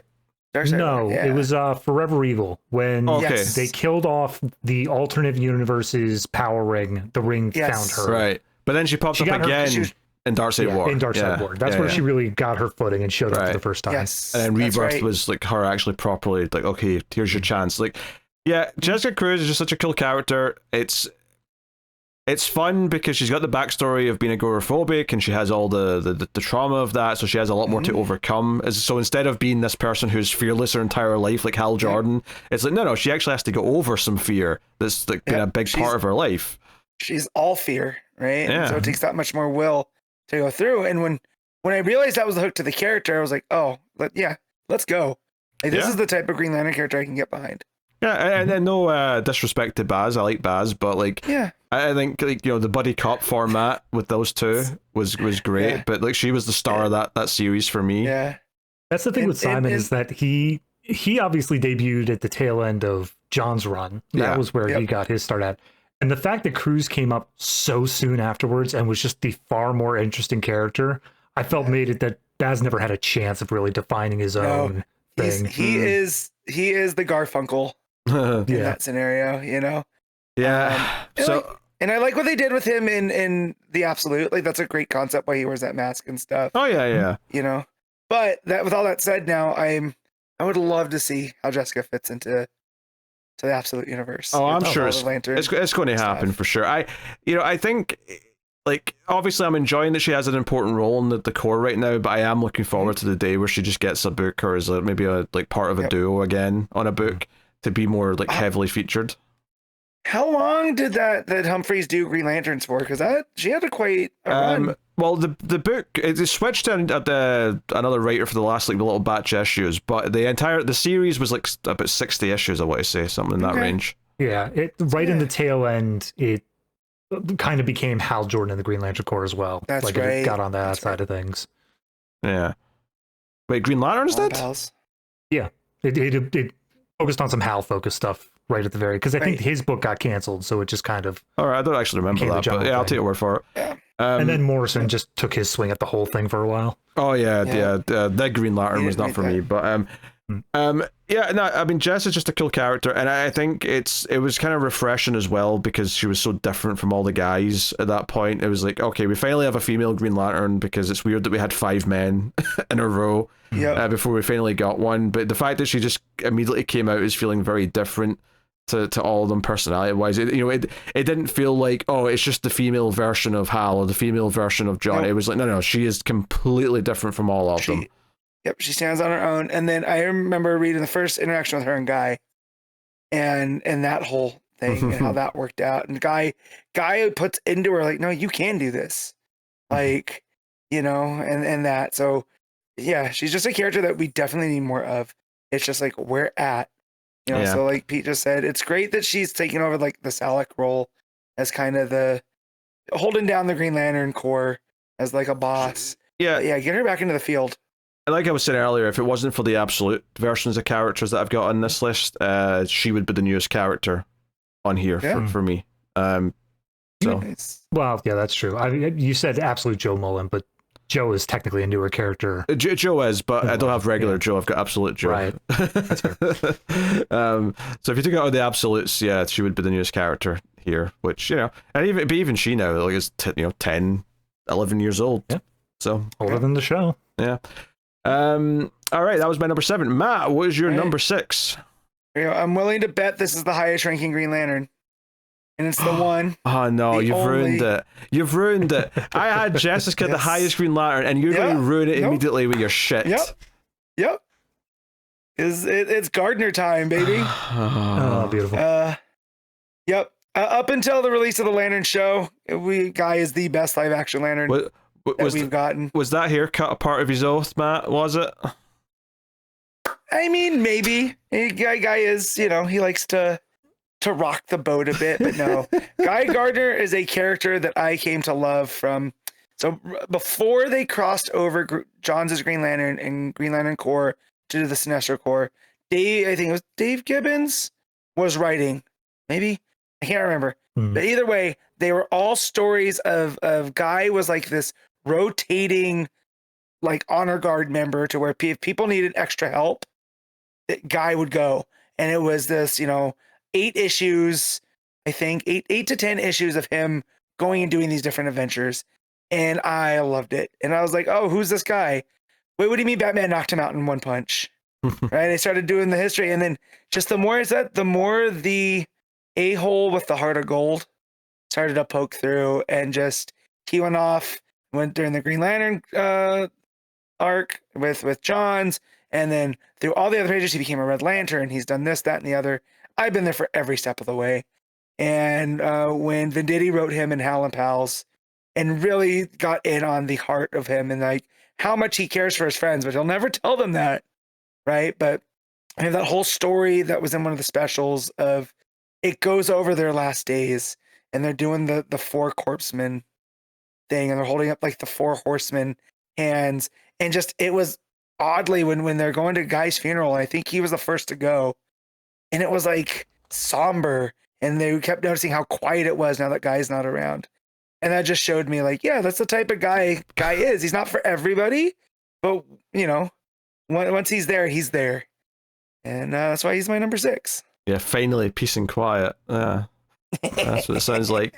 All right, that was your number 6. No comment from me, thank you.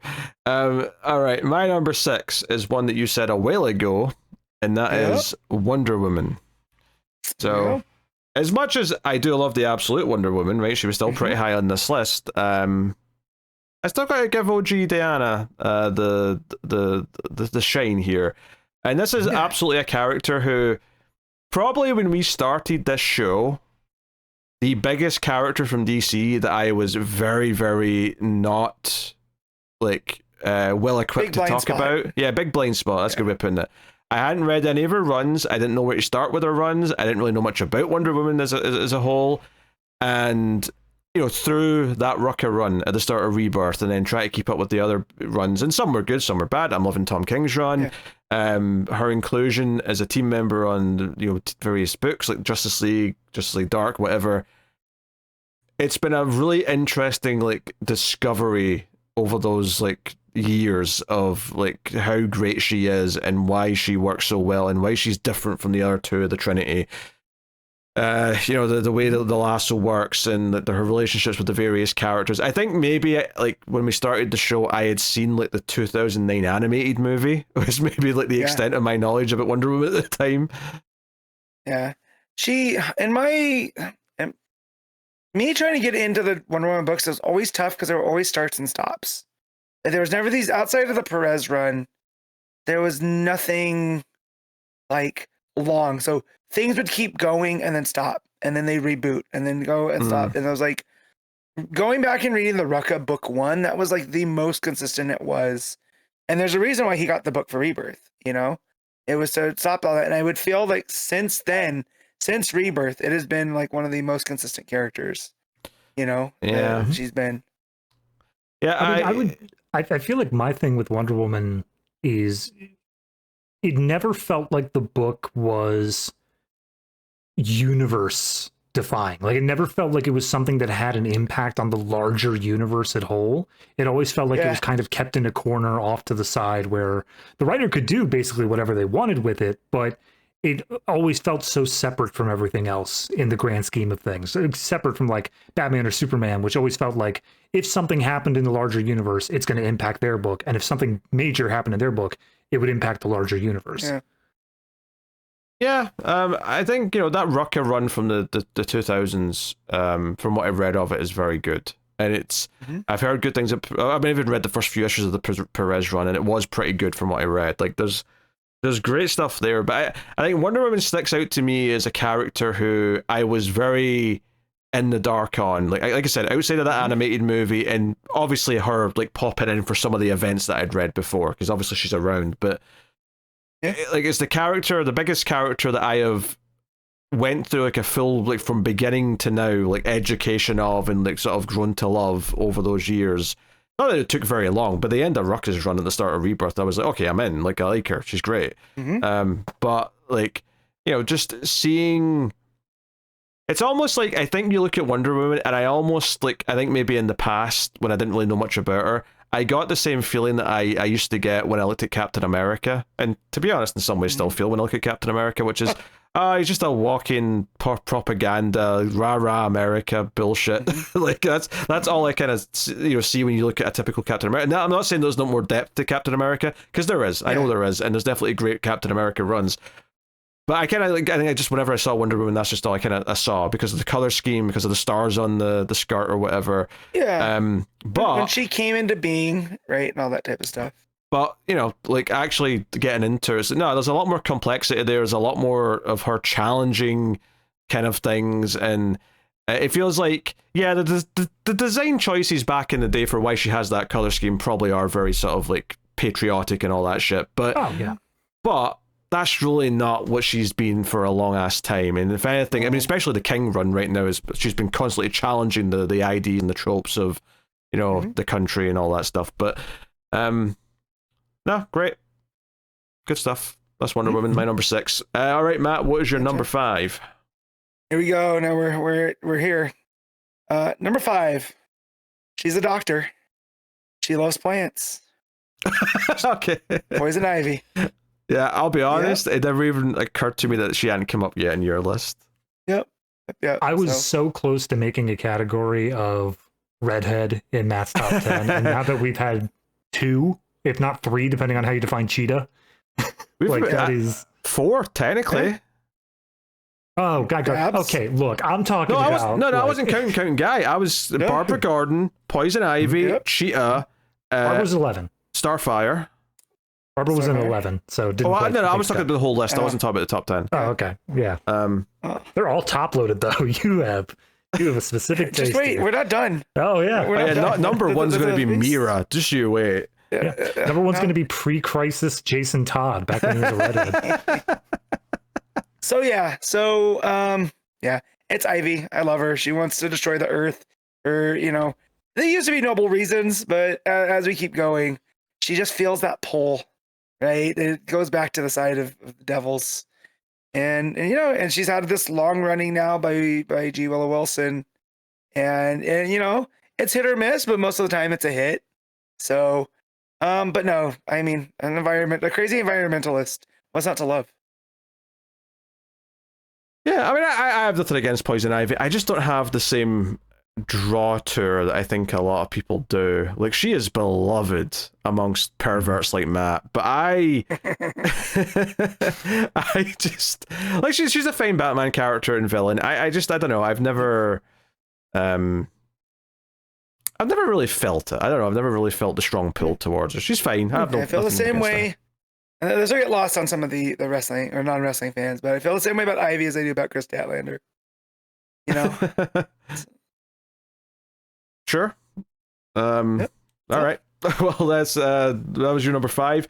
My number 5 is one Cassandra Cain. There she is. Yeah.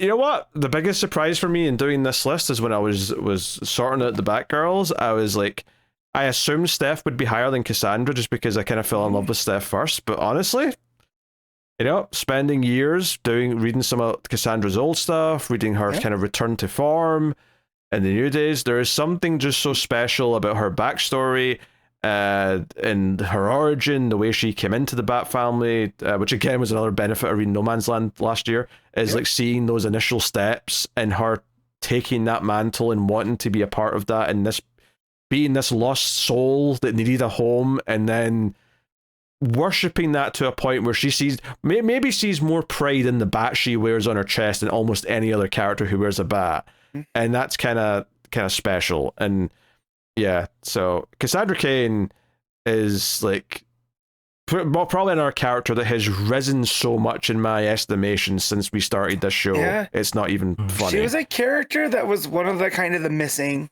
right, when Rebirth started, and then, for sure.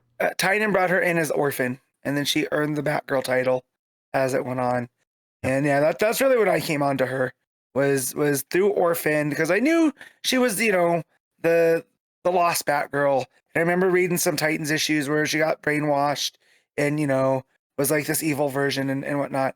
But it wasn't until Tynan and Detective that I was like, oh, this character's cool. The way that he wrote her with the short sentences, and then that's something that that's been there kind of from the beginning.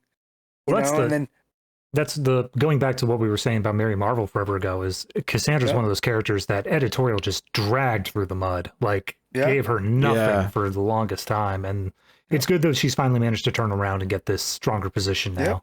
Yeah, I think a couple of things have happened there. I mean, obviously, when they sort of ended her reign as Batgirl, but they gave it to Steph, and that was a great book. So it was like, okay, we're not complaining because there's good stuff happening here. And she was like going by Black Bat for a while, and then obviously when she showed up in New 52, they started calling her Orphan, which was always kind of a crappy name, honestly. Yep. But I think a big part of it is this realization that once we did get to Rebirth, and certainly by now, right? Maybe not the start of Rebirth, but by now we're in a position where the people who are the newer writers are people who actually were reading Cassandra Cain as Batgirl when they were teenagers. And like they're all attached to her in a way that's going to keep her like in some form of relevance for some time. It feels like, and obviously in turn that's going to create more people who care about her. So maybe there'll be this like almost wave of like, oh, this generation kind of missed her, but this next generation we're reading her, so we're all going to care about having her back again. But yeah, I mean, the fact that she has her own book again, obviously Batgirls was a fun book as well, on its own, but she's got a good book right now. And she's always exciting to see pop up. She always fits well into a team dynamic, and I love her as part of the Bat family. It's hard not to love Cassandra Cain. She's such a, you know, and talk about, you know, movies doing a character dirty. That Birds of Prey movie, absolutely. That wasn't Cassandra Cain. It wasn't. It was an absolute name. insult to even use that name in that movie. So, yep, Cassandra Cain, The Silent Night, number 4 for me. All right, or number 5, sorry. Sure. What was your number 4? My number 4 is, here she is, Lois Lane, my favorite non-powered character in all. Well, kind of. We'll get there. I was going to. I suspect another non-powered character's coming up. Yes. However, civilian, whatever you want to call her, you know, she is a character in and of herself. Take out the Superman connections, despite not being, you know, her son is also Superman and all this stuff. She is the lady that runs to trouble, and always been consistent since, I mean, Margot Kidder in the movies I was watching as a kid. You know, probably my taste in partners has been defined by Lois Lane at some point. You know, Terry and Hatcher, yeah, baby. she's great. But yeah, I prefer her when she's not copying her husband's powers and all the stuff that's been going on with her Superwoman. That's particularly a very recent and specific development that I don't think is going to be lingering for too long. Yes, I hope so. But, you know, just hers being the, you know, sometimes you say that she has more guts than Superman does because she's not invulnerable, right? She's not bulletproof. She does things that puts herself into danger for the greater good. And she's just as much as a hero as any of these other people that wear the costumes. Yet, you know, she's just searching for the story. Mm-hmm. Yeah, Lois is great. She's the first lady of comics. She's this fiery character who is so well defined that you can easily do a Lois Lane comic book and never feel like you're missing the other characters that you otherwise associate with Superman, including Superman. It just she's that strong. Hey, that Ruckus Lois Lane book. Yeah, it was very good. Yeah, it was very good. You know, and it always hurts when they don't get it right. Looking at you, Kate Bosworth, and Superman Returns. Mm-hmm. I'm just here to throw shade. Stare blankly back at you, Pete. or underutilized Amy Adams. Mm. It's not Amy's fault, but you know. Yeah. I mean, the portrayal of Lois was actually not even that high in the list of problems for those movies. Like, she was fine in the role. It was everything else that was more of a problem. I mean, have you guys seen like the original Snyderverse plans and where they were going to take Lois and that? Yes. Insane. I don't like it. It makes me want to stab people. Explain for the audience. Long story short, from what I saw, is that eventually they were going to do a love triangle thing where Batman was going to impregnate Lois. And that's what the nightmare's about. Yes, exactly. And it's bonkers. All right. Urge to Kill is rising again. Thank you.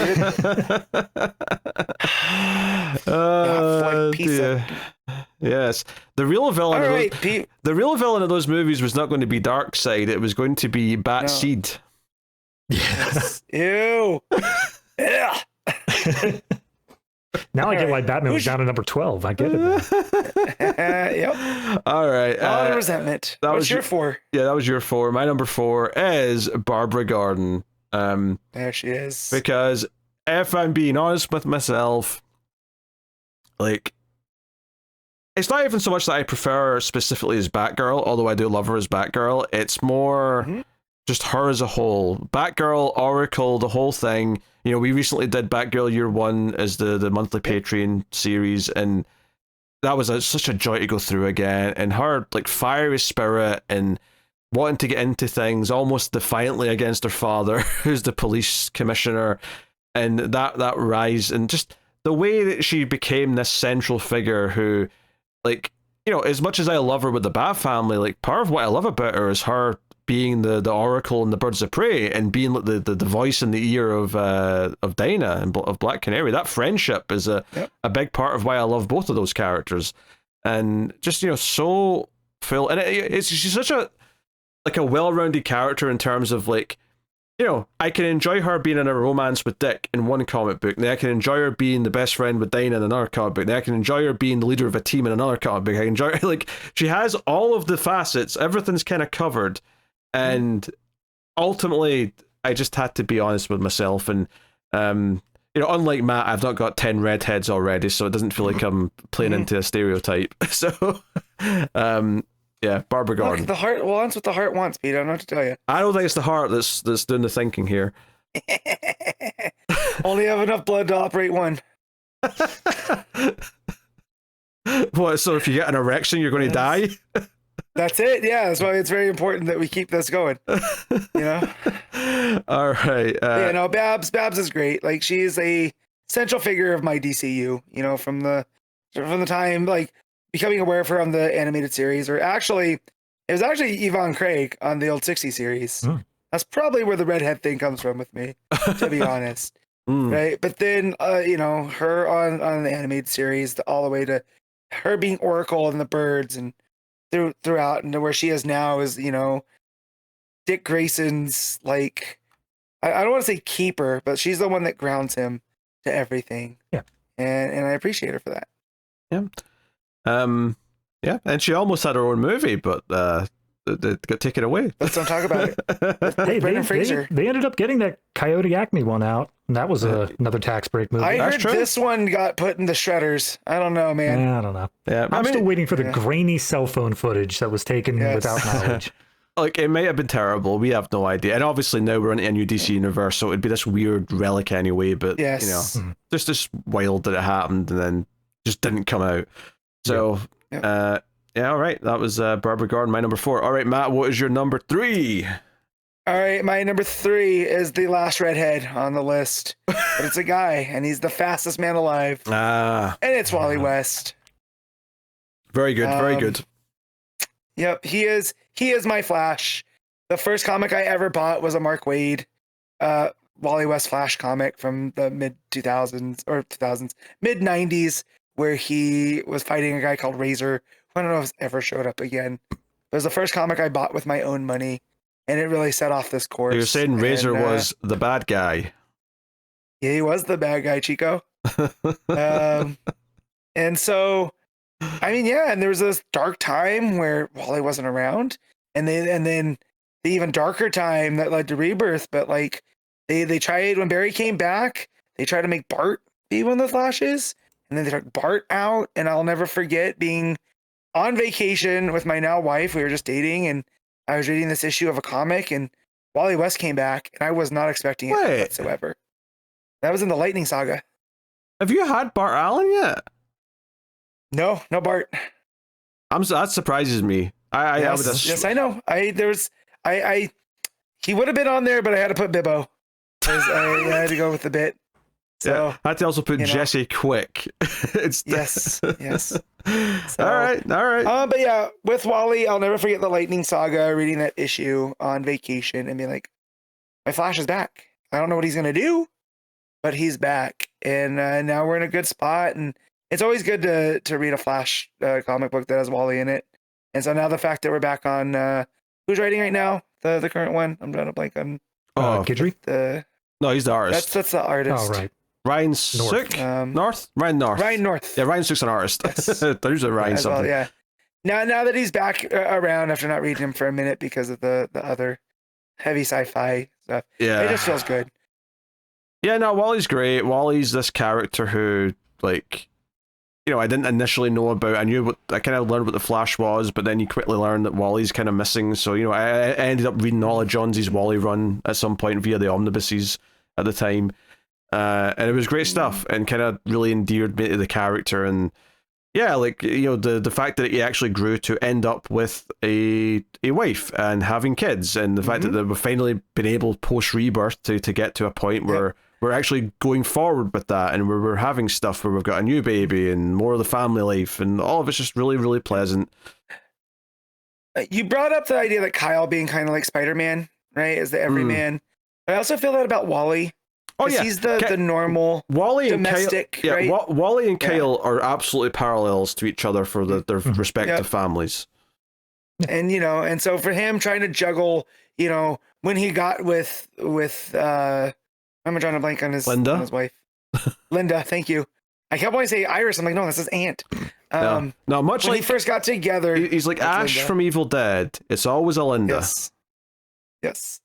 And him trying to juggle his mechanic job and the Flash and all this other stuff, reading the John series. I was like, oh man, relatable. I like this guy, and his rogues gallery, the fact that he makes friends with them and he always tries to hear them out before anything, which then makes it like when Zoom comes up that much more and that much twisted, and that can only exist because we know the heart at what makes Wally work, but yeah. Yeah. By the way, I found that Razor character, and I just did a quick check. He had exactly 4 comics ever published. There we go. And I have one of them. Very good, very good. Yeah. No, Wally's great. Wally's phenomenal. He was this beacon, like that was like the entire Rebirth one shot that kicked everything off was all based around Wally West is coming back, baby. And I remember the build up to Rebirth and like I read that Titans Hunt miniseries, Yeah. and the end of that final issue, like there was a lightning strike in the sky, and it was basically saying Wally's back next week, and it was like, F yeah, like we're doing it, we're actually doing it. Oh, good stuff. So good. All right, so that was your number 3. All right. Here's where it gets interesting. Yeah, well, my number 3, and this will be a hold, is Superman. Yep. So there's a chance that we're lining up on number 2. There's a chance. Maybe. Trying to think who's left. You guys have done the Trinity, except for like what each of you is missing one. Well, let's see. We'll find out. Yep. All right. Well, in that case, Matt, what was your number 3? Number 2. No, we already did my number 3. Yeah, number 2. Number 2. Yeah, number 2. And this is by and far one of the characters that I absolutely have grown up with from the time I was a kid, and it is Dick Grayson, Nightwing. That is a hold. Oof. Sorry, David. No one's lining up. Nope. I really thought we were gonna line up on Nightwing. All but right. I see what you did. Yep. Matt, as long as you don't have number 1 as Jason Todd, I still get a bingo. Yes. You don't know. You don't know. All right. Yeah. So I guess here now we have to talk about I feel like the rest of them are holds. Well, no, because I have to do my number 2. Right? Yeah.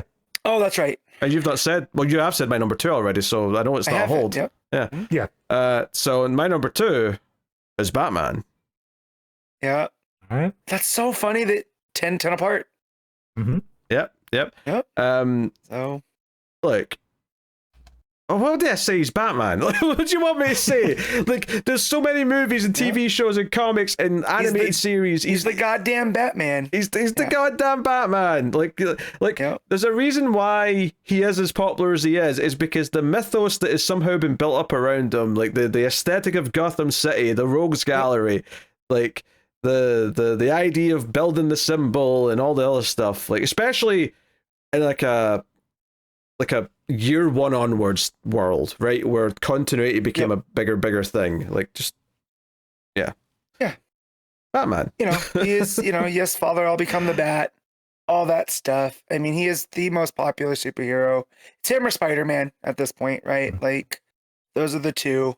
And for as much as I like to joke that I like Batman, he's overrated. There's a reason he's so iconic. Yep. Right? There's a reason why there's so many titles with Batman. And then besides that, he draws the writers that want to tell a story, Oh yeah. Because every writer has a Batman story they're dying to tell. Yep. And there's a reason for that. They all want to. And it's just so funny because it's so specific. This man that dresses as a bat. It's so. Well, that's the thing is, I look back at the history of the character, and obviously, he had solid runs prior to Crisis, prior to Alan Moore taking him on. Or sorry, not Alan Moore, Frank Miller. But then once the Frank Miller story is happening, it felt like there was just this, almost like a whirlpool, where he's had so many good stories that elevates his character, that makes writers want to write for him, which makes more stories happen. It just like is a vicious cycle that feeds into itself of making him have more depth. I mean, my favorite book last year was a Batman book. It was Dark Patterns. Mm-hmm. Like, I was one that was ready, and it was Hayden Sherman, he's on the art, but it was Dan Waters who telling these, like, yes, they're Batman stories, but they're also horror, true crime through that superhero lens. And Batman fits perfectly into that. Like, you couldn't do something similar with a lot of the other characters. Yeah. Batman, it fits. And he lends himself to that. And that's part of the reason, like, I get into so many arguments with people, because there is a brand of Batman fan that is he's everything, therefore he's the best. And it's like, well, I don't feel like you're engaging with the character then, because if you like him because he's the, quote, best at everything, where's the drama? If he's always going to get out, the Batman always has the answer, right? And then that's where we get the whole because Batman meme. And we've definitely read stories where that's a detriment, right? Mhm. But where it's definitely not as interesting as it could be because, Batman can fall from space and take his cape and slow himself down enough. And it's just like, nah, man, it's not why I want to read Batman. I mean, you're right to an extent where like people can take it too far when you have the Bat God stuff going on. But I think even like the more current run and stuff like that are focused on this idea of the Batman who is there to protect the neighborhood, like the Batman who can present himself to the public and be a shining beacon rather than the Dark Knight sort of thing. The scary. So there is this aspect to him where he can be everything. It's just a difference of it's more in tone. It's more of the idea if he can be everything in terms of, do you want a more uplifting story? You can have Batman. Right. Do you want those horror stories? You can still have Batman. Yeah. Yeah. For sure. He's just the rise over the past 30 years to kind of being the most popular comic book character has been kind of interesting to watch, because there was a time when it was looking pretty rough, like after those Schumacher movies came out, and like the comics were actually quite good in that era, but like, that was a relatively niche thing for the mass world, so it's just kind of wild how things have went. But no, he's a goddamn Batman. Goddamn Batman. All right, it's time. It's number one time. So I'll just tell you what Matt says, and that's what we're going to talk about. Matt's number one is Superman. Correct. Yeah. There he is. He's the reason I read comics, right? So I have the shrine in this office here. There's a lot of Superman stuff around. My first tattoo was Superman. I was the Smallville guy in high school. So God, I want to stuff you in a locker. I was doing the locker stuffing. Thank you. Or she were you? Although Superman would not have been proud of me. I'll tell you that much. But yeah, my love of comics comes down to Superman, which watched the Christopher Reeve movie probably too many times as a child. And it led to this whole concept of comic books. And then, all the animated series. But it all started as 3-year-old me running around the house with a towel around my neck saying I was Superman. And here we are now, all these years later. Yeah, I grew up watching the movies, and growing up, I watched Lois and Clark, New Adventures of Superman, so I had a love for the character, and I kind of fell away from both Superman and Batman, because those were the two things that I was into, and I fell away from it, because it seemed like there was like a weird phase when I hit about 10, where I'm like, oh no, I'm not into kiddie stuff anymore, so you go a few years without watching anything like that, and then Batman Begins came out, and I'm like, this is awesome, I love this. I you know what, I have judged my like of superheroes incorrectly. I must still be into these. And I went out the next day and I bought the Superman movies in DVD at the time, because I'm like, I want to watch these again, see how I feel about them now. And maybe not all of them held up, but generally speaking, I had a good time, and I'm like, yeah, like, this first one is amazing, and then 2 is pretty good, and like there's weird nostalgia for 3 and 4, even though they're not great movies, and so on. So, and then obviously that's when I started reading comic books, and after a bunch of Batman comics, the other character that I was already interested in was Superman. So that's where I started reading For All Seasons and other books of that nature. Yep, I was gifted by my dad when I graduated, which he thought he had found this fine. It was like a Superman 75 signed by the writer at a comic shop, and he got it for me for my graduation. Is that it was framed? Is that in the middle of Death of Superman? I believe so. It's in a blind bag. I've never opened it because again, the outside of the bag is signed, and I have it put away. I used to have it on display at the old house and stuff. But yeah, that was one of my graduation gifts. That's the one with the cape all tattered as like a flag. Okay. Right, yeah. Yep. Gotcha. That's what I figured. Yeah, no, obviously, like Superman, obviously, there's been some incorrect interpretations of Superman here or there throughout the years, both in movies and in comics, but when he's nailed and he is that character who tries to do the right thing no matter what and tries to be a beacon of inspiration, it's unparalleled. He's there. Yeah. And he's going, he is the first superhero, right? So, and he's still going strong, and we're coming up on 90 years of Superman. Yeah, we're coming up on public domain. Superman is what we're coming up on. Oh man, we're gonna get a really terrible horror movie, public domain horror movie. Yeah.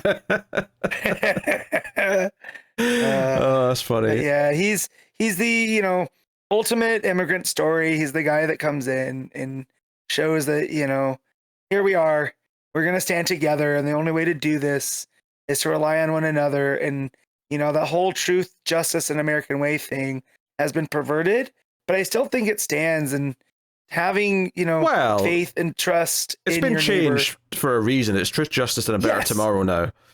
Right. And so, but the point I was getting to is, like, for as terrible things can go, right, there's still Superman as that icon of doing what's right when it's right, because it's right. Yeah. Because besides that whole American way bullshit did not fly outside of America. Everyone else, of course not. Rolled their eyes at that. So I just imagine you over across the pond getting Prince of the Comics, and there's just like a sticky white, like a whiteout over top. So just truth, justice, and let's go, Bibbo. Well, and that's how we got introduced to Manchester Black, right? Was that story goes, what's so funny about truth, justice, the American way, right? And it set all that up. But he's my guy as always, forever. That red cape will always be iconic. All right. Well, my number one. My number two, which should be obvious based on the hold that's still in play, is Dick Grayson. This is an interesting one because, like I said, Batman and Superman were the characters that I grew up with, and obviously Dick was kind of there. He was Robin in the animated series or whatever, and I guess he was kind of in the Schumacher movies, but But this is one where it's more the comic books themselves, and that's kind of almost makes them feel special in a way. Is that it's basically not influenced at all by any outside source. It's purely the comic books and this idea of Dick Grayson being this legacy character who grew up, ran the Titans, became Nightwing, and then the history of that adapting both some Batman and Superman in there, and then going on to be everything he's been, and even being Batman for some time. Which is why it's Dick Grayson. It's not Nightwing that I'm picking. It's Dick Grayson in all of his forms, and the history and all the stuff that comes with that of protecting Bloodhaven, everything. So he's kind of the feel-good story of, like, Batman's the messed up person that got ruined by that night in the alley, and for as much as I love the screwed up guy that is doing the right things, he's still screwed up. Dick Grayson is the one who is able to not be screwed up and still be good. Yeah. Well, he's that whole the saying that it takes a village to raise a kid. He is the DCU version of that, right? Because as he's coming up as Robin, he's seeing all the other heroes as well. So it's not just Batman that he's going to emulate. Yeah. Right? He's going to have a piece of the rest of them. And I think there's also something just to the idea that he grew up. Like, so much about comic books is keeping characters in place and never letting them change or grow old. And while obviously, he's kind of stayed in the same place for a while because comic books, he did get to grow up. He got to advance from being the child to being the teenager to being now this adult superhero. Yeah. So I like how you specifically saying that is the exact reason Didio hated him. Yeah. Because Didio is a dildo, and he should not be allowed near any of these characters ever again. You can't hold Dick Grayson in stasis, or else Dick Grayson doesn't work. Same with Wally West, right? These are characters that grew up with us as we were reading comics, and it makes no difference why they were missing, right? Like, I remember the original plan for Forever Evil was to kill Dick Grayson, and they realized they would start riots within the Comics band if they did do that. So they tried to have their cake and eat it too, and fake kill him. That's what led to the Grayson secret agent type stuff. It was also what was Infinite Crisis? Yeah, the original plan was kill him there, and instead they killed off I think Superboy. Superboy. Was it Bart? Yeah. So Superboy. He's been faced with death multiple times and keeps coming out on top. He can't keep a good dick down. So no, you can't. And again, he's one of our favorites for a reason. Like, he's so high on ours because I feel like we did grow up with him from the time he was Robin to now. I think if you like DC as like a universe, if you like DC, not just one specific character or corner, I think it's hard not to at least appreciate Dick Grayson, if not just love him, because he kind of feels like this just like the best of what the DC can kind of produce in terms of ongoing continuity. So I really want a movie universe to get as far as we can get to the point where we have a Dick Grayson who goes through the full arc. Oh, goes yeah, through Robin, the full of like Titans. starting as Robin, moving away, and becoming his own guy. Because yeah, when you get Batman Forever and Batman and Robin, it's not a full arc. It is No. And It's even condensed. and I'm pretty sure that when we do get him in this universe, if we get that far, it's going to be no, he's already Nightwing and Damien's Robin. That's going to be, we're just going to sort of jump Probably. straight to that. And I get it, Yeah. you know, it's the more interesting part, so I understand it. But But I mean, even then, like this new universe is not afraid to tell things a little bit out of order as well. True. Where we could get some backstory. We could see the development of the character in the universe over time. yeah, maybe it would be Sure. nice. But that is our list. So hopefully you enjoyed those. But before we wrap up here, Dave is going to give us a few stats, and maybe we'll just have a quick, final couple of thoughts about the 10 years of the show. But David, hit us with some statistics. Well, I guess I'm curious, between the both of you, totaled up, which one do you think you had more? More villains or more female characters? Female characters. Email. Correct. It was 17 female characters on Matt's list, 16 on Pete's list, whereas villains, Matt had 12 and Pete had 14. And one of mine was both, right? With Correct, yes. Ivy. Yeah. So That's And Cheetah. Cheetah as well was in there. Cheetah. that's And then- interesting because Yeah. it's interesting that we were so close in number, like 16 and Yeah. 17. It's like neck and neck. Yep. And then between the both of you, individual like names listed off, so not counting duplicates, there were 72 characters. Okay. So I guess that equates to about 25 holds, give or take. But half the list. Yeah. Or it means there was 22 unique characters Mm-hmm. that weren't on. Yeah. No, because it would have had to double up between both of you. Okay. Like you each would have had a unique to fill it. So you had about 50 unique characters, give or take. Oh, okay. Interesting. Mhm. Yep. Okay. I mean, it was an interesting exercise. It's kind of weird mixing villains with heroes. That was kind of the part I struggled with the most. Is how do I compare Bane to Black Canary? Yeah. It's hard. Trying to organize. I was looking at it now. I definitely would move some stuff around still. Yeah. You know. Well, it's going to be constantly, like you said, every week as more books come out, you're going to get a character who's like, oh, I forgot they existed. And now all of a sudden I love them. And they are just going to, like, even just this week, we got the Swamp Thing 1989 book was dropped. And I feel like that's the sort of book where it's going to make you rethink some Swamp Thing things. Yeah. It was so tempting to throw in Kite Man as a joke, kind of number 50, but I had to keep some restraint. I had Killer Moth on my list for a minute, and I was like, I can't have Killer Moth and Bibbo. I have to. I have to go because that was one of the things that I had set up. I was like, I'm going to throw Bibbo in there, and I'll put him in at 50. So we'll start and I get it, and then building from there. But yeah. Just on the back end, because neither of your lists contain Jason Todd, I ended up with 2 bingos. There we go. All right, that's not bad. Yep. Yeah, so I mean, as far as like just it's been 10 years of the show and whatever. It's I think this was a fun exercise. I'd be curious to maybe do a special like this again, like maybe in a year's time. Maybe not a top 50, but like maybe we do like a top 25 writers or something like that. And see how we shape up there. But no, I mean, it's weird. It doesn't feel like 10 years in a lot of ways, but in some ways it does. It's strange. It's very, very, very weird. It feels like we blinked, and I missed a big chunk, during the pandemic because my mental health was spiraling. Yeah. It was hard to care for anything. And now we're coming up on that being like a midpoint. I know. That's the insane thing. I still think of things that were in like 2018 as being like the more recent stuff. And I'm like, no, wait, actually, like we're like 8 years from that. Jesus. I mean, Pete, you started the comics channel to host specifically the comic stuff separate from the Milepost network entirely. And I mean, I've been running that on the back end for 5 years now, give or take. Oh, that's what. Yeah, it doesn't feel like it's been that long. It feels like that's been like a year, or something like that. Exactly. Every once in a while, like YouTube has the analytics, and they'll say like, oh, past 90 days, past 365 days, and then lifetime. And I'm like, 365 days should be enough. Couldn't be that much further outside if I clicked lifetime. That's pretty funny.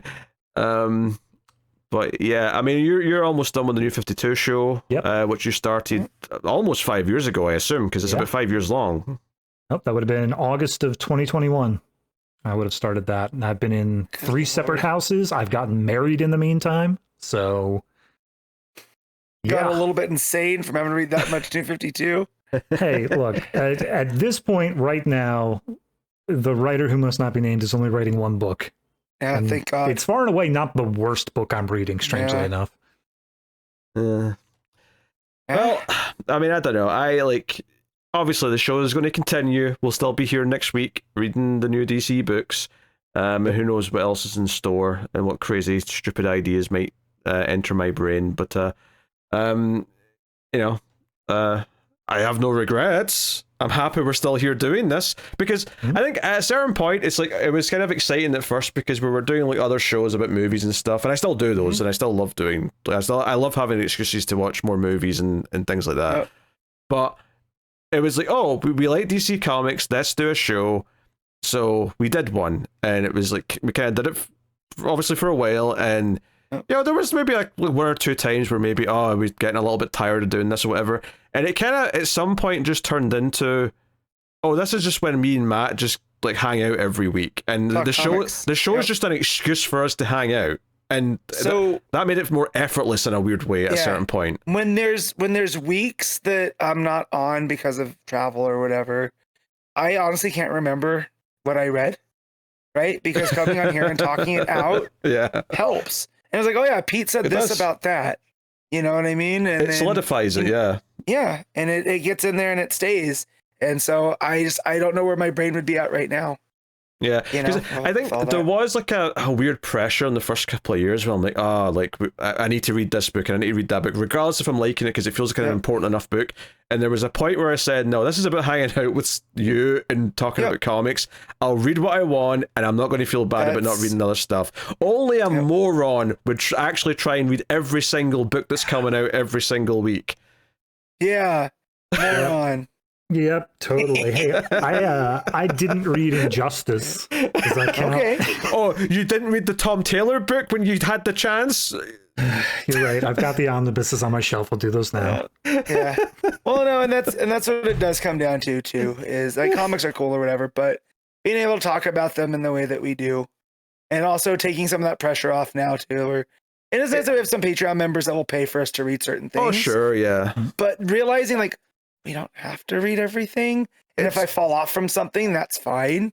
Yeah, it's that, and it's also just like, there's a reason why at a certain point it's like, it's okay if we sit and talk for like movies for 20 minutes at the start of the show. We're just kind of catching up, it's warming up, and then we get into the books, and that's okay. And the timestamps are always there. If someone wants to skip that part, they can always skip it. But absolutely. I mean, even it's just an extra harp on the Patreon thing. I mean, that's how I showed up. That's how I'm even here today, is that I decided spending my hard-earned money to hear about Red Hood. Rich, thank you for your service, because terrorizing Connor is always a benefit. And now I'm sitting in the spot where he once sat. Yeah. Yes. Kind of like Jason Todd. Yeah. I'm worried. Don't go hang out with clowns. Yeah. Stay away from crowbars. Guys, it's okay. I just got a message from my mom. I just need to show up at a warehouse in some other country. Yeah, what you don't see off camera is David's just got a lot of dairy products that he's been poisoning Connor with for the last 2 years. By the way, my favorite Connor story is when he couldn't make recording one day because he got drunk, forgot he was lactose intolerant, ate an entire thing of Pringles that had a milk to them because they were sour cream and onion. Yeah. And couldn't make recording. And it's still my favorite story. Honestly, surprisingly, a lot of Pringles flavors have technically milk listed in the ingredients. For some reason, that's an ingredient in Pringles. So, and he didn't eat 1 or 2. He ate the entire thing. So, right. Well, guys, dear. I think we gotta wrap up because I'm pushed up against my limit. Oh yeah. I mean, this is the longest episode we've ever done. I mean, there's a couple of little bits to edit because we had to restart the calls or stop for a piss or whatever. But the recording right now is sitting at 4 hours and 52 minutes. Yep. I 52. Yeah, 52. Yeah, you go. Oh, we should keep going till 5 hours 20 just for the full. Brother, I can't. I'm dangerously close to being late to an event. Or else doing that bit would be fully appreciated. Yeah, all right. Yeah, we'll have to wrap up. But yeah, thanks for joining us. Thanks for being here for, whether you've been here for a couple of weeks or all 10 years. Here's to maybe 10 more. I mean, who knows? 10 more years. Who could say? But we'll be back next week and we'll see you for that. Otherwise, I can tell you that the next Patreon series we're doing, the winner of that vote was Alan Moore's Swamp Thing Book 1. So we'll be kicking off that in the month of May. So look forward to that on Patreon. You can support us on Patreon, patreon.com/MailFuzzTV. Get to vote in the thing once a month and that Patreon series, blah, blah, all that usual stuff. Like, subscribe. Thanks so much for joining us. We'll see you guys next time. Keep reading comics and remember to never get lost in the Speed Force. And Connor Kent does exist.